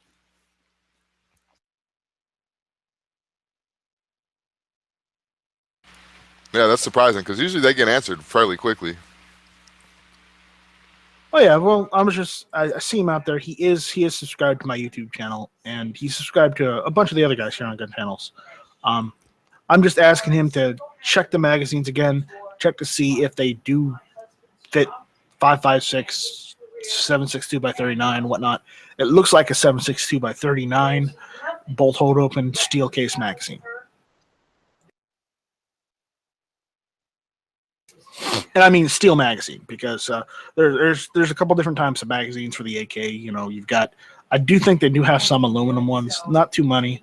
They do have mostly polymer and Bakelite. Bakelite's the majority, whereas you have some of the steel magazines, and that looks like a bolt hold open steel. Because I've got two Croatians that look almost exactly like it, word for word. What the hell are those Korean ones made out of?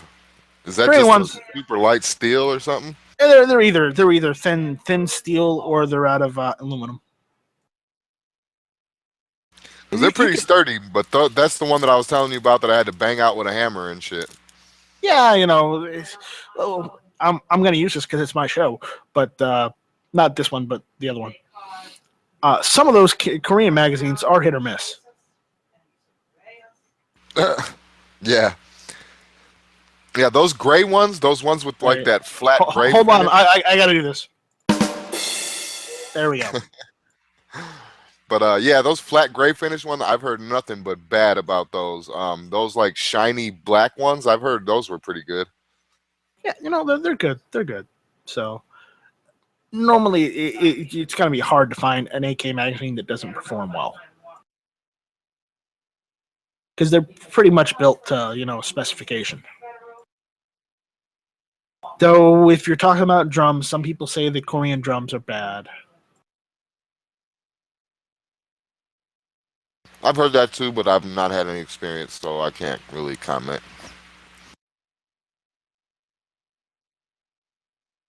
Yeah, and I'm waiting to hear from Raph back on the Korean drum. But here's the thing with the drums, most drums you do not oil. You don't oil. You don't grease the drums. With drums, you're supposed to use graphite for the lubrication. Okay, to keep it lubricated. Don't ask me why. That's just how they do it.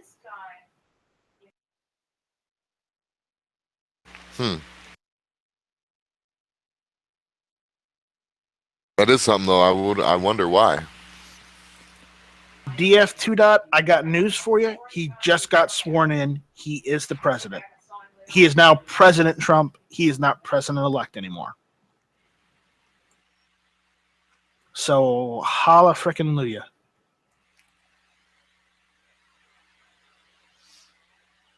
And on that note, Jimmy, I'm going to hand it off to you. I'm going to go get some more coffee or get something else and, you know, maybe get some more to nibble on because I just had a bowl of cereal and a bacon sandwich this morning, but I'm getting I need some crackers or something now. Because it's almost 1 o'clock. Yeah, it's all good. So you hold down the fort. I'll be back in a few minutes. Oh, yeah.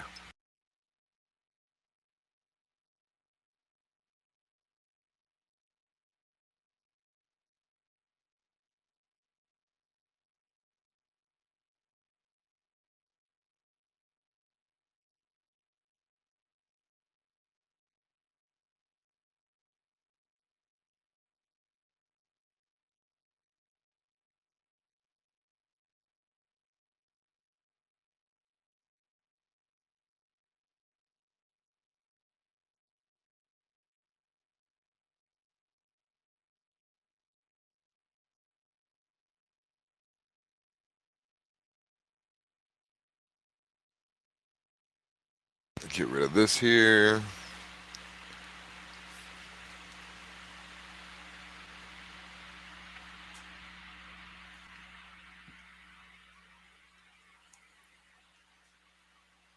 Knock out all this Bond stuff here.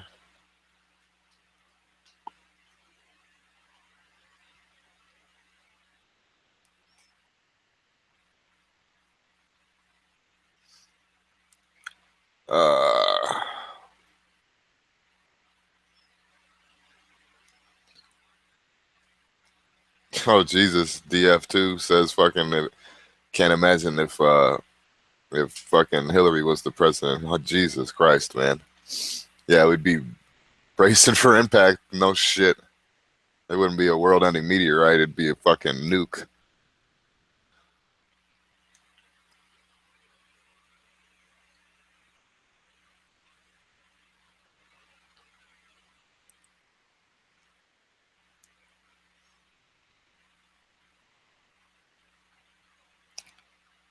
Let's see if we got any more gun questions here.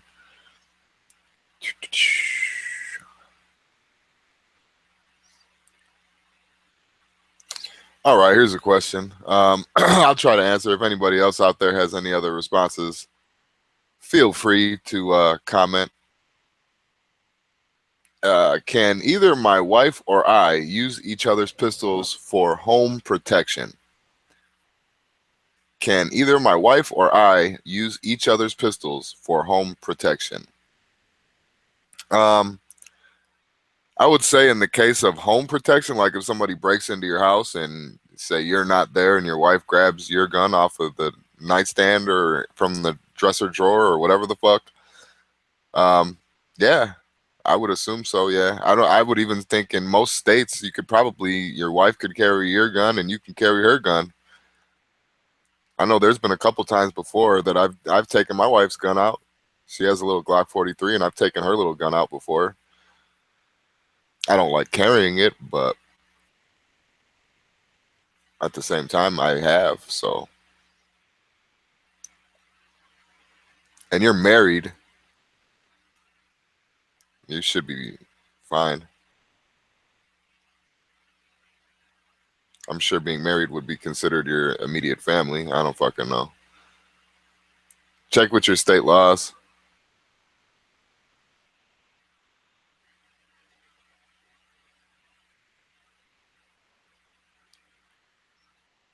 Hey, is there a recoil pad for AK-47s or question mark? Yes. Let me go back and check and make sure.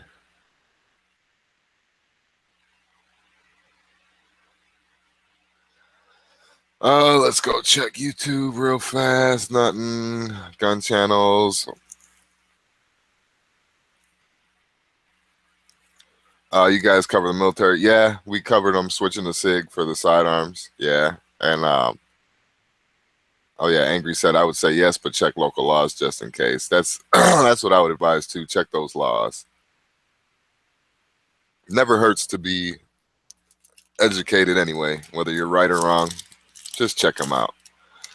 And yeah, actually about the whole switching to SIG thing, I think that's kind of actually cool. I don't mind it. A lot of people wanted to see him go with Glock. I don't care.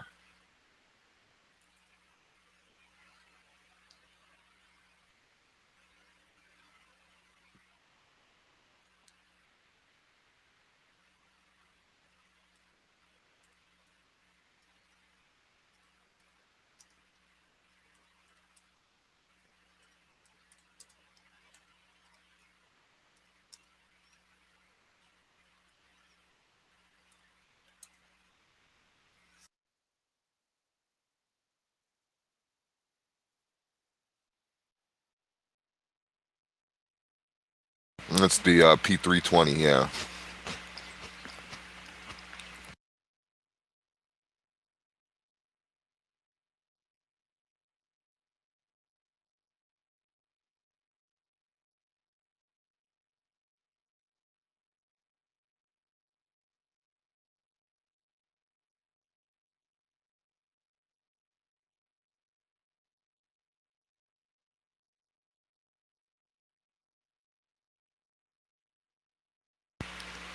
Yeah, I mean it's a lot of money, but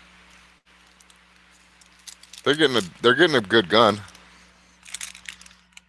I haven't heard anything bad about SIG's little striker fired shit. And I'm sure it is upgraded. It's like the X something.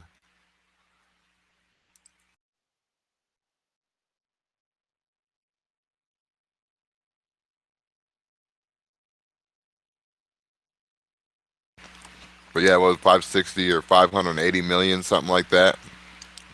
Dollar contract.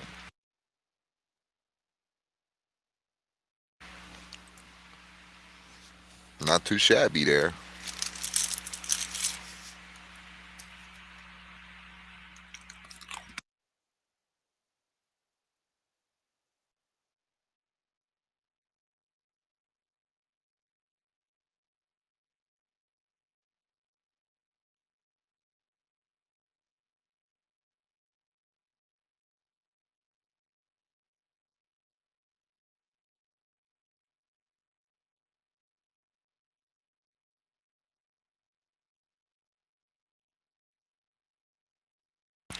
I'm saying here, SEALs usually use a SIG anyway, SIG P226, and on occasion, an HK45, HK45C.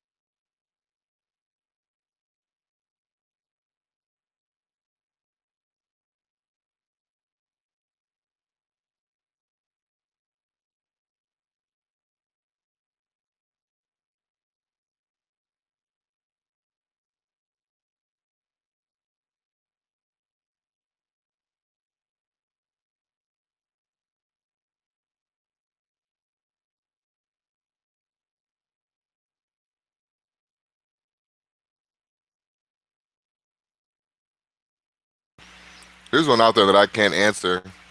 If anybody else has, if anybody has any input on this question, please feel free to let me know. I have a Winchester Model 90 caliber, says 22L rifle. Is that a 22 long or 22 long rifle? Well, actually, I can't answer this question, so hang on one second.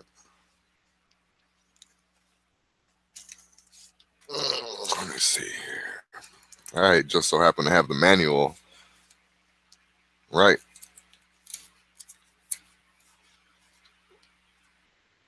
under my bed.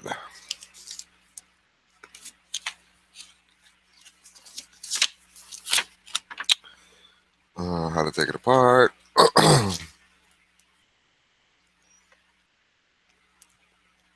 Okay, let me do something here real quick. I don't know if I'm going to be able to lock on my screen because this is Night Strike's chat, but I'll try. Here is the manual for a Winchester Model 190.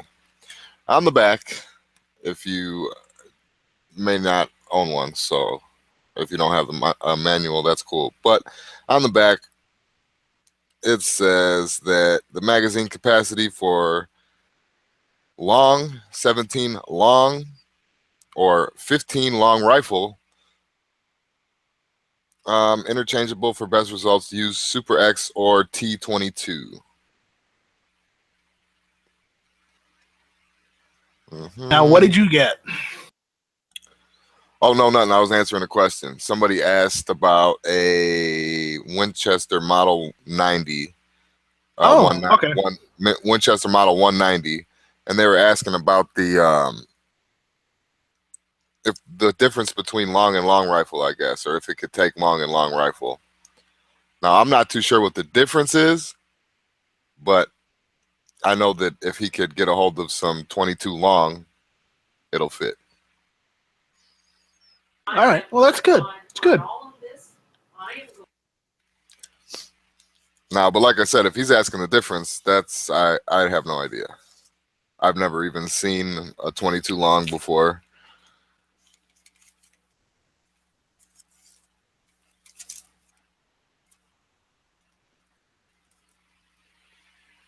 .22 long rifle, 22 short, 22 Magnum. I can tell you about all that shit.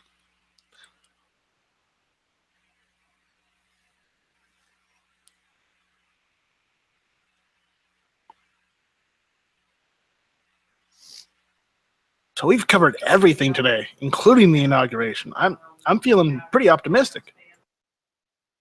Good day. It was been a good day. Oh. You even didn't complain. Huh. So did you not check my email?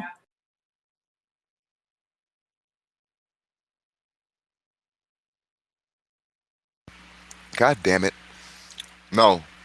For some reason, I don't know why. I guess there's got to be a way to turn it on. I got this new phone, and ever since I got it, I haven't been getting notifications from my Gmail for either one. You might have notifications turned off. I gotta double check it when I get the chance, but I'm going there right now. Hold on. But check your Jimmy James email, not the Early Watch email, because Okay. Tony mentioned it the other day, and I wasn't sure whether he was just talking about his ass or what's going on with you. So read it. You don't have to talk to it. We don't have to talk about it on air. It's just we will need to talk about it at some point. Do not read it on air. Oh yeah.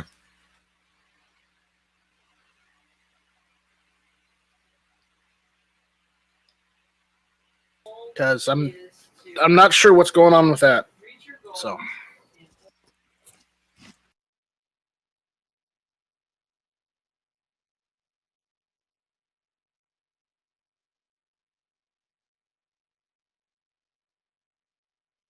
anyway, so what else is going on?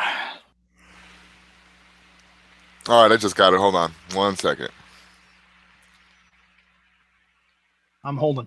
Let me go over another question then. All right, go for it. In the gun channel's question and answer.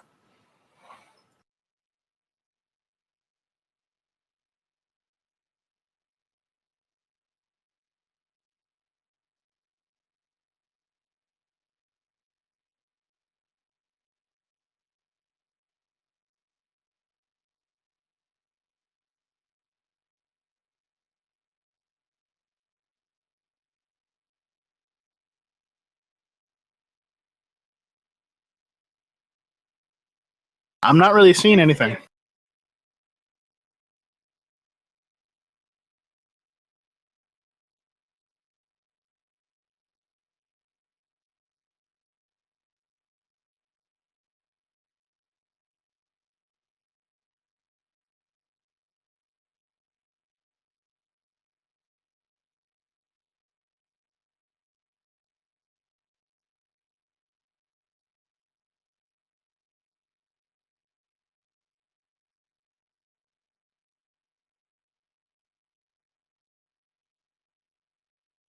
I just messaged you back.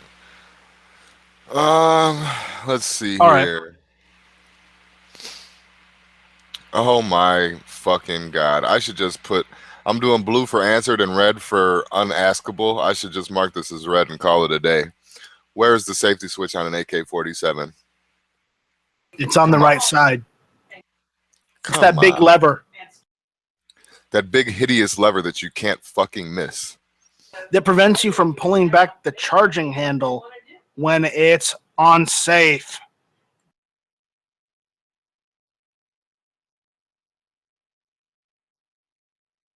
I'm not going to berate the question. It's okay. All questions are acceptable here. Just talking shit. I was just giving you shit, whoever asked the question. I'm giving them shit anyways because that's stupid. Yeah, come the fuck on. But anyway.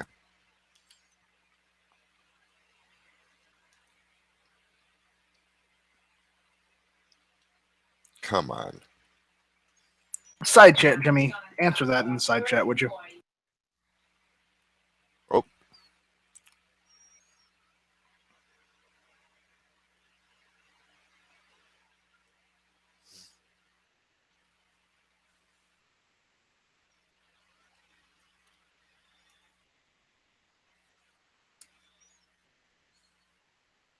So you're going to be available all weekend then, right?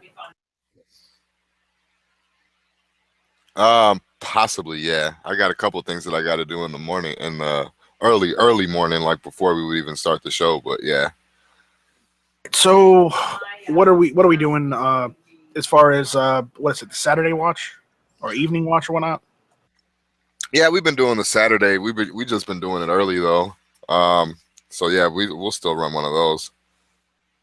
All right. Well, but I didn't do one last week, so I wasn't sure if we were gonna run one this week. If Smeggy was gonna have a lobby, or I wasn't sure.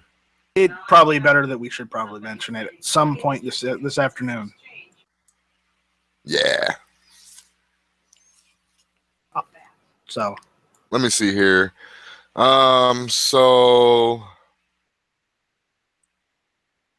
What would 10 o'clock my time be? That would be 11 Central, and that would be It's 12 Eastern.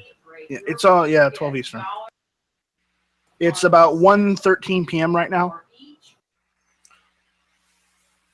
Just in case you wanted the current time. Oh yeah, and you're on Eastern time, so yeah, okay. No, I'm thinking about for Saturday. Saturday, okay, Saturday. If I started at 10 my time, what time would that be everywhere else? And I think it would be 12 Eastern. Yeah, it's late enough for me. Yeah. Though I'm gonna be moving my desktop to another room just so I don't have as many people in the background talking. Well, that way you kind of got plenty of time, I guess. It'll be 12. You got all morning. Yeah, I gotta get a ton of crap I don't need in my room anymore out. Oh, I see what you got. You got to like move shit to move shit. I got you. I got to do that. I got a shit ton of stuff I gotta throw away anyways. Yeah. So all right. So then Saturday, 10 o'clock, I guess Mountain Time.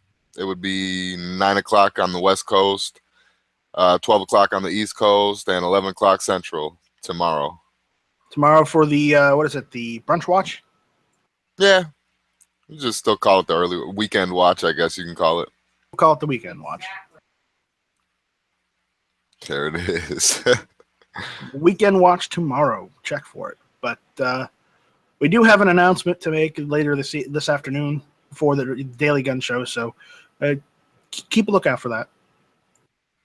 Oh, okay. That's still going to be on today, right? They had it yesterday, I think. So okay, they're still having the Daily Gun Show. Remember, the show must go on. Show must go on.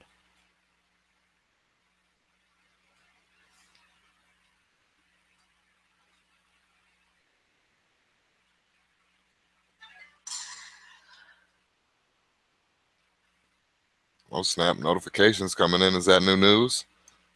I don't know, but I'm totally going to send you an email. Okay.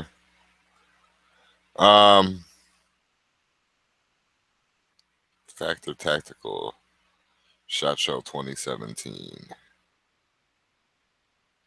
Damn, you just posted the video and they deleted it that quick? It must have been a fucking mistake.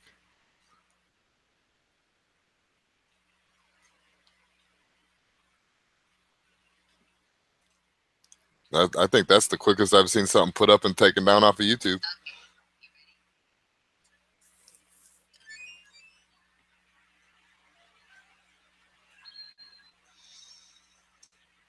There you go. You have an answer, Jimmy.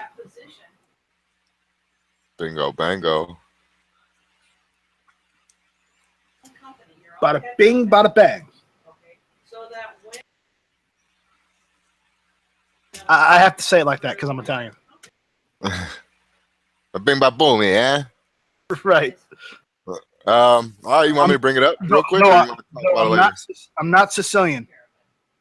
My family are from Bari, not Sicily. So don't think I'm not one of those. No, not northern. It's eastern, East Coast. East.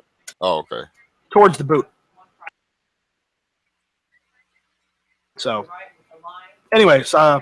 Nice. If you want to make it up right now or bring it up right now, go ahead. All right, cool. Well, yeah, because we've been talking about it on and off this week, and I'm going to end up doing that side job with my brother-in-law next week. So Night Strike is going to be taking over the early watch. Maybe not permanently, but at least temporarily for right now. So we appreciate that, especially everyone in the morning. A week-long thing, or is it going to be like a 2-week long? Well, how long is this going to be? I was told that the job should only take a week is what I was told, but it might go over. So I'm thinking that it might be a week and a weekend, maybe. So I'm thinking that I should be back not this Monday, but the following Monday. All right, so I'll try. And I mean, yeah, not even if you can't do it, shit, Monday, Wednesday, and Friday, or Tuesday and Thursday. Yeah, I'm sure we would appreciate whatever we got. I may need to go outside and fire off some 9mm. There you go. Hey, you see, you could take the early watch to a whole new level. You could actually do like range time. If I took my laptop to a range time, I don't even have cell phone service. Yeah, the let problem alone is I don't have Wi-Fi. I don't have Wi-Fi in my backyard. That's the problem. Yeah, somebody on here was telling me something about you could take the data from your phone and tether it to a laptop and somehow use your phone as a hotspot. But I've never tried that, so I don't really know what that entails. It doesn't always work well, and unless you're in I'm in a rural environment, okay, because I'm out in the country. Oh yeah, yeah. My house is the last house inside of a small city.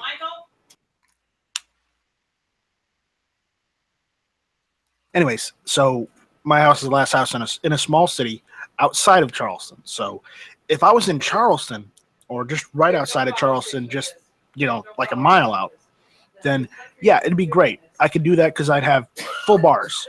I only get 2 or 3 bars outside where I live. I don't get full bars on my phone, and I have Verizon. So that should be a clear indication. Yeah, so it pretty much, if you went out right now, it would just be like a frozen picture while you talk and hear gunshots, and then it got silent, and it would all skip to where you like to catch up. Right. It would be better if I went and just videotaped it and then just played it back.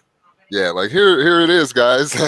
Just fucking sit back, relax, pop open a fucking bag of chips or some shit. Just play the video. And I have to say it now because I smell. I know that smell anywhere. Smell of frustration and cocoa butter. It's Trump's America now, boy. It's Trump's America now, boy.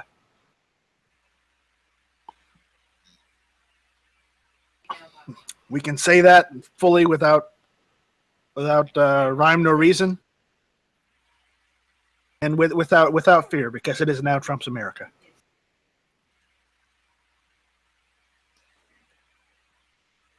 You don't mind if I send a link out to the chat, do you? Absolutely not. All right. See, I run the early watch like you do, so don't worry about it. Though I do have to lay the smackdown on Matt like I did earlier, just because of the fact that it's Matt. Oh yeah, I mean, people. Yeah, you got to do what you got to do. You need to drop the hammer. Drop the hammer.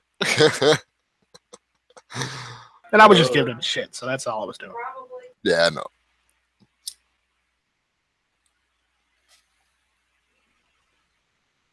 Hey, Knives, if you want to jump in, please do so. You are always welcome, Knives.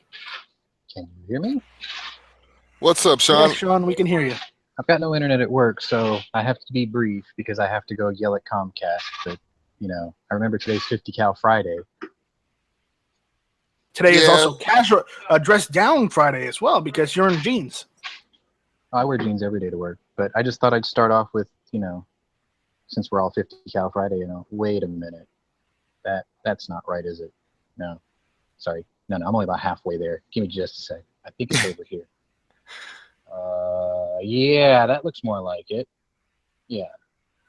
I told you I'd carry to work today. There you go. Bears and all. Are you allowed to carry to work? Yeah, my boss loves this gun.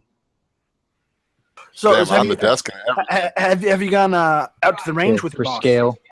For scale. Sean, have you ever gone to the range with your boss?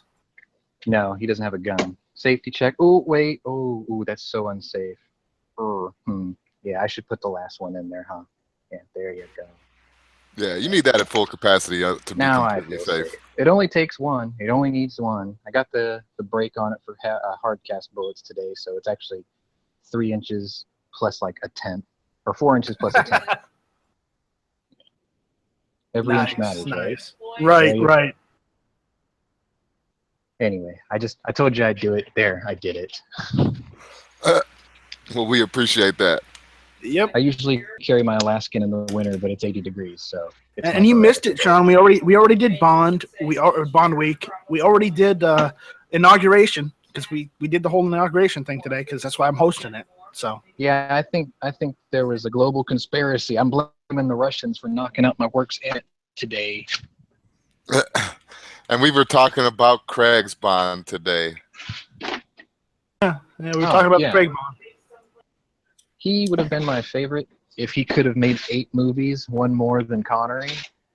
I like his style of Bond. It's a bit more chiseled and raw and vicious and angry and drunken, I guess. But yeah, I like his style of Bond. It's a refreshing change from, you know, Pretty Boy Bond before. So. And I got shamed for liking Quantum of Solace more than Skyfall. I liked Skyfall just because of how many homages it had to the original and how tasteful they killed off Judi Dench. Thought it was pretty cool. Yeah. Yeah, I would say between that and Spectre, those are some of my favorite newer Bonds. See, I know this sounds weird, but I haven't watched Spectre yet. I have it, I just never watched it. It's pretty good. I already told you how I felt about how they casted Blofeld this time too. I mean, the guy they picked is fine. It's just I really would have preferred Anthony Hopkins for that role. That would have just fit. Yeah. Well, he was doing Westworld, so you know it all works out. Yeah. Then we're talking about how next year we'll be able to talk about Tom Hardy.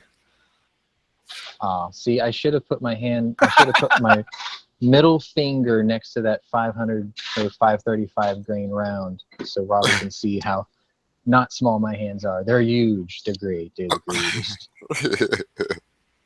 Stop looking at his hands. Stop looking at my hands. They're huge. They are huge. I noticed that Sean? President Trump's hair today was unusually shiny. It was like he dyed his hair platinum blonde the night before or something. Hey, Sean? Yeah. Guess what? What? It's Trump's America now. Yeah, America. Woo! Woo! I liked his speech. I thought it was good. It felt like just more of his campaign speech, but I mean, I do like how all the news commentators basically shit the bed and they were like, oh my God, he done indicted everybody. I'm like, great, good. Put him on notice. About damn time. Did you see? I think there were more people at this inauguration than there was on Obama's. Maybe. You know, I heard something kind of funny, or I saw something kind of funny. You know, the weather reports didn't say it was supposed to rain in D.C. today, and what you think you saw was rain today, but what I saw was just mass snowflake suicide. You know what I saw? I saw the tears of liberals. I just saw a bunch of snowflakes jumping off the roof.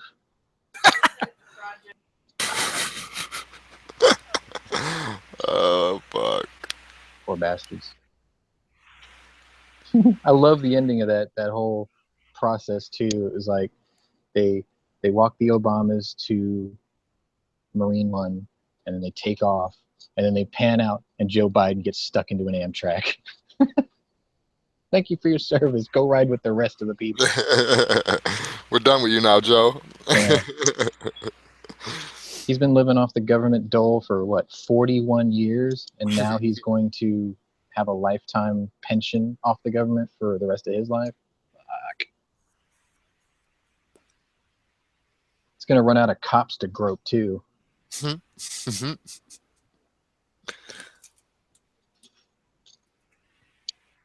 Good old Joe. You know, he was probably the most likable Democrat of this era. He does weird things, right? But I mean, I wouldn't say likable. I would say laughable. Actually, guys, I do have to run. The Comcast guy's banging on my door. Anyway, I just wanted to share with you what I thought I told you I'd bring today, and we'll resume Beretta service back on Monday, I suppose. Cool, man. Thanks. Yes, all right, Beretta. All right, later. So, all right. Angry Sandy wants to see what Biden memes come from today. Yeah. I'm sure there'll be quite a few memes coming out from today.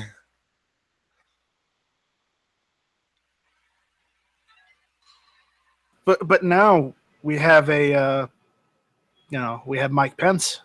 We don't have Joe Biden anymore. We got Mike Pence. Yeah.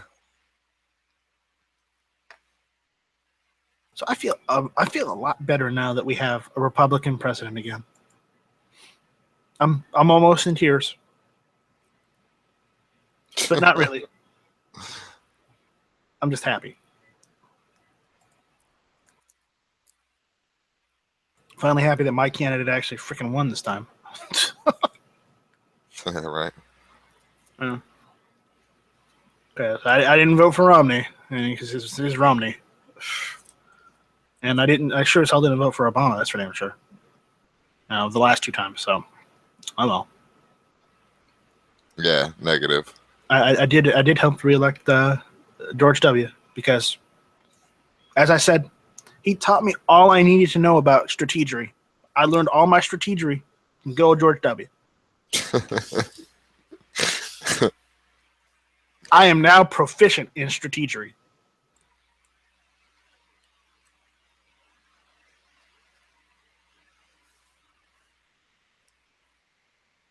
And yes, that's probably gonna haunt him forever.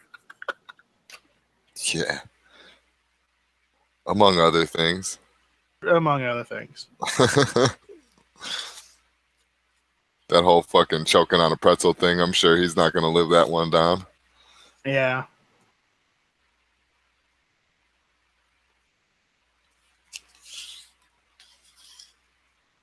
The good old days when the president had antics he could talk about and shit.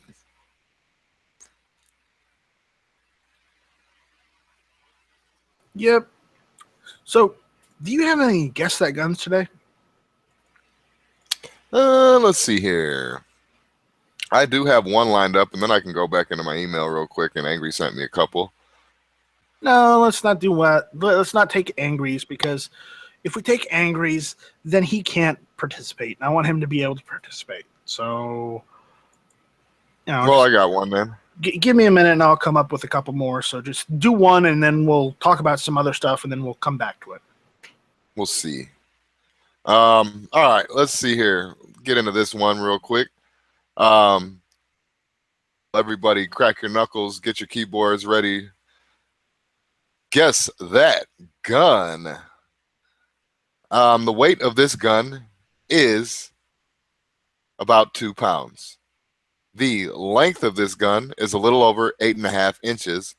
The barrel length for this gun is between, there's a couple different variants, a little over 3.5 inches, then a little over 7.5 inches. So the weight, a little over 1.5 pounds. The length, a little over 8.5 inches. The barrel length between a little over 3.5 inches, and a little over 7.5 inches.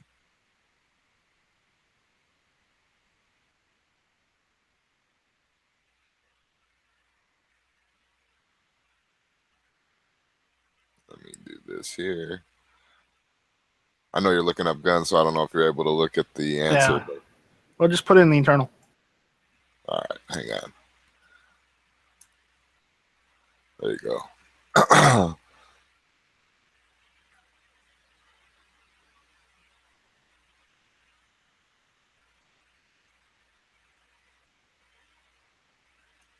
Not the Volkspistole.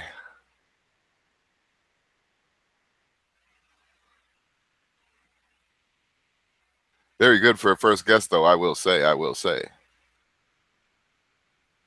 Very good.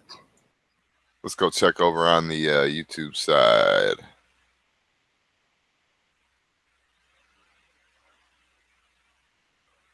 No guests on the YouTube side. Give it a minute.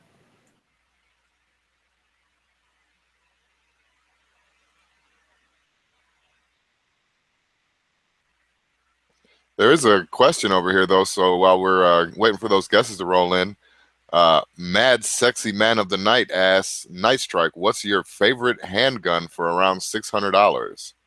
Are we talking new or used? Around $600. That's all he's saying. Okay, around $600. I would say I probably, if I'm going to buy new, I would want a Beretta M9 commercial. Just because it doesn't have the you can get them for, I know you can get them for between $499, $500, but I've seen the really good ones, the new, they're like $599.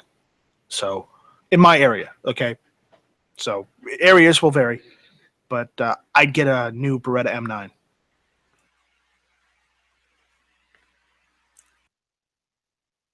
Used, I don't know. That's a tough one.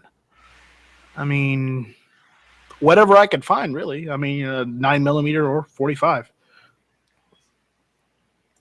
Yeah, Those are the two calibers. If you're shopping used and you got $600, you could potentially be getting a great gun.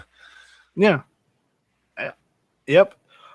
And this is just my personal opinion, okay? So take it for the grain of salt it is.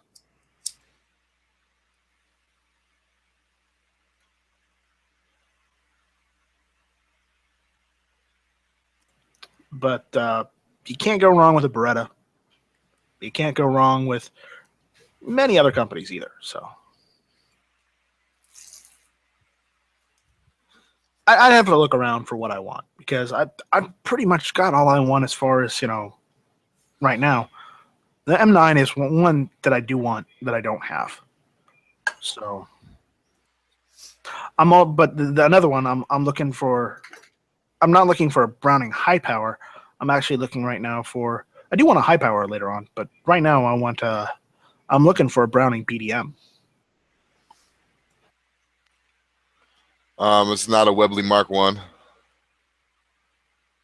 All right. Yeah. No, it's not a Webley Mark 1.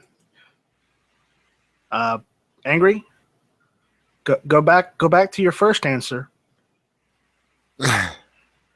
There's your hint. Go back to your first answer. Maybe.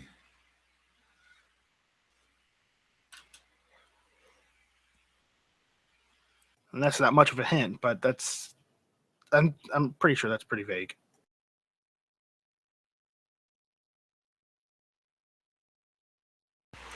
Not the Walther P1.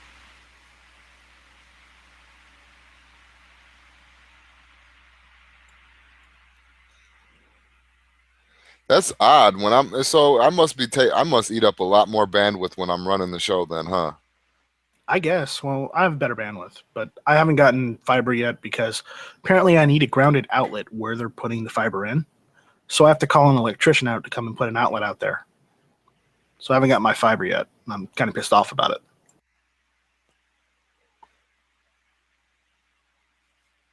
Okay, Angry, I'm going to give you another hint. And Jimmy can yell at me for it later, but what was the other one they used other than the P38? Hang on, let me give the clues again real quick too for the chat. It's a little over. Well, it's over 1.5 pounds. Its length is over 8.5 inches, and its barrel length ranges between over 3.5 inches and over 7.5 inches.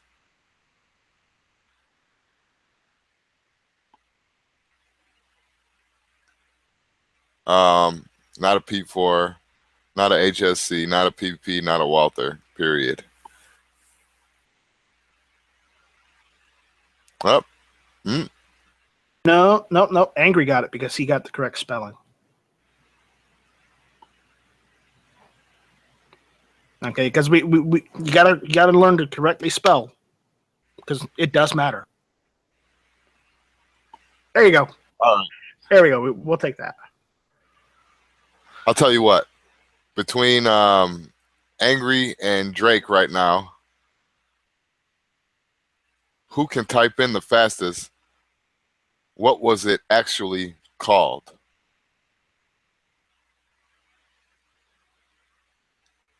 What was its actual name?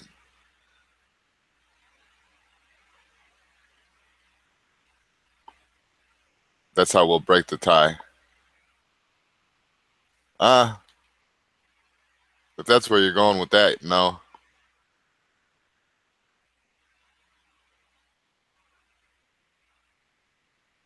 Well, technically, Angry is right because while he is abbreviating it, but Jimmy in the side chat. Yeah, no, I'm reading it right now. Yeah, but hold on. In the side chat, it's right there. I just put it at the bottom right there. Yeah, that's what they originally just referred to it as in World War I. So, yeah, the Pistole Parabellum 1908. Yeah. So I will accept it, but will you accept it? Yeah. PR. Yeah. that's better than we could have hoped for. There you go. So.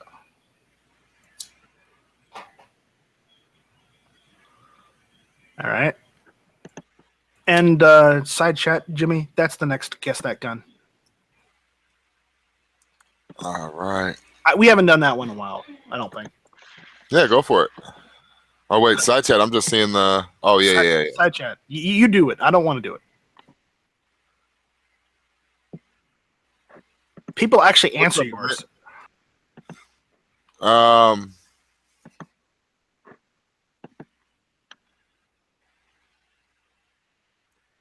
right.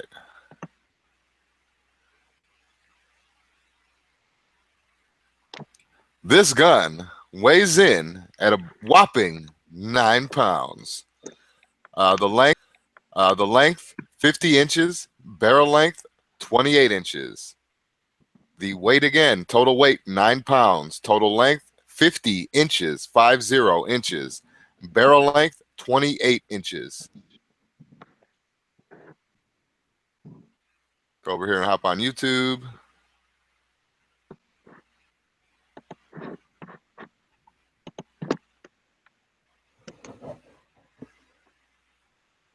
Yeah, that I just picked a normal gun.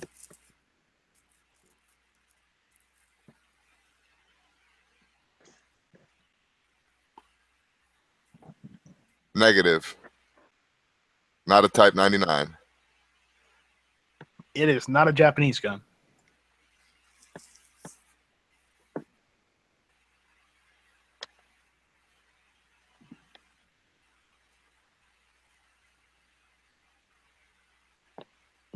Oh, snap. Night Strikes got one that's going to have everybody stumped here. Not a SVP. No. Give him the caliber. Just give him the first one that's there. Right.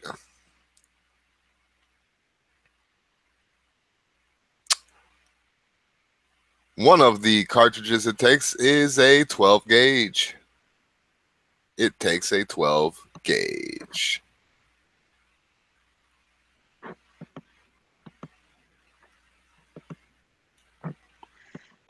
Hopefully get you guys on the right track here. Maybe.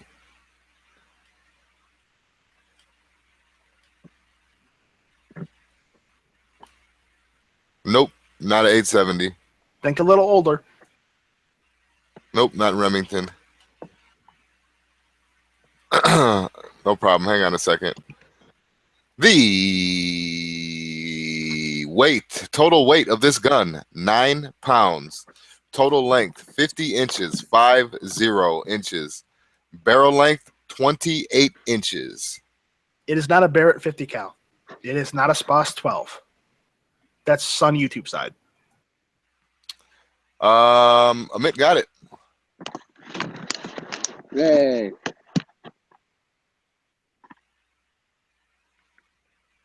Yeah. Admit you're not supposed to answer. Never mind. Why am I not supposed to answer? I know what it is. I didn't see it. All right. I don't understand the issue. I always like fucking answer these. Oh, well. Can someone explain a joke to me? I'm just laughing, man. I'm just here. Wow, are you all drunk? No, we're in a good mood. I had just like a shot of whiskey. My wife was like, "Why are you drinking whiskey?" I'm like, "Because it's Obama's last day at the White House." Oh no, he's done. He's done. There's no last day. He's done now. Trump's president now. Yes. I thought that was just you getting ready to get on the chat. Nah. Like fucking early watch, take a shot, maybe two. Yeah. Photo 5. I have a deactivated one. Makes me sad. I can fix it. No, you can't. Nobody can fix that gun. The person who deactivated it really deactivated it. No, I can fix it. No, they fill the barrel with cement, man. I don't think you can fix it. No, I can fix it. Okay, bro.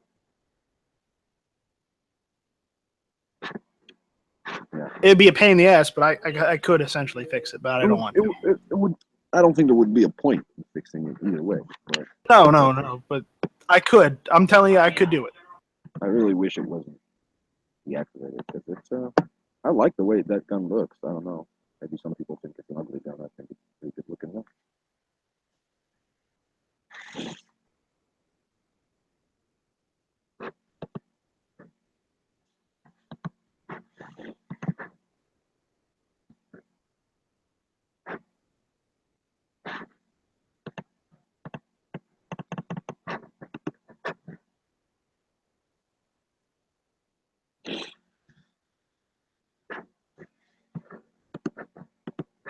That's it. Silence. Okay. I'm checking something right now.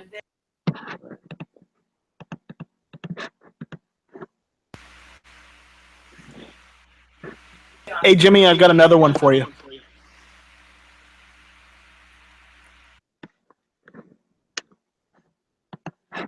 And since you're in here and we're in the internal chat, you can't guess this one. Okay.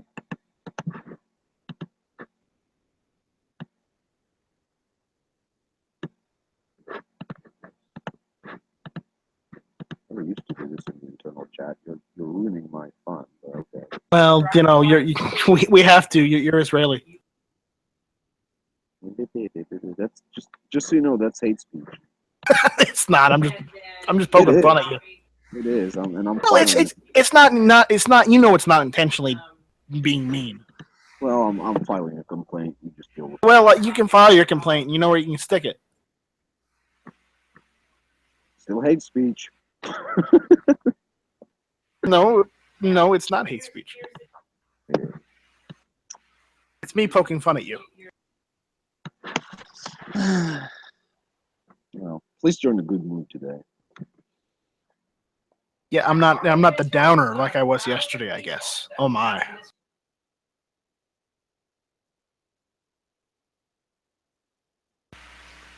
Did I even give the clues to this one? No, you haven't given the clues to this next one. Oh, I got thrown off. Okay. Hang on. Yeah, we don't. The last one was the Browning Auto 5. All right. So this one, weight is a little bit over 6.5 pounds. Length, a little bit over 37.5 inches. And the barrel length, 20 inches. The weight again, a little over 6.5 pounds. The length, a little over 37.5 inches. The barrel length, 20 inches.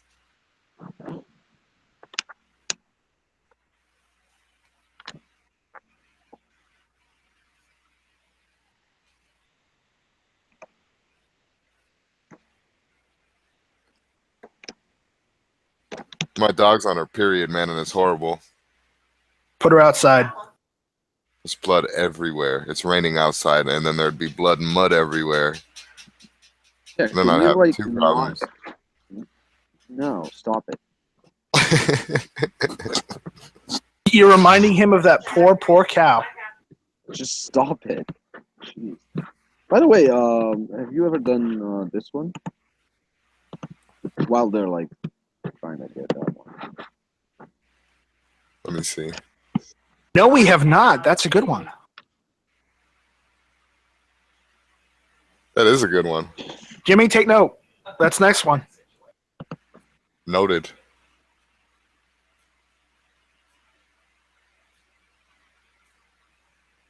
So give the clues again. It is a little over 6.5 pounds, length a little over 37.5 inches, barrel length 20 inches, and it is a lever action. It is a lever action.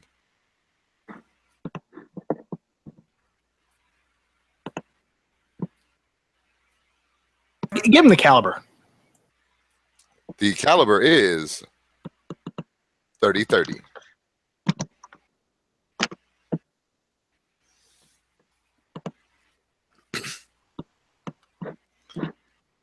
This should make it easy for them. Okay. Hypo says 700. Negative, sir. It's Is it a not an current shot? 870, and we are looking at the YouTube side. Yes. Eyes on both sides. I literally, when I'm not running when it's not like running the Hangouts on my computer, I could have like I got 15 tabs open right now. 16. I've got a gaming Eyefinity set up, so I have 3 monitors, so I can have Hangouts on one, I can have the chat on the other, and I can have the gun channels on the other side. Yeah, nothing's ever going to impress me after I've seen the amount of tabs that Whippy has open on his screen. Oh no, it's not. I'm just saying that usually when I'm running the show, I can only have like 3 open, and then if I open up a 4th one, I get kicked out. So it's just amazing to me. Nothing impresses you. How about this? Check this out. Right there. How about that? Yeah. 3 different monitors right there. So Yeah, there you go. yeah. So, anyways, it is not an AR. Nice try. In 3030? Yeah, it's on the YouTube page. That would be a weird AR. It is not a Mossberg 464. Nice try. It's not a Manchester 1873 or a Marlin 336.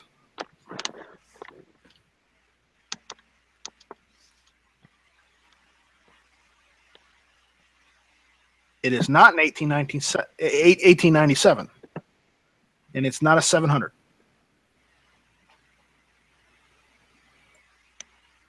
It is not a Springfield.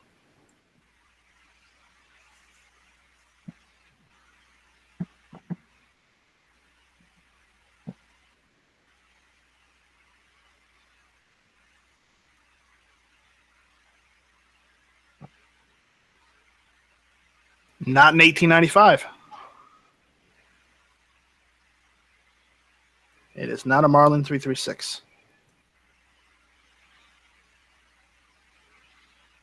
It is not a Marlin 1895.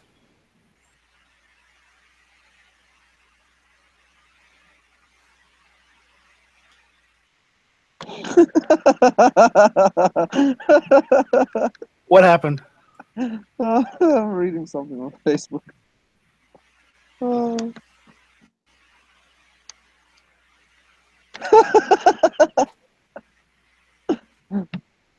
Wait. You got to be more specific than that, Matt. It is not a Rossi Ranch hand.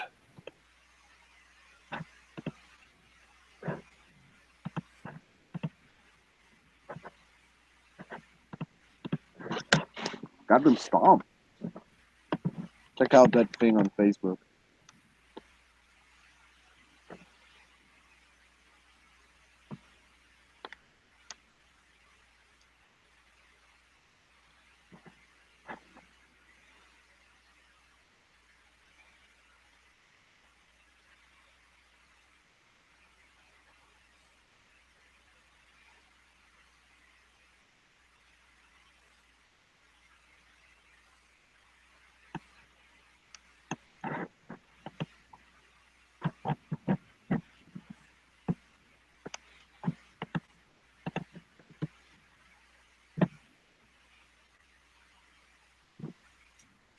Wow.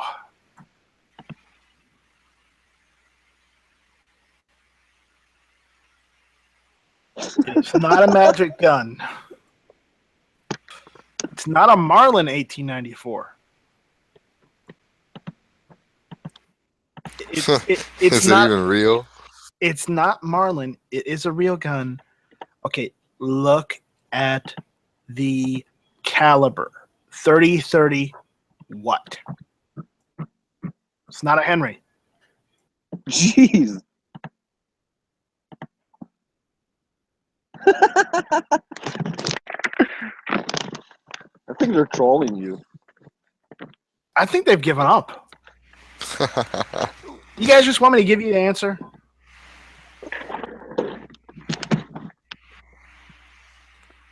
We'll wait about a minute for them to respond. It is getting later on in the afternoon. Usually it's about lunchtime and stuff like that. No, they're here. They're just not getting it. Ding, ding, ding! Angry finally got it. It's the Winchester 1894.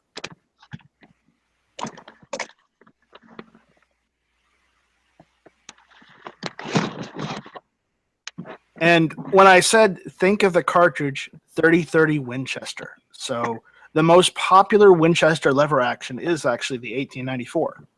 You also said it's not a Marlin 1894. Because it's not a Marlin. Yeah, It's a yeah. You were Winchester. giving it. No, I thought it was more. I thought they could read between the lines on that one, but I don't know. It was the, yeah. It's not a Manchester or Manchester. Oh God, Jimmy, check out that thing I linked from Facebook. Fucking killed Well, me. there you go, Angry. There we go. Okay, bonus round. Bonus round. Who designed both the Winchester 1894 and the Browning Auto 5? I just gave you the answer. Jesus.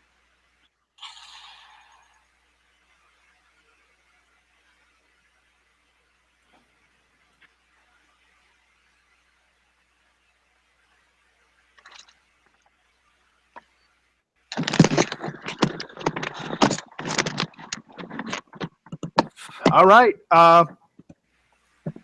No, I'll give it to Angry because Angry gave me his full name, John Moses Browning. So Angry. Oh my God! Hey, the Scott Baio tribute band. Yeah. Angry got it. I was looking for John Moses Browning because that is his full name. So there we go. That was the Guess That Gun. If Jimmy's got more, he can go on and do more. So What killed me was Raiders of the Lost Ark played. Yeah, played backwards. Played backwards. Yeah, that's pretty good. And if anybody wants to know the link Amit was mentioning, I'll throw it in YouTube. I put it there. Oh, I didn't put it on the YouTube side. Yeah, I'll put it on the YouTube side so you guys can. This is what Amit was laughing about. So there you go. I'm an equal opportunity hater, so now that Obama's out and Trump is president, I'm gonna make fun of this administration. Yeah.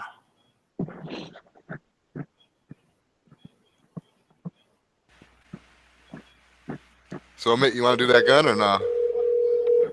Oh, okay. Yeah, sure. Wait. What? I think I remember the specs by heart now. Okay. You want me to do it in metric? Do it in metric. Do it Yeah, in make metric. it a little tougher for him. Fuck it. But give us the answer in the side chat. But you have it already. We talked about it. Yeah, he already put the answer in the side chat. It's right above that Facebook link. Oh, okay. Yeah, go for it. All right.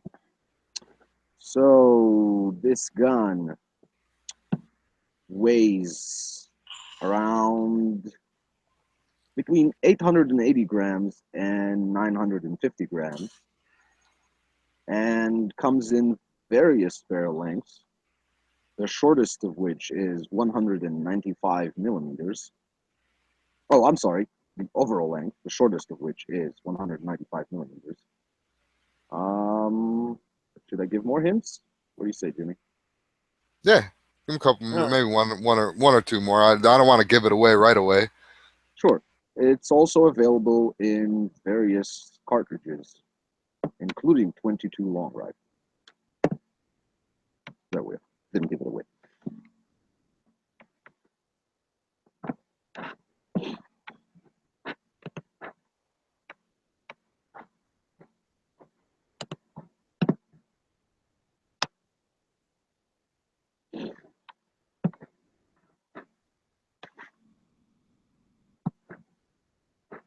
What, y'all are bitching about metrics? Welcome to my world. I have to do the conversions every time.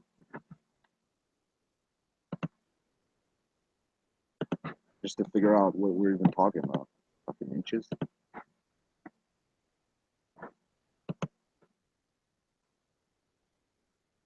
All right. time. The gun weighs between 880 and 950 grams, depending on the version.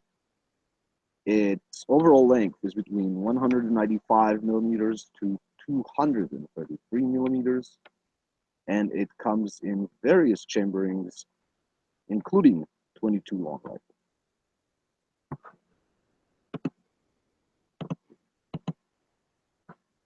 Fucking angry. Nice.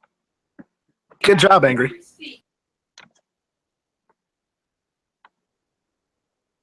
Yeah. All right, I'm going to use the restroom, so I'll be back. Jimmy, hold the fort down. For sure. Yeah, the metrics are more accurate than the I should have rounded them. I gave accurate numbers. Angry was like, that's not a problem.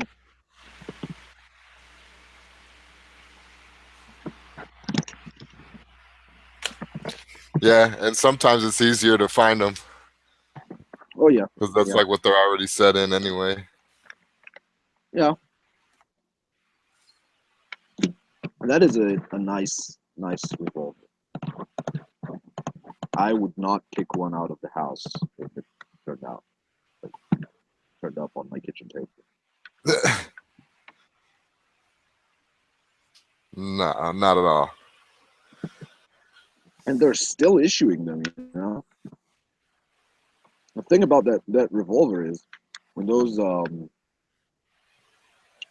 French SWAT guys, GGN or whatever, however you pronounce it, get their get sworn in, they get a MR73 as part of the ceremony.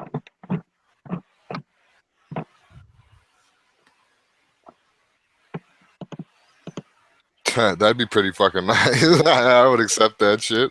Yeah, that's the equivalent of like in the U.S. if you were like sworn in and got a python, I guess.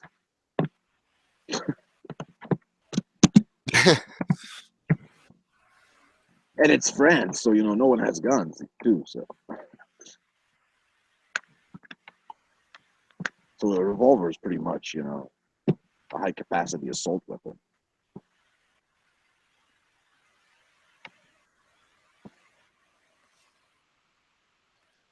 No, I like it. It's cool because you have a bunch of pictures of them with like MP5s and fucking revolvers coming out of helicopters with revolvers. They really like that revolver.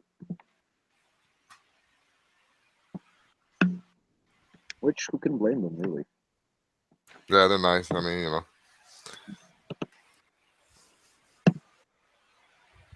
I think they're actually, even though I said it's like getting a python, I think, as far as I remember, they're closer to Smith & Wessons in the way they work.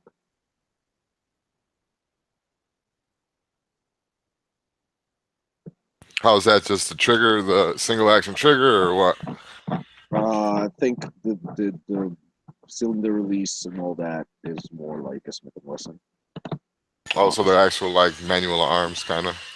Yeah, I think so. I'm not sure, but that's what I remember. I might be wrong. I obviously never handled one. There are very few people.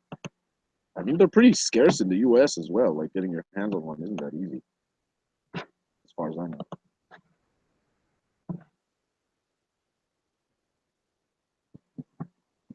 But I'm sure the experts can correct me. Yeah.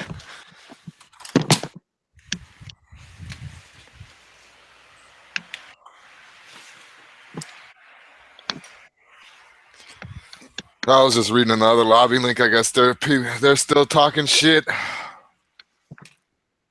about Trump over there. Now, how does your like local media work out there? Is it pretty much the same shit? Agenda-based, biased news? Yeah. Like media everywhere.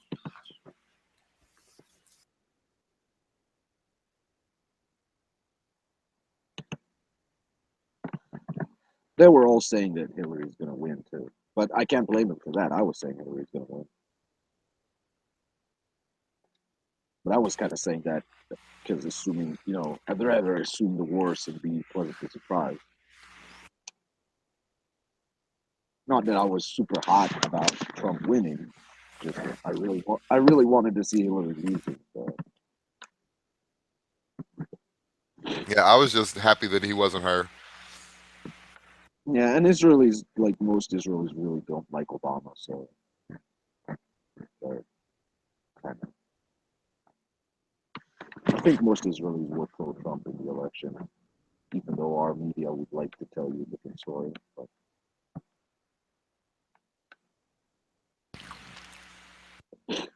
Would they be considered more conservative? I don't know if they're more conservative.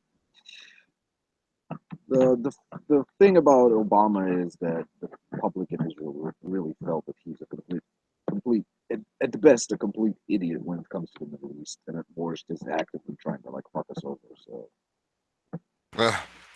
and the public isn't very wrong about it. Like it's I I I I move between those two options. Like, is this guy really just so completely stupid about foreign policy, or is he intentionally trying to screw up everything? Because I mean, there's no third option. Like, the administration made every possible mistake in the Middle East they could make. Really, it's really quite amazing. Like, you would expect them to get something right. Anything. Yeah. I mean, especially with advisors and all that. It's not like he was just at Yeah, it but alone. you listen to the advisors that they had, talking about the Middle East, and these people just don't fucking understand the Middle East. I'm sorry, they just don't. It's insanity, really.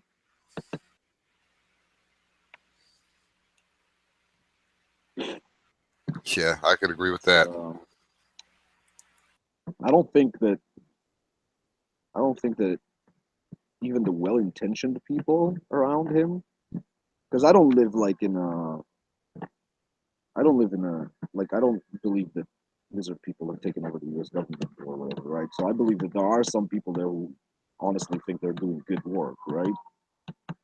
So, but even those people they just don't fucking understand how the Middle East works. It's weird. It's really weird. There's nothing new about it.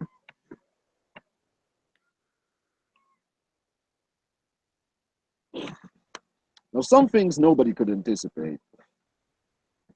Like no one, I mean, most people could anticipate that Egypt is going to, like, the Egyptian administration is going to collapse. That was fucking surprising for everybody. But other things, like ISIS, is a completely expectable result. It's amazing that people didn't understand that's what's going to happen.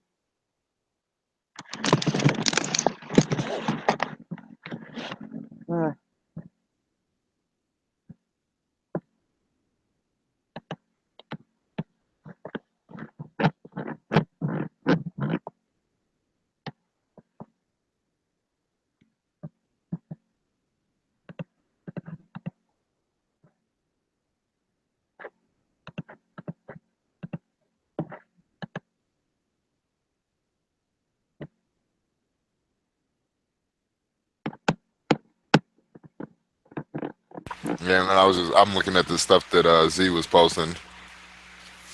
People protesting and all this bullshit now. Just ridiculous.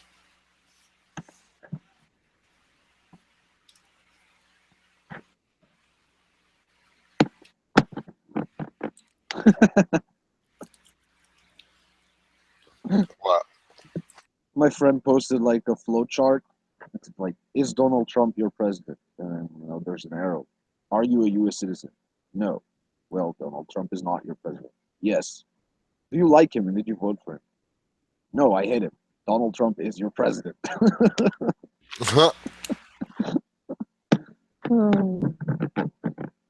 And somebody commented, is Hillary Clinton your president? Arrow, Hillary Clinton is not your president.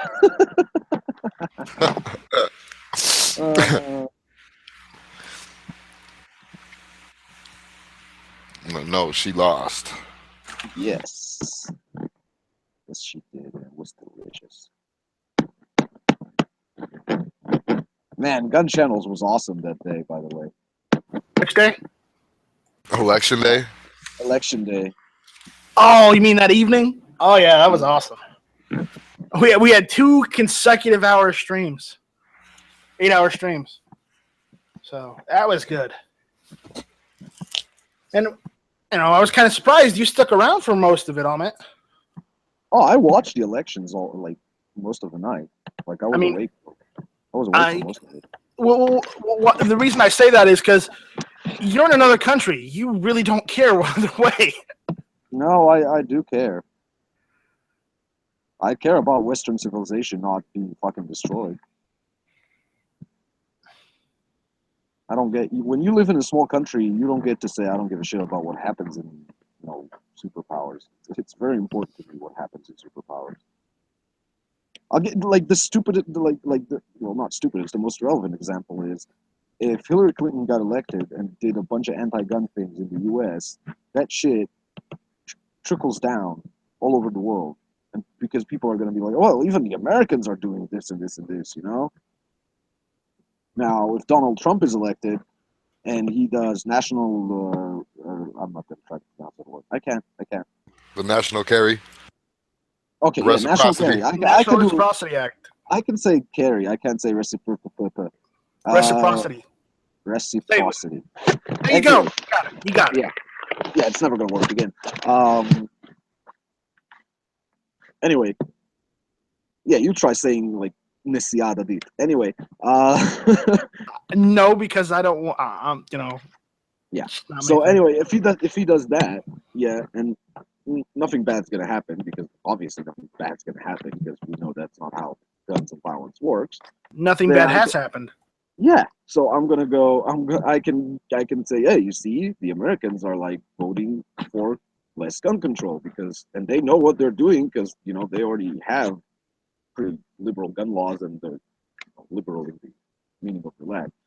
So I can use what happens in the U.S. politically here, and it can be used against me. So that's just an example of why extremely important. And also, I generally hate leftists in whatever country they live. So I'm always happy to see the left lose. It's always fun. Yep. So we got about a little less than an hour to go till the Daily Gun Show. I want to thank everyone for sticking with us this long, and we're gonna try and run for the rest of the hour. So thank you for listening to us, and thank you for checking in and giving us your comments, your questions, and thanks for taking part of the early watch.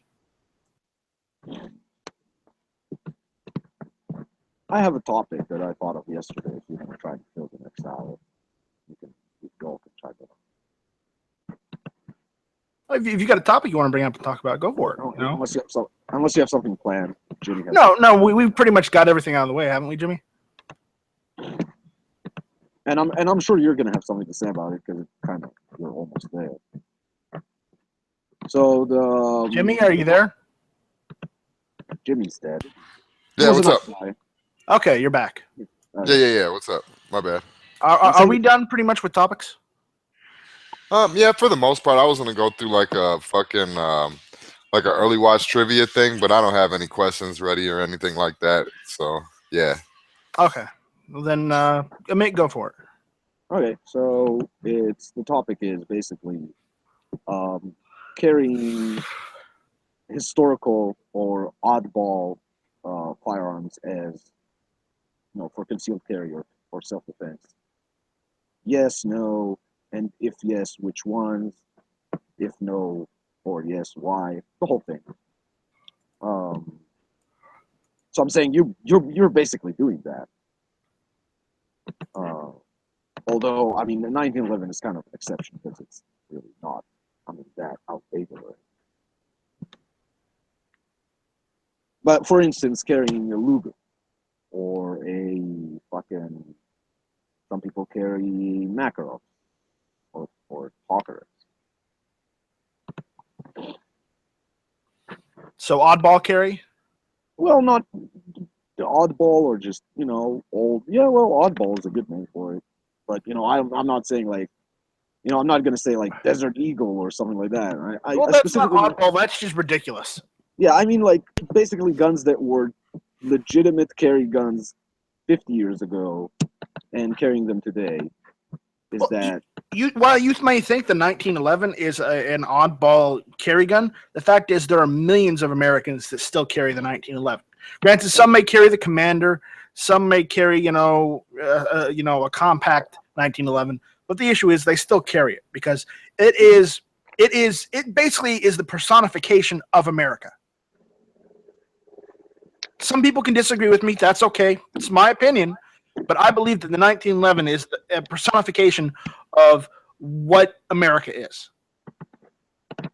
yeah, the 1911 is sort of there are two guns that are like sort of they should on the one hand, there sort of should be oddballs or like more historical pieces than they are carry pieces, and yet I think it's completely legitimate to carry them. One is the 1911, and I still see people carrying 1911s in Israel. Mostly older guys, but not only. And I just had a chat with an older guy. Like I told you, I think yesterday, the guy that owns the range where I shoot. Yeah, just picked up a new 1911. I mean, it's a compact 1911, and it just got out of the factory. In fact, it's custom made for him, but it's still basically 1911. And the other gun is Browning High Power. I mean, I would like think twice about somebody carrying a Browning High Power because I mean, it's just a legitimate carry gun in my opinion, even though it's 7 years old in design. But you got other things like Makarovs. What else? P38. I know. Yeah, some people carry P38s. Yeah, I've seen some people carry P38s. Well, they also carry the P30. The what was it? The P1, which is basically after war P38. Right. So I got a CZ52 that's I'm waiting for to come into my gun shop, and they're gonna call me when they get one. So I mean that's kind of oddball carry, and that's an old military gun. Carry it? Probably not. But once I get the hang of it and get to shooting it a little bit, and I might. Yeah. So my thoughts on it were basically because this was in a sort of in a gun group on Facebook. We're talking about it, not the whole topic, but someone was asking about a specific gun. I don't want to get into it because it's a closed group, but my thoughts are, I mean, a lot of people are going like, no, you should carry the best gun that you can possibly carry, and I mean, I understand that, and usually the end of that sentence is get a Glock 19. Yeah, I want a high power, but the issue is I can't afford that price point right now. For a new one. It's not worth that gun's. It's not worth it to me. I'm thinking about seeing if I can get one of those used Koreans. Those are all right, aren't they, Amit? Yeah, they're actually built according to the person who like oversaw the production. They're actually overbuilt compared to maybe not over finished. Like they're not better finished than actual Brownings or FNs, but they're overbuilt. They're better than the FEG copies, right? Oh, they're definitely better than the FEG copies, and they were made specifically. Like the plan was to make them in 40 as well as 9 and use the same slides and same frames. So basically they overbuilt them. They built them better and stronger because they were thinking already of other chamberings other than 9. My thoughts are that you can carry whatever you want, right? But if someone would ask me for advice, I would say, look, if it's your only gun, like in my situation, right? I wouldn't want something that's very strange because of parts, because older guns were generally less reliable. Generally, some things are still reliable 70 or 80 years. My Beretta 92 is still pretty reliable. 92S. Yeah, but But I replaced all the springs and all the innards in it with what I could. Let's say that usually a 10-year-old Glock is going to be more reliable than a 60-year-old pistol or whatever make, right? Yeah, but remember the most 1911s people have these days. They're not the World War II issue or a Korean War issue. They're they're new. They're new ones from new companies. So that's one of the reasons that the 1911s sort of outside of it, the Browning high power, if it's a Mark II or Mark III, is sort of out of it. The problem with some of the older guns is, yeah, sure, they're reliable if you shoot ball ammo, but once you start getting into hollow points with some of the older guns from like the 1950s, 60s, they really weren't like a made Beretta M1951. I don't know specifically about those, but I would suspect so. We need to ask someone from that. I could probably ask, like I have a Beretta employee guy who's my friend, but I something like that. Older FN high powers, like the 1930s ones, weren't built to feed hollow points, and they don't reliably, unless you fuck around with them and make it. All right, we got a question on the YouTube side. Sure. From Alabama Ballistics. He's also on Gun Channel as Bama Ballistics. Right. He's asking, has anyone seen the Nighthawk Custom High Power? It's a bucket list type of gun. I have seen it. They come in 3 different varieties. I'll screen share it so people can see what we're talking about right here. Look at those. They look excellent. They look wonderful. The only problem is, look at the price point. $2,800, almost $2,900, and it's not available in California. Rats. Poor Californians. But yeah, they're nice guns. The issue is I would not pay that price. I mean, it's a lot of money. That's a lot of money for a bucket list type gun in 9mm. I mean, if you're gonna spend that much, go for like one of the higher end M1As, or go for like a rifle, one of a bucket list rifle at that price point. But if you certainly want to spend that much on it and you want one of those, then go ahead and get it. I'm not opposed. I'm just giving you my opinion. Ultimately, it's up to what you want to pay. So, there you go. We have seen them. I'm just throwing it up there for people that want to see them. So, but they do look nice, but I'm not sure they're quite worth the money. But at the same time, it is by the Browning Company. So, what is the MSRP on those? I fell out of. Oh Jesus, no, the fucking hell. Yeah, I wouldn't buy one unless I won the lottery today. I would not buy one. Okay, because I just can't afford it for what the price is. Oh, that's fucking insane. I can't justify the price. I mean, I'm nice crown on the barrel though. That's pretty good crowning. Look, that's fucking a lot of money for what that is. Exactly. It's pretty nice stippling on that, but or that's not stippling. They probably added something on there, but either way, they look nice. They're from Browning, so they're from the Browning Company, but I wouldn't pay it. I would not pay that price point. But again, if you have money to burn, if you want that, go ahead and get it. You can get, like, I'm screen sharing now too. You can get that's a high power from Israel. You can get a high power and get it refinished and get rid of the magazine disconnect and do a whole bunch of work on it. Like this guy had the hammer bob, and you can get trigger jobs on them, and you can get them really nice, I'm sure, for much less money than that. Yeah, one of the comments from Bama was like, it better be good crowning, right? Yeah, at that fucking price point, that crowning needs to be like, it needs to shine, okay? That the crowning on these barrels, it's not shining. That needs to be, as shiny as the feed ramp, okay? That's not shiny enough.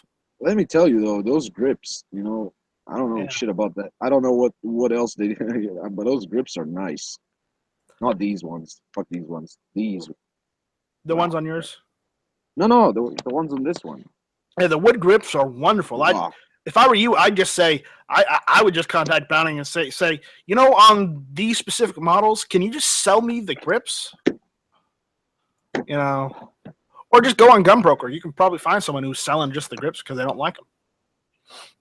So those are nice fucking grips. They are nice grips. I kind of want ones that look like that for my CZ. There's all of them right there. So it's unbelievable, by the way, like how fucking expensive custom wooden grips are, and for models that aren't like the guns that aren't the 1911, like try to get a fucking nice set of custom wooden grips for your CZ or something like that. Mm-hmm. Not only is it expensive, there are fucking waiting lists for the people that do these that are like months. Well, months. You have to remember, customs are built specifically for the client. So yeah. But typically, you are going to pay more. You're going to pay more of a price point than something that's mass produced. Oh, definitely. It's always going to be the thing. But here's the thing: the quality will probably be much better than something mass produced.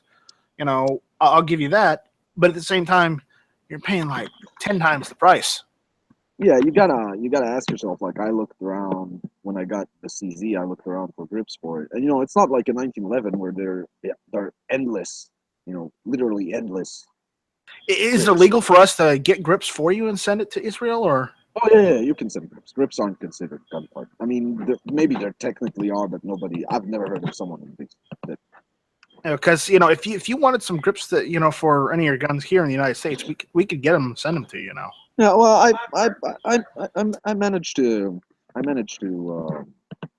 the end get wood grips that I'm okay with. I mean, they're nice looking. They're not great, but they're good. They're from Turkey, so Terra grips.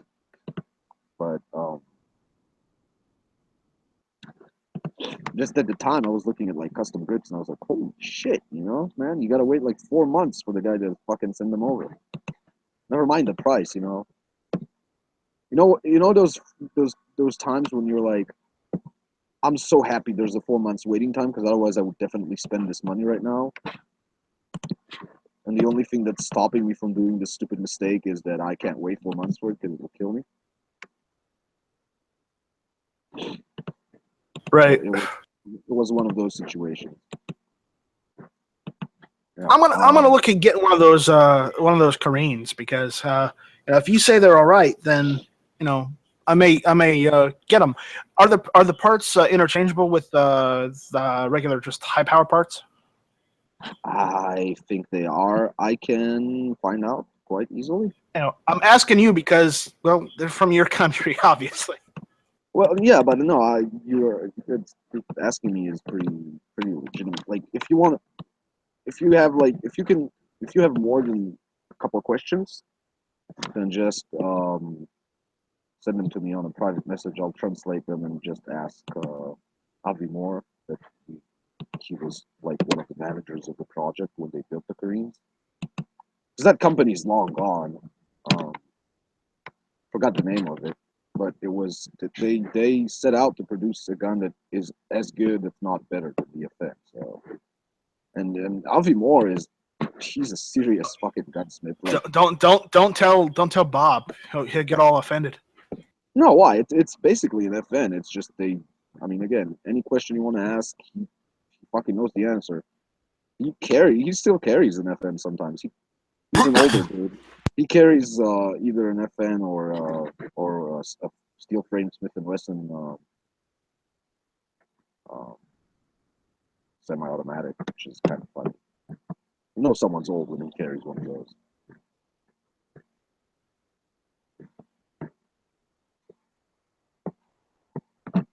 Yeah. Well, I'm thinking about selling one of my AR-15s and buying a Korean. What are they going for? They're going for like what, $500? ARs? No. Koreans. Korean surplus? They're going between 2 to 3. Right, but you're gonna have to have a bunch of work done on it though. Unless you're like, I don't give a fuck, because if they're surplus, I may just not give a damn, and I may just use it until something breaks, and then when it breaks, just replace it. Yeah, I may just use it as is, just because of the factor that, it's not. I'm not using it for self-defense. I'm just using it for fun. yeah, that's I wasn't talking about that. I mean, I'm sure look, if they're police guns from Israel, even if they had 20 or 30 years of service, they're not gonna. They weren't fired a lot. You know what I mean? Right. I can find out if they were actual police use. I'm not sure even if the police actually used them, or I know a lot of them went to gun ranges at the time, because at the time there were still, you could still like come to a range and rent a gun, without having a license in Israel. So if it's a range rental, it's probably been beaten to death. But if it's a police surplus gun, it's probably not fired that much. I mean, how many rounds a year does a police officer shoot? 100, 200? For qualifications and shit. They don't typically take their guns to the range for, fun. I can check if the parts are compatible. I don't remember the answer to that. I knew the answer to that, but once I decided I'm not buying one, I really didn't care anymore. I do know they're solid guns. I do know they work. And any other question that you have, send it. If I carried one for if I owned one, I would get the fucking magazine disconnect off the gun. I know in the US that might actually be a problem for a carry gun if you change the safety on it, but not here, and I would do it without thinking twice. Because that thing's a pain in the ass.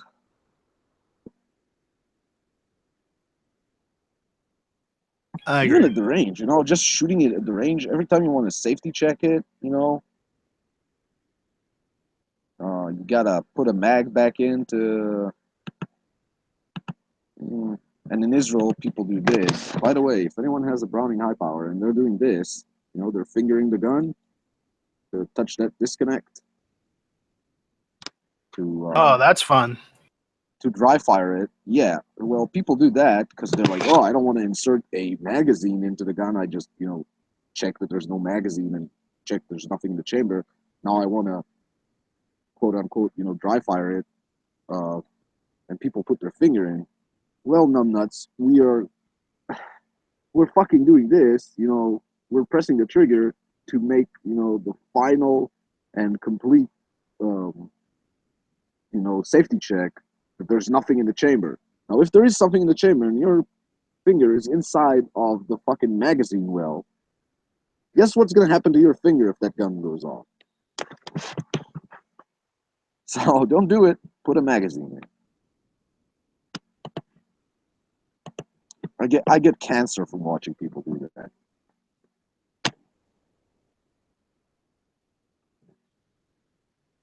Sounds like it. What? Like I'm taking it personally? Yes. Absolutely.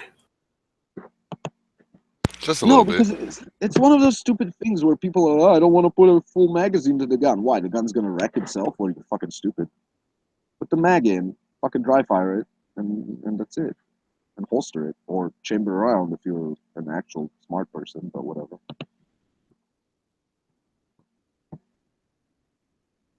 It's just one of those stupid fucking.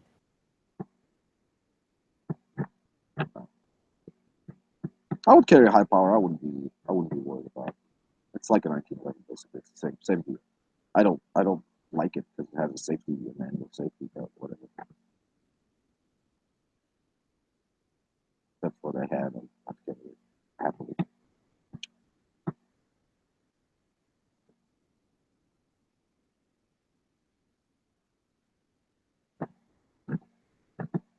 All right.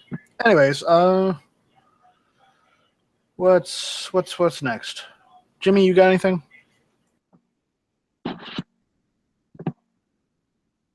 You are muted again, Jimmy. My bad, guys. Yeah, no, I'm just getting ready here real quick. I got to go to work pretty soon. I got nothing. There wasn't that many gun questions today, so. Protesting in the street. I guess there's people, Z was saying in the chat down here. There was protesters blocking a parade route. Run them over. Yeah. So there's the aftermath, real quick, I guess. And they're all liberal Democrats too.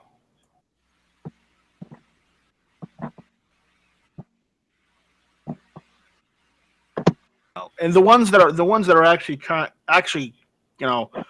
trying to riot and whatnot, those people need to be arrested.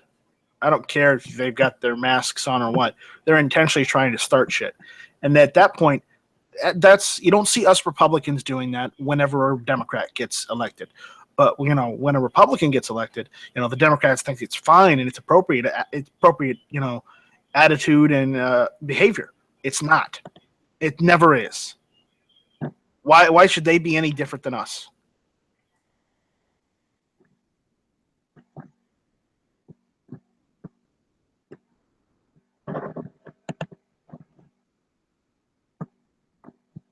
I don't know that necessarily if Hillary won, there wouldn't be protest.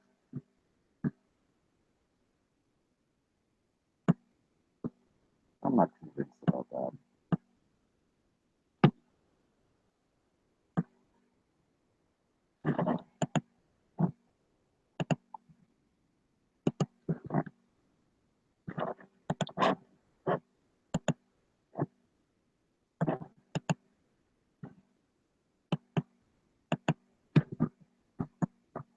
So that's what's going on.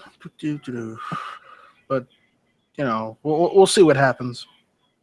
They'll probably get arrested or pushed back or whatnot. So everything will be fine. Yeah. Yep. So we made it to Trump being the president. No martial law. No nothing. We no tragedies. Nothing bad really has happened. Pretty good day so far. Yeah, and they can't go and say that, or not say they can't go and put Hillary in. So It's over. It's over now. It's over now. It's over. Give it up. Go home.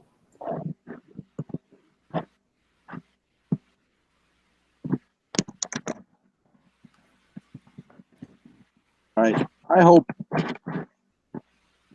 hope he's gonna live up to your expectations. I hope so too.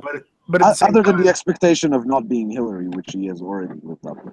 He's already lived up to that. So yes. As far as I'm concerned, that's the best I could hope for.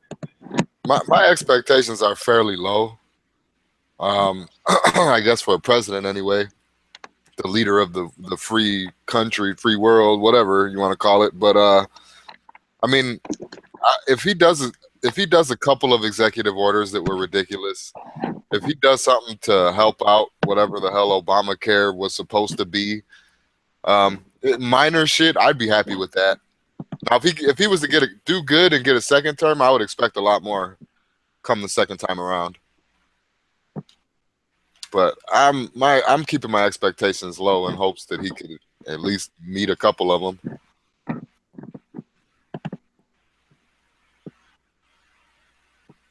Yeah. Absolutely. Same here. I'm just happy with what we have.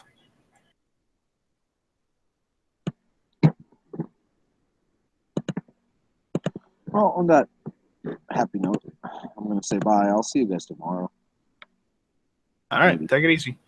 Well, actually, no. Tomorrow's Saturday, so I'll see you. No, yeah, we'll be running. Oh, yeah? Yeah, 12 Eastern. Cool. Okay. Well, then maybe I will. See you around. Later, man.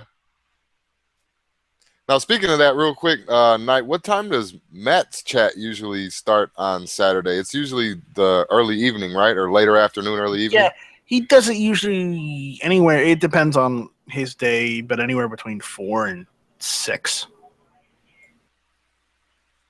It just depends on what time he gets on.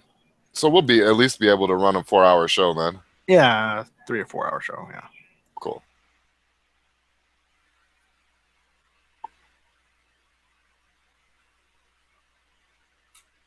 Cool, yeah. Yep. Things are just winding down now, so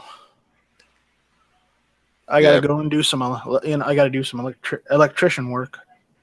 Now, are you going to be able? Are you going to have your fiber optic up and running this weekend? No. Oh, okay.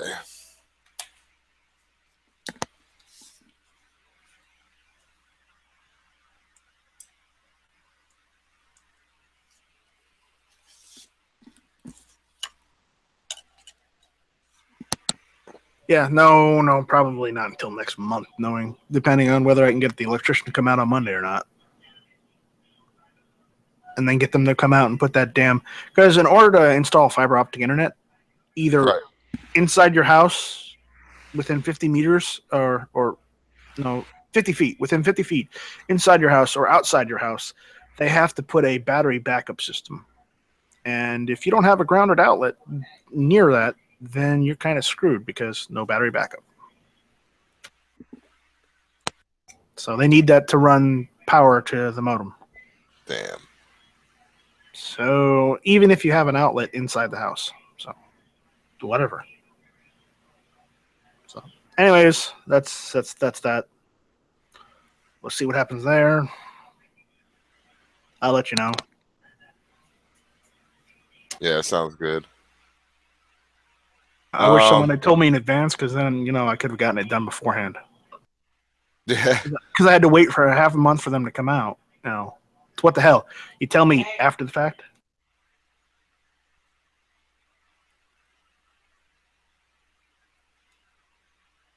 That's usually how that works.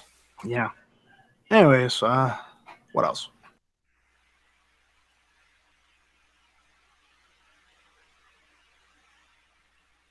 Oh yeah, what's gun channels tonight? I know Heavy's not going to be on. Is there going to be? I think Edge comes on tonight for primetime viewing. Yeah, if Edge is around tonight, Edge will be on tonight. If not, well, then it's pretty much just the early and evening lobbies. Yep, Daily Gun Show's coming up about 20 minutes. In about 20 minutes? Well, no, it's a little closer than that. No, you're right, 20 minutes. So we're on until 20 minutes.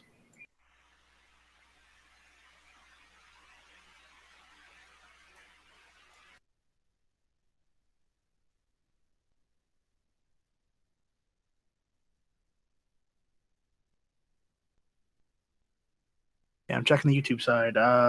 North Korean surplus. No, Korean. It's a Israeli version of the high power. L62, 762. Yeah. And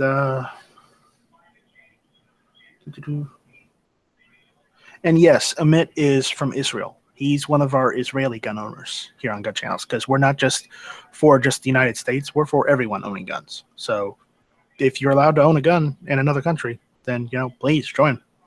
Talk to us. We'd love to hear from you. Shit, we've had Flath on from Darren from Canada. We've had him on a couple times when he was off. Who else we have on here? we have Jay? Bob from Canada. Oh, I was just talking about they came on the early watch before. We Jay also got Blux. He was on here from Romania. He's only allowed to have a stick, but it's a full auto stick And a backup shovel. and a backup shovel. Yeah, but there's also our friend from Jamaica. He's a gun owner. So you're what is his name again? He's been on the early watch before too. You remember that guy? No, I don't think so. I'm pretty sure. I think I know who you're talking about. He reloads. Yeah, we got a Jamaican gun owner here on Gun Channels. Yeah, he does reloads and stuff, man. Shit, I don't know why I can't think of it. It's been a while since I've talked to him. I talked to him one time in a lobby. It's No Problem. That's his name. Yeah. No Problem. Yeah, that's his Gun Channel's name. So he's one of our Jamaican gun owners. So everybody, we're all good. Mad is saying on the Gun Channel side, on the YouTube side, can I get everyone's thoughts on a budget home self-defense gun? Long gun, handgun. Price is no matter.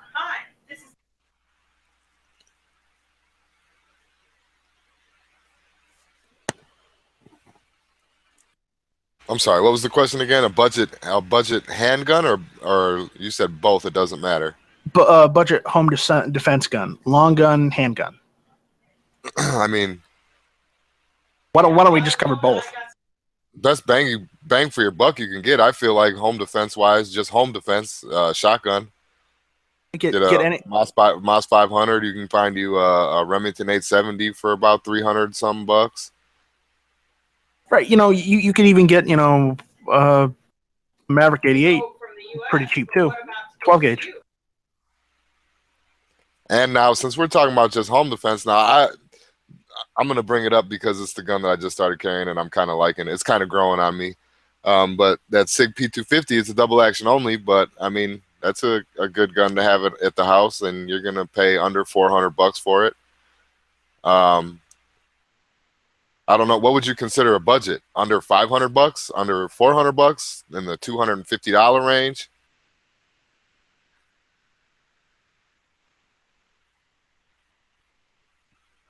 That would be my question. Because Right. I look at a budget gun as like almost Glock, pretty much. Glock is like a great gun at a great price. I feel like that's a decent budget gun, but then again, some people look at high points as budget guns. It's looking like is that per gun or is that just for one? He gave me an answer. He gave me an answer, and I don't know if that's for both or just one of them. What's the answer?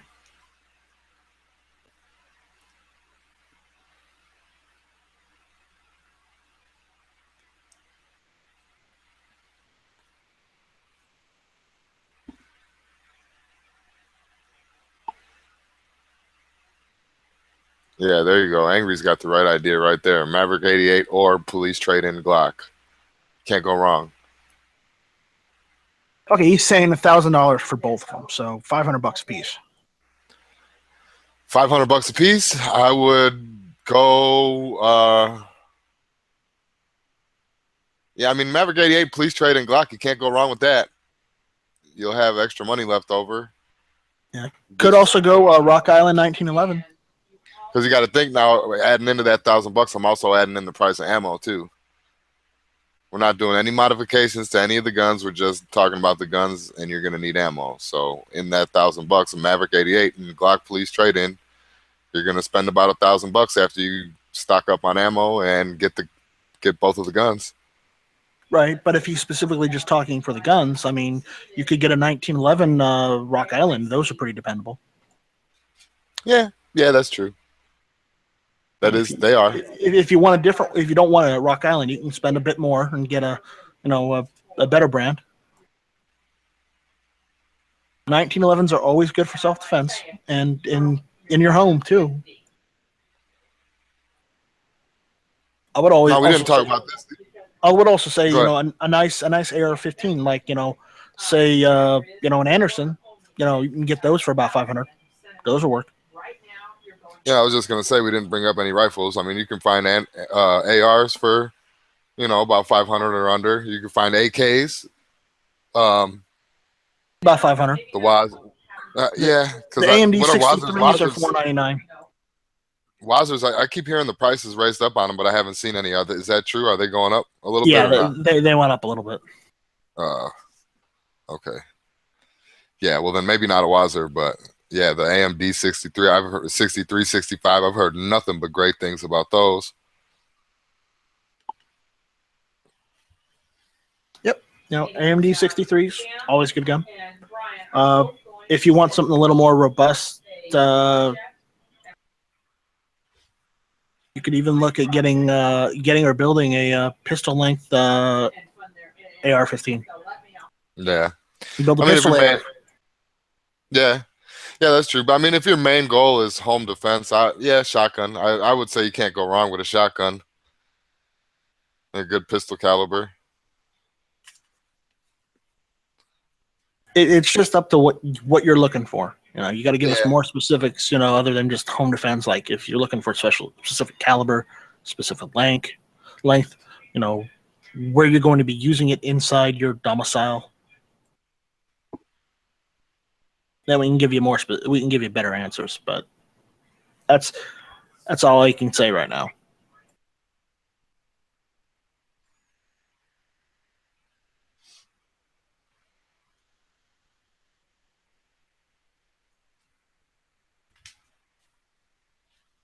There it is.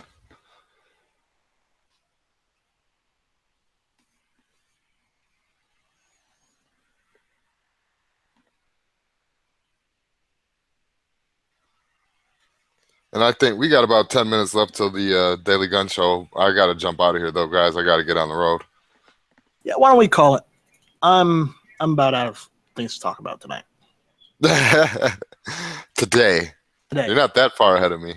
Well, it's almost 3 here, so well, all right then, cool. Well, I'll let you wrap it up, but I just want to real quick. I want you to wrap it up. Oh, okay, cool. I'm putting the responsibility on you because it's not my show. Cool. Well, I just want to thank everybody for coming by. I want to especially thank Night Strike for opening this up, even though it started a little bit early. That was still awesome. We got the Inauguration Day, episode 50 special. So that was pretty awesome. So thanks everybody for stopping by, and join us tomorrow, 12 Eastern, and we'll run another episode of the Early Watch. So we'll see you guys tomorrow. See, man, that's fucked up. When I come in, you guys fucking take off. Ain't that a bitch? Yeah, well, that's life, man. You should have joined earlier when we told you to. Nah, I had to do some important shit. Anyways, but thank you all for listening. I guess we'll see you tomorrow on Jimmy's channel, of course. Next week you'll see. I'll try and do the Early Watch if I can every day. If not, well, we'll see. And real quick, if you come on over to gunchannels.com, it's all just on the Early Watch channel, and you can get a hold of all the other live chats that we got going on here pretty much 24/7 now. So come on down to gunchannels.com. Yep, and coming up next is the Daily Gun Show. So come over to gunchannels.com and check that out. It's G-Webs, Bob, Z, and Dano most times. It just depends on, time schedules and whatnot, but those are usually the people that are on the Daily Gun Show. Sometimes I weasel my way in there, but, not lately. But anyways, thank you for listening to the Early Watch. We'll see you tomorrow. Later, guys. Later.